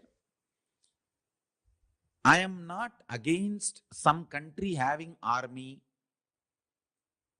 It is each country need to protect themselves. That is their logic.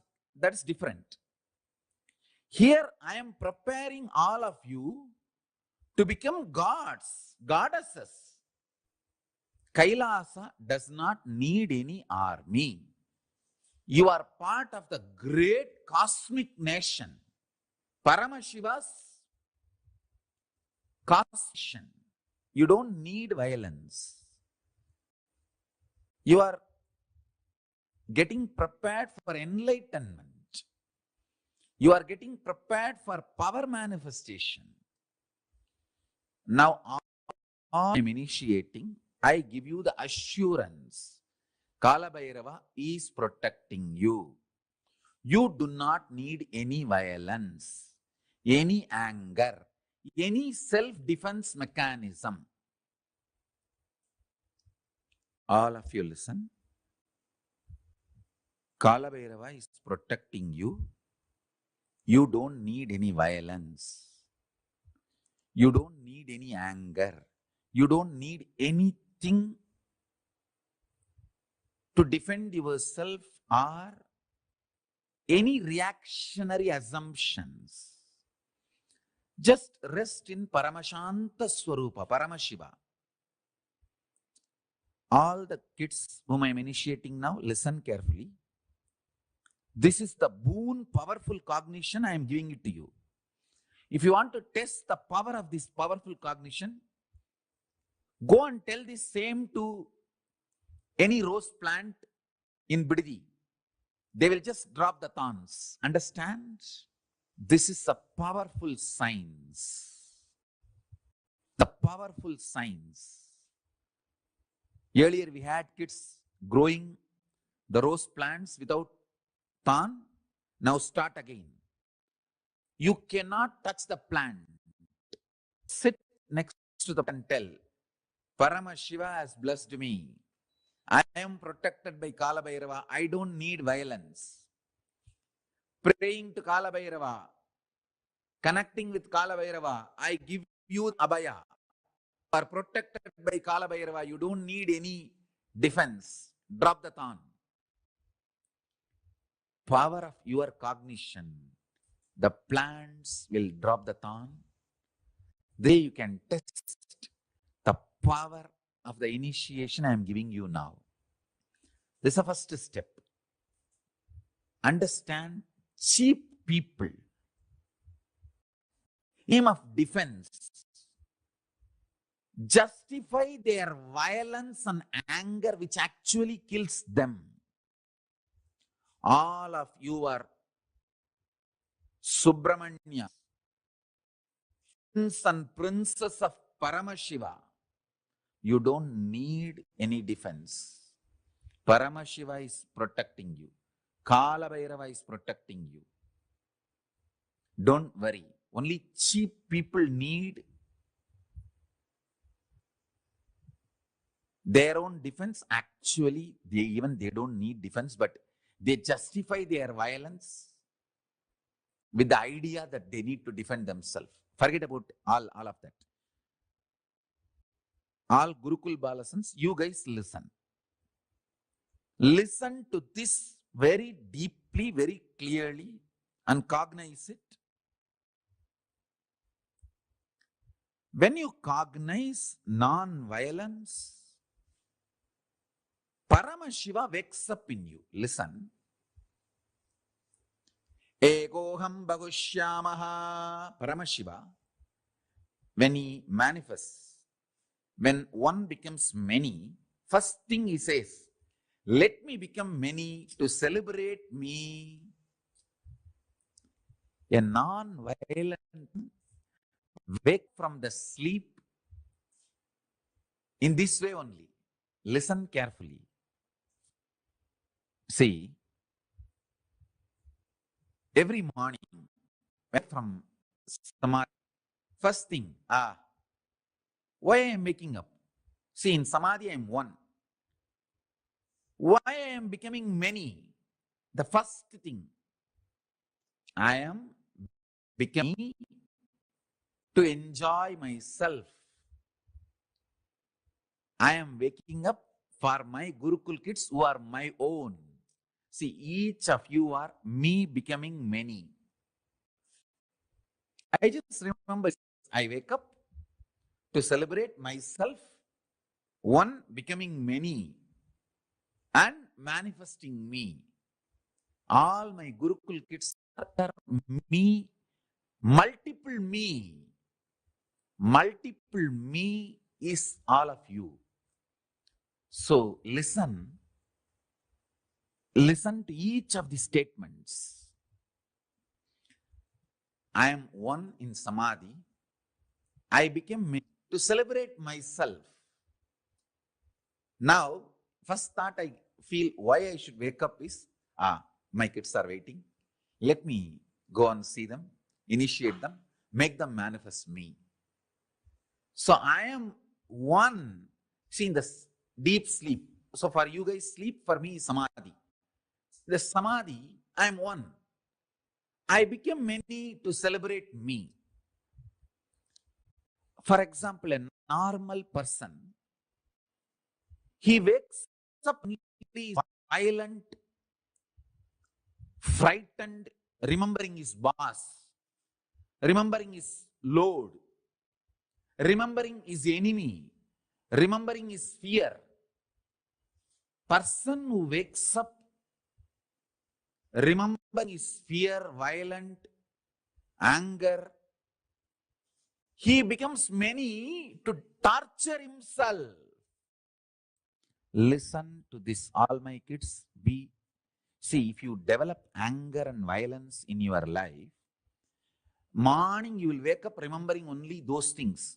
So, one becoming many to torture yourself. You are becoming many to torture yourself. In my life, I became many to celebrate myself, to enjoy myself.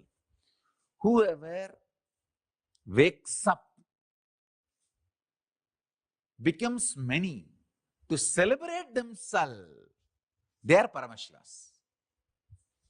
So understand, if you become many to celebrate yourself, you are Paramashiva. If you become many and torture yourself, you are demon.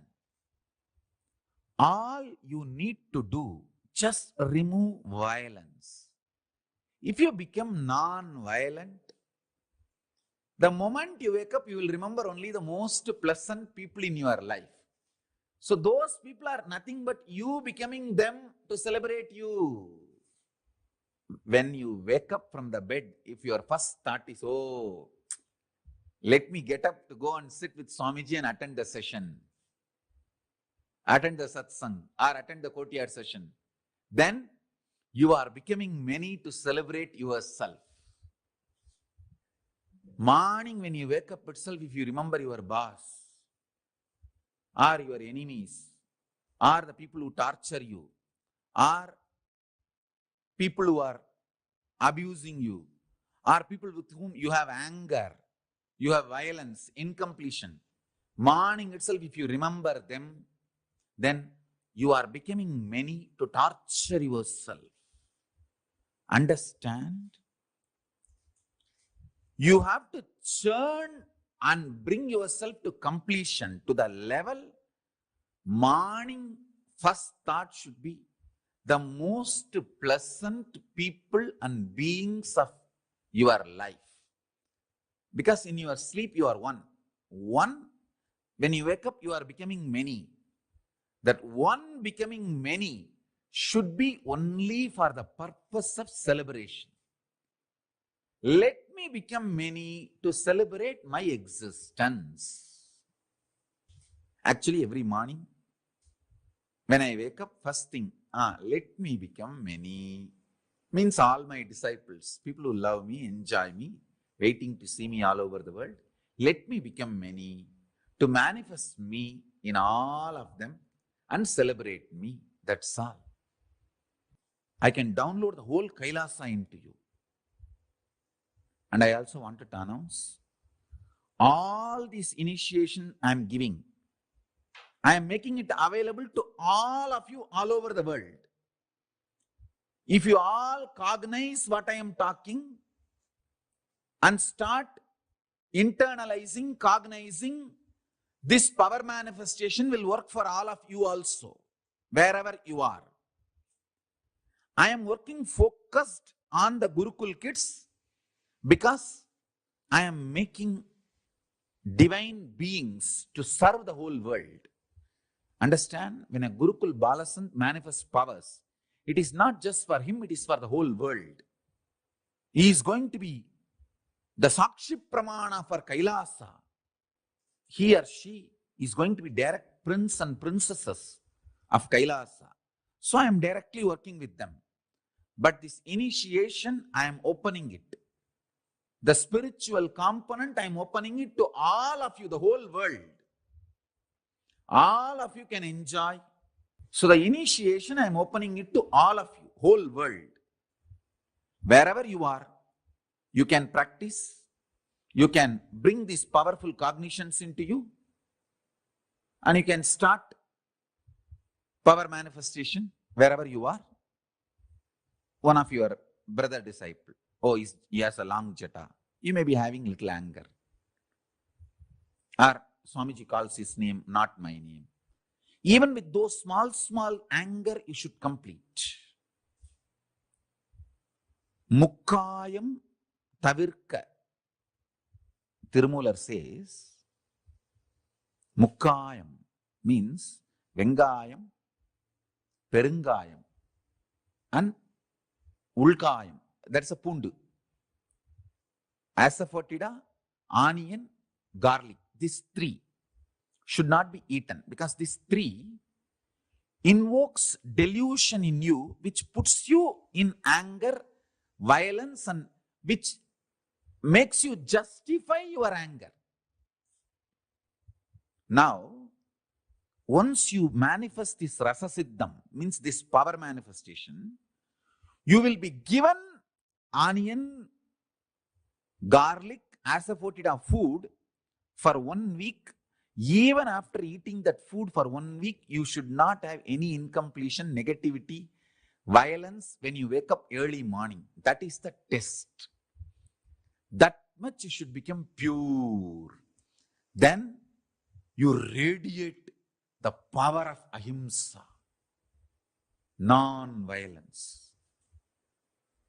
See, now what I am sharing with you is the clear Rasa Siddham, step by step. What is the powerful cognition? And what is the power you are going to manifest? Then how your system should be tested to hold that power. So now I'm going to churn the Merudanda.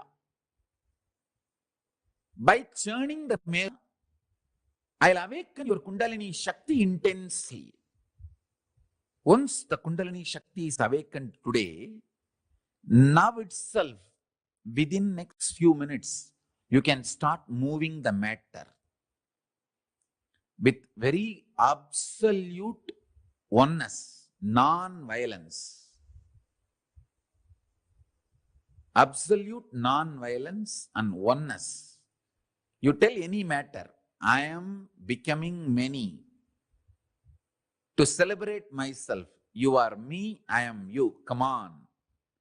Just call, that matter will come towards you. That's all. Now,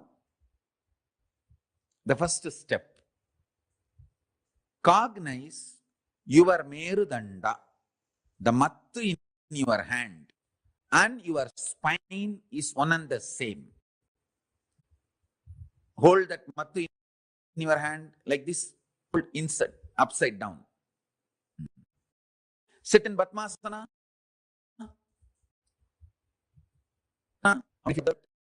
I made Padmasana without touching the leg. Listen, see here.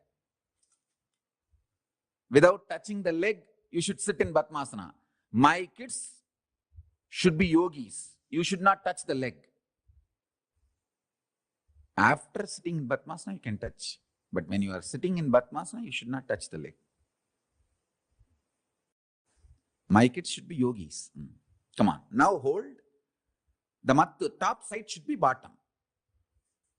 Keep on the floor and hold. Visualize, cognize your spine and the mattu is one and the same. Because now when you churn the mattu, I am going to churn your spine. Through Kriya, I am going to awaken your Kundalini Shakti. Hold the mattu with both the hands. Hold the mattu with both the hands. Hold it. Cognize now. Do not chant along with me. You just sit and cognize. I am going to awaken your Kundalini Shakti. You just churn the mattu slowly and cognize your Merudanda. Your spine is getting churned. Om Nithyananda Paramashivoham. Please do not chant along with me. You just sit and only churn the Meru. Churn the Merudanda. You are only supposed to give work for your hand and visualization. Visualize your backbone is getting churned. Cognize that. Actually, I am churning. So cognize that. Om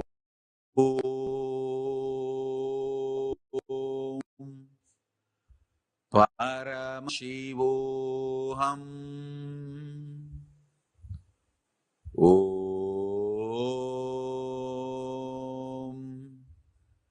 Paramashivoham.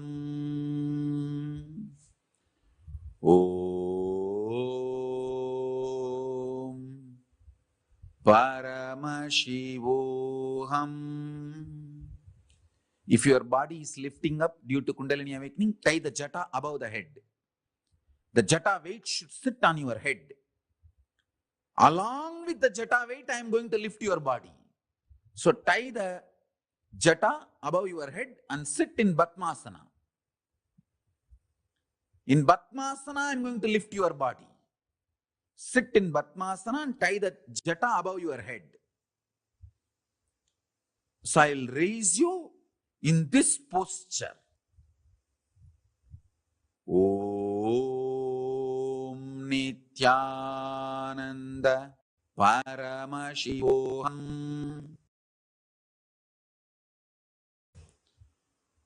Om Nithyananda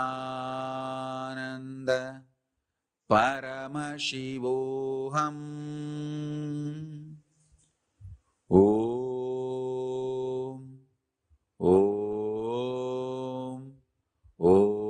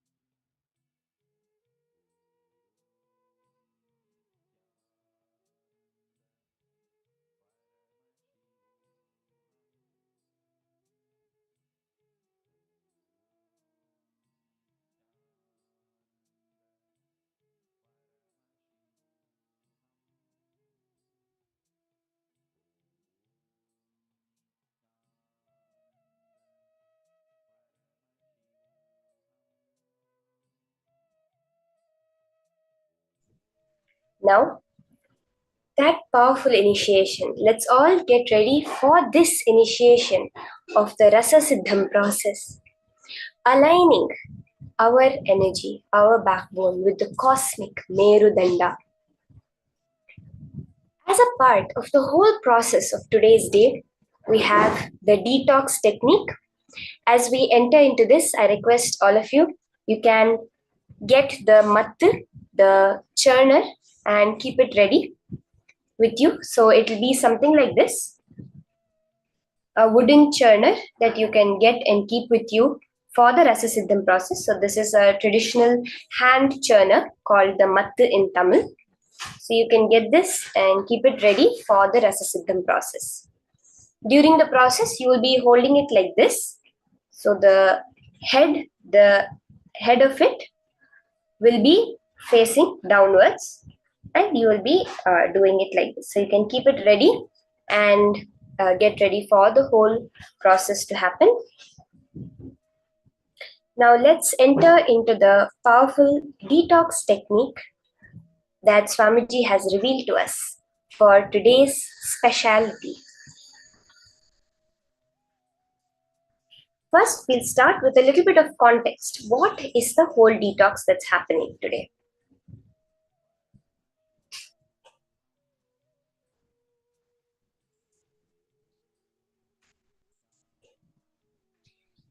Context.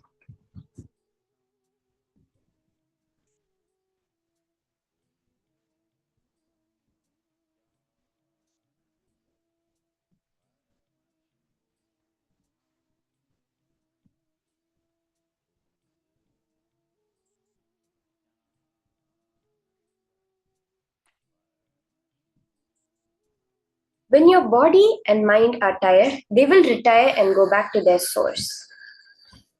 What is the source of the body? Maybe the water, the fire, the earth, and air. They will all go back, but you will continue to exist.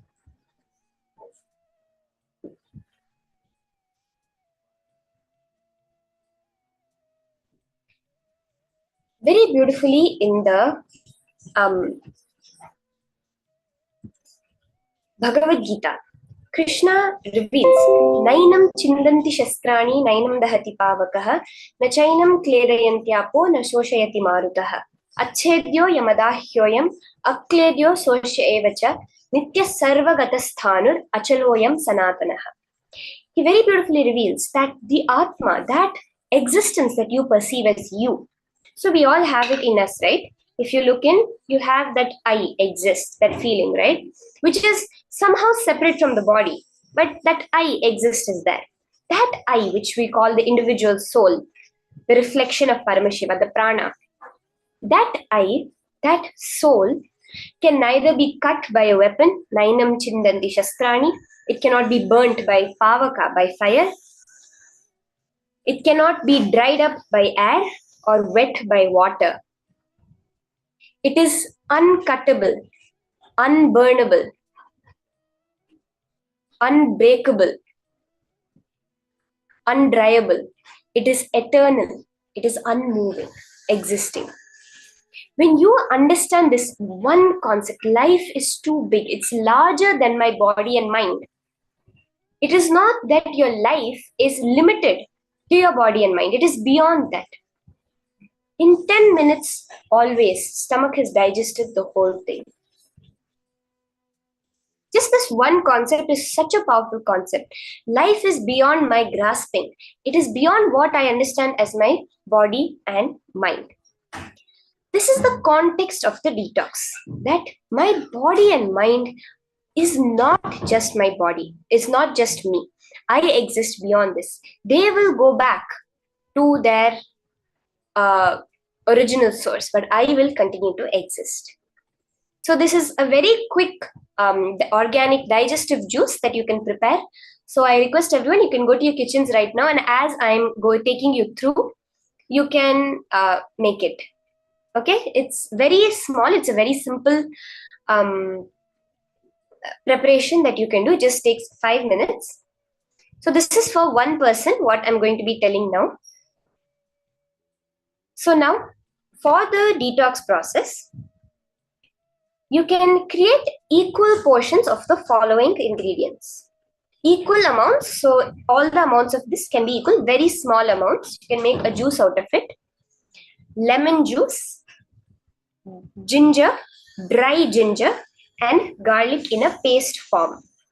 Okay, so are we understanding? Lemon juice, dry ginger and garlic, dry ginger, garlic in the paste form, apple cider vinegar, and honey. So you can mix these very little bit quantity, a very small quantity, to be consumed only after your meal. You can have it at any time a day, one time a day after your meal. This whole mixture enhances the digestive system of the body. You would have heard of the trikatu, which is the black pepper, the ginger, and the other various herbs which are very good for digestion. So ginger is very good for digestion, and all of these are completely to enhance the digestion system of the body, the fire, the Jataragni in the body.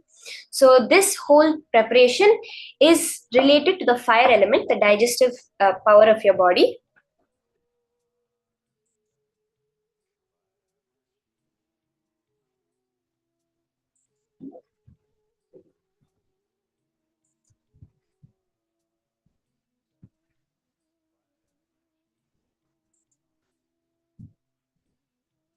So let's take a few minutes and prepare this. You can have it one time a day after your meal. Please have it only after you've eaten, because this whole mix is for digestion. So it will be most effective and safe in your body only after your meal. It's equal portions of lemon juice, dry ginger, garlic paste, apple cider vinegar, and honey. Very small quantity mixed together. You can have it one time a day. So let's take a few minutes and prepare this.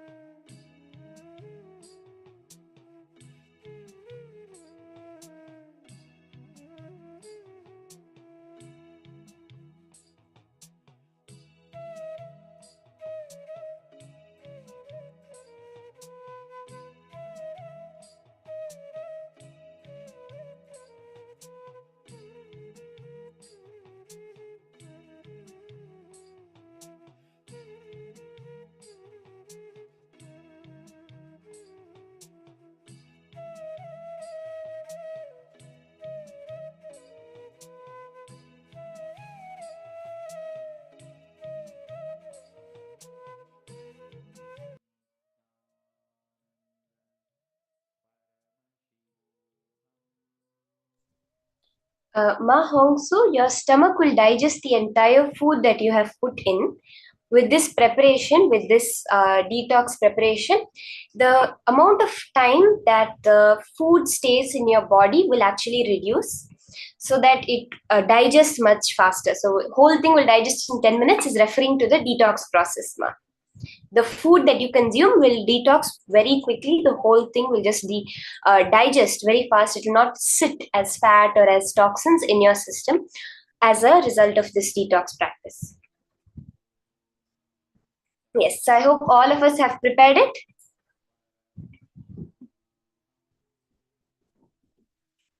Let's all keep it ready. Now we'll be entering into a very beautiful Leela of Paramashiva. So every day we're having such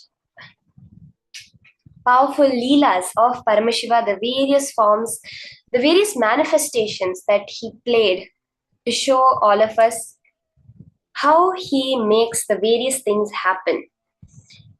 Swamiji, throughout the whole program, he has given us so many ways through which we can connect, through which we could get the powerful clicks, powerful cognitions, including this Leela. See, what are these various Leelas? We go through, right? We see how for each devotee, how Paramashiva comes down, how each devotee stands up for an ideal and how the whole thing happens. It's so beautiful to watch. And I think this Leela is a very interesting Leela which Paramashiva has done. The Leela called Bananukku Angam Vettiya Leelai, which is the Leela, the play of Paramashiva, where he cut the limbs of Banan. So I think this is a little bit interesting one. Let's all listen and get into what this Leela of Paramashiva is.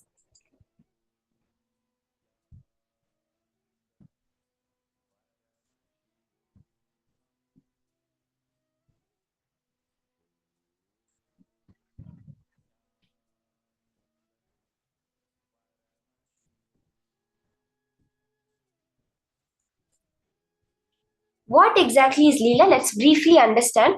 Leela is the extraordinary consciousness landing in the lowest possible existence, in the Bhuloka and playing.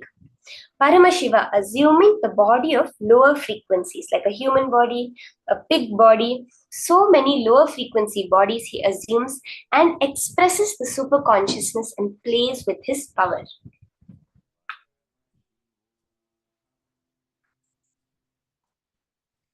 So this Bananukku Angam Vettiya Leelai is for the sake of Banan coming down and cutting the hands and head of an enemy. So there was a man named Banan in the Pandya kingdom, an old man. And he was teaching martial arts to whoever comes to him. One of his students got jealous of the teacher, Banan, because he was teaching whoever comes. So this student wanted only him to be taught by Banan. He didn't want anybody to come.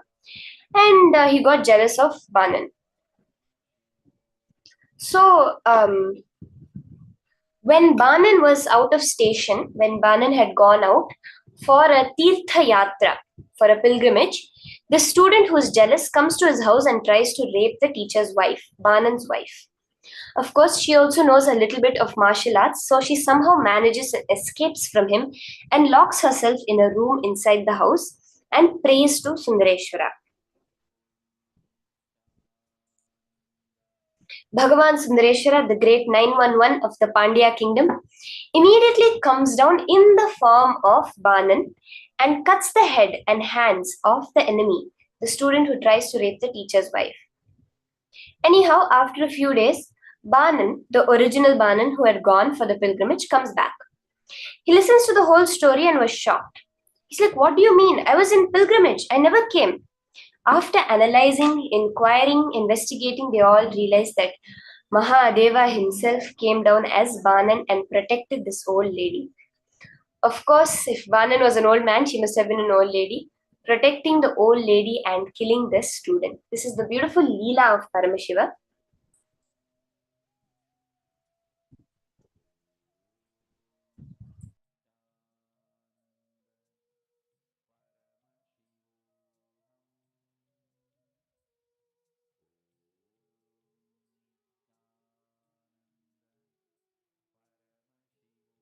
So beautifully through this Leela, the Samhara aspect of Paramashiva is brought out.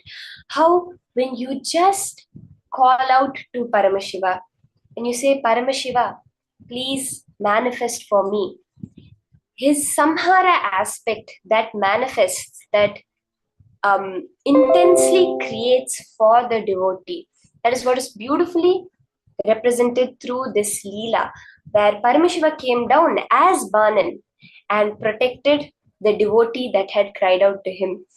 Today we are all experiencing this Samhara Murti, the Simhagna Murti, all the Murtis of Paramashiva that came down for Samhara, for rejuvenation, to destroy all the negative things and create the positive things to happen. Now, with that beautiful space enjoying Paramashiva's Leela, let's manifest the power of materialization. In this round, I request all of you, you can connect to your friend. In this round, yes, you are going to be materializing on your friend's hand. You're going to be doing the power of materialization on another person's hand. In this round, can I request all of you to immediately start calling your friends, family, one person. You're going to now immediately materialize on their hand. You will see how just like that, the golden sparks, the various things manifest so beautifully.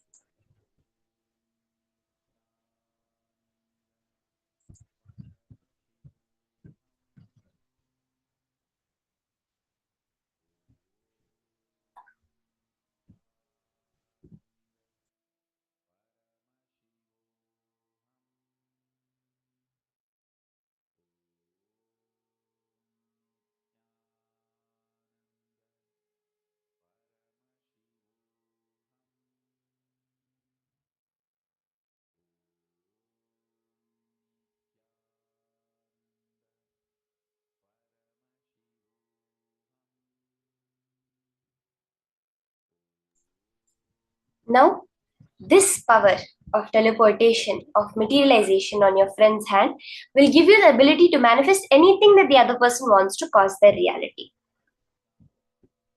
Mohongso, definitely you can do it with someone in the chat, but you can also connect to someone outside in the next further rounds. If you would like to, you can definitely connect to someone within the Zoom room. So if you're not yet comfortable, for all those who are manifesting, you can also connect to someone in your Zoom room. But it would be best if you could connect to your friends and family to enrich them, to cause a reality that they want. See, every power manifestation is not just some trick that's happening, right? It's a manifestation in the reality. So the appearance of a small golden spark or a small bhasma is actually shifting the very reality. We hear about the butterfly effect, right? When a butterfly flaps its wings here, a tornado happens there. What is that whole thing actually? Is understanding the space of oneness. It's not the butterfly moves and something is physically changing to make that happen. That may be also there, but the small bhasma materializing can change the reality of the other person. Are you understanding? So we can, with this power, change their very reality. So let's start the power manifestation. Understand the whole context. When you are doing the power manifestation, why? Why is it that a small materialization can change the reality? That is because of the context you hold. Now itself, all the reality that is there is your manifestation.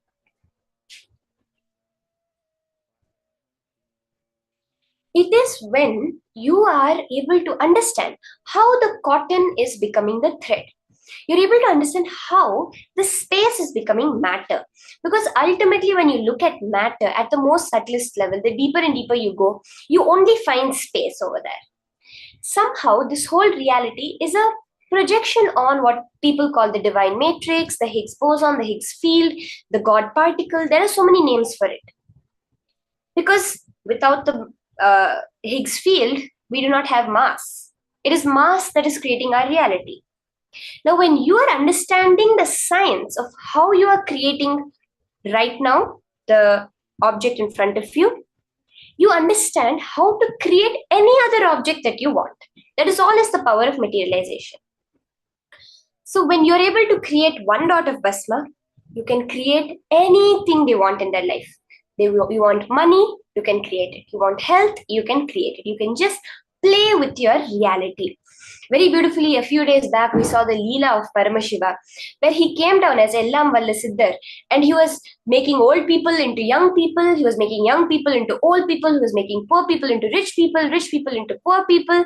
He was just playing with the power manifestation, with the whole reality. We watched the Matrix movie, where Neo is able to play with reality. He's able to go inside and pump the heart. He's able to fly. He's able to play with his reality because he understands how it's created. That is all we're doing now, the whole science of power manifestation. So let's start. You can connect to your partner. Now you just tell them, I'm going to manifest. Make that as your will. Then turn back. Look at the experience that's happening within you. Connect to Swamiji. Unclutch. Are we all understanding? It's not about the result that is going to happen. The result is that it's a side effect. It's a result. It's not the actual process. It's just the verification method. When you understand this, your whole awareness will go on the experience. Let's start. Chant the Mahavakya and manifest the power of materialization and teleportation.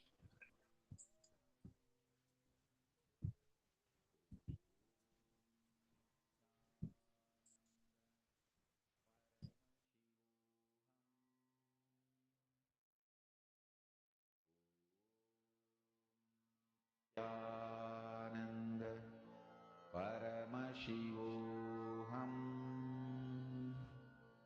Om Nithyananda,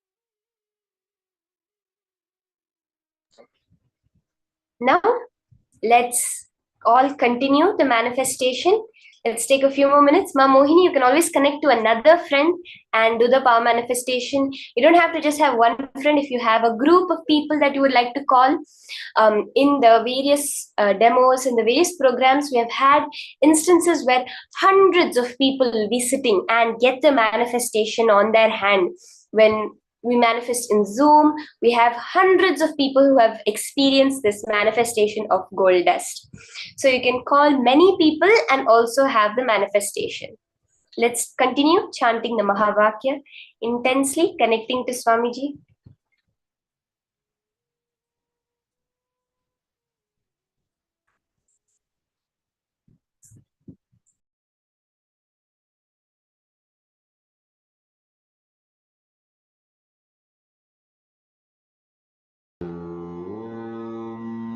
Nithyananda Paramashivoham.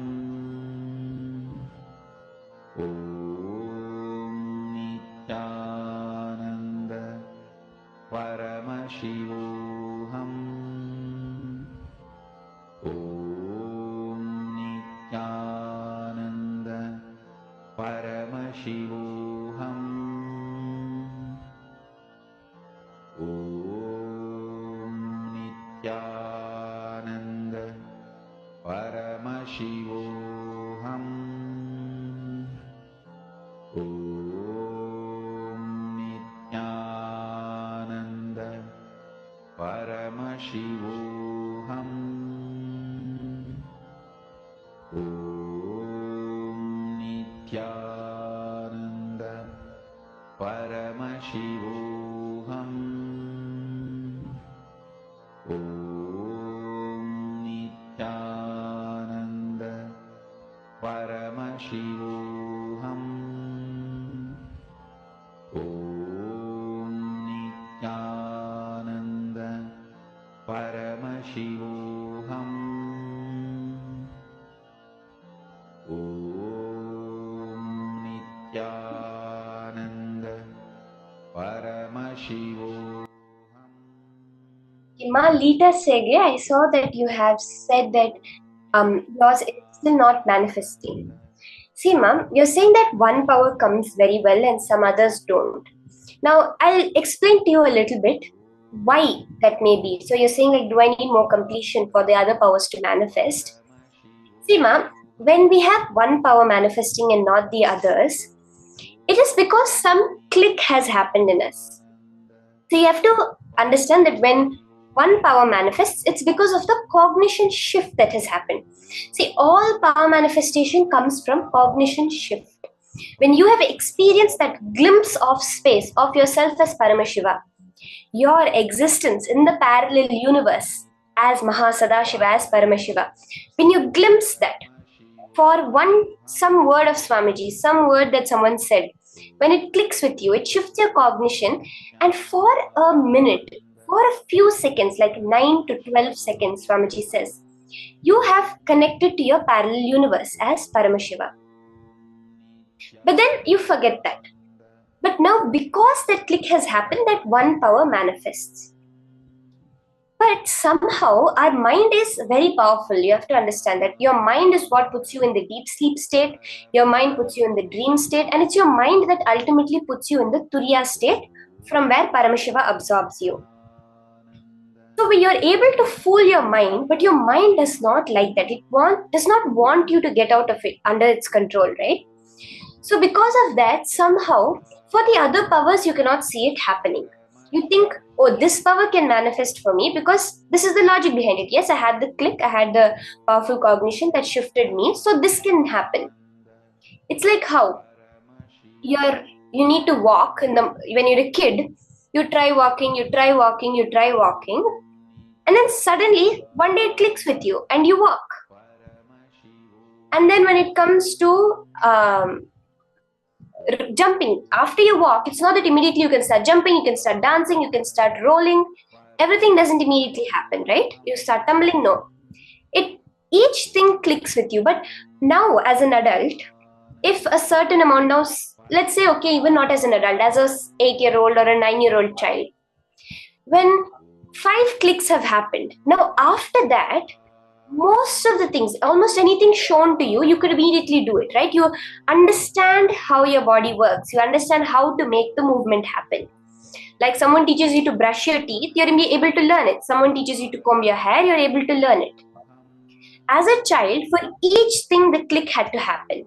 But as you grew up, you just have to see it, and to a certain level, you're able to replicate it, right? Are you understanding this, Ma? Malita, could you just post in the chat if you're understanding this? Now, for the power manifestation, just like 4 to 5 times the click has to happen. 5 to 6 times the click has to happen. For each power, okay, I understand how this power works. Now I can do it. Then you will understand the science of how to work the power manifestation, how you understand the science of how to work your body. The same way, then all the powers manifest. Are you understanding, Ma? So the completion, the powerful cognitions, the more and more practice of manifestation is what makes the manifestation happen ultimately. So yes, the more completion will happen, but it's not that you are not manifesting. It's just taking some time for the complete shift to happen. Malita, did you understand this? Could you just acknowledge in the chat if you understood this? Because I want to make sure you catch this. Because I've seen that many times you have posted this, and I really want you to understand the science so that you will have the confidence in power manifestation. Are you understanding this, Ma? Suprabhatam, wake up song for Paramashiva to wake up in you. Just remember this one powerful cognition.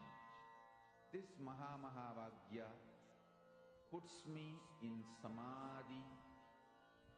This is spiritual lullaby for Samadhi. And Suprabhatam, wake up song for Paramashiva in me. For Paramashiva to manifest. With this one spiritual powerful cognition, chant this Mahā Vagya.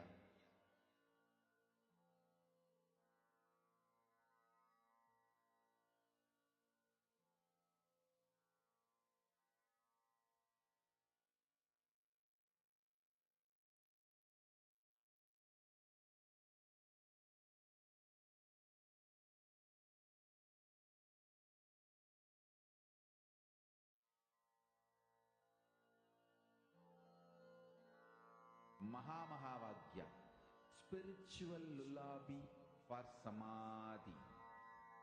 And Suprabhatam, wake up call, wake up song for Paramashiva. For Paramashiva to manifest. With this one spiritual powerful cognition, chant this Mahā Vagya. Om Nithyananda Paramashivoham.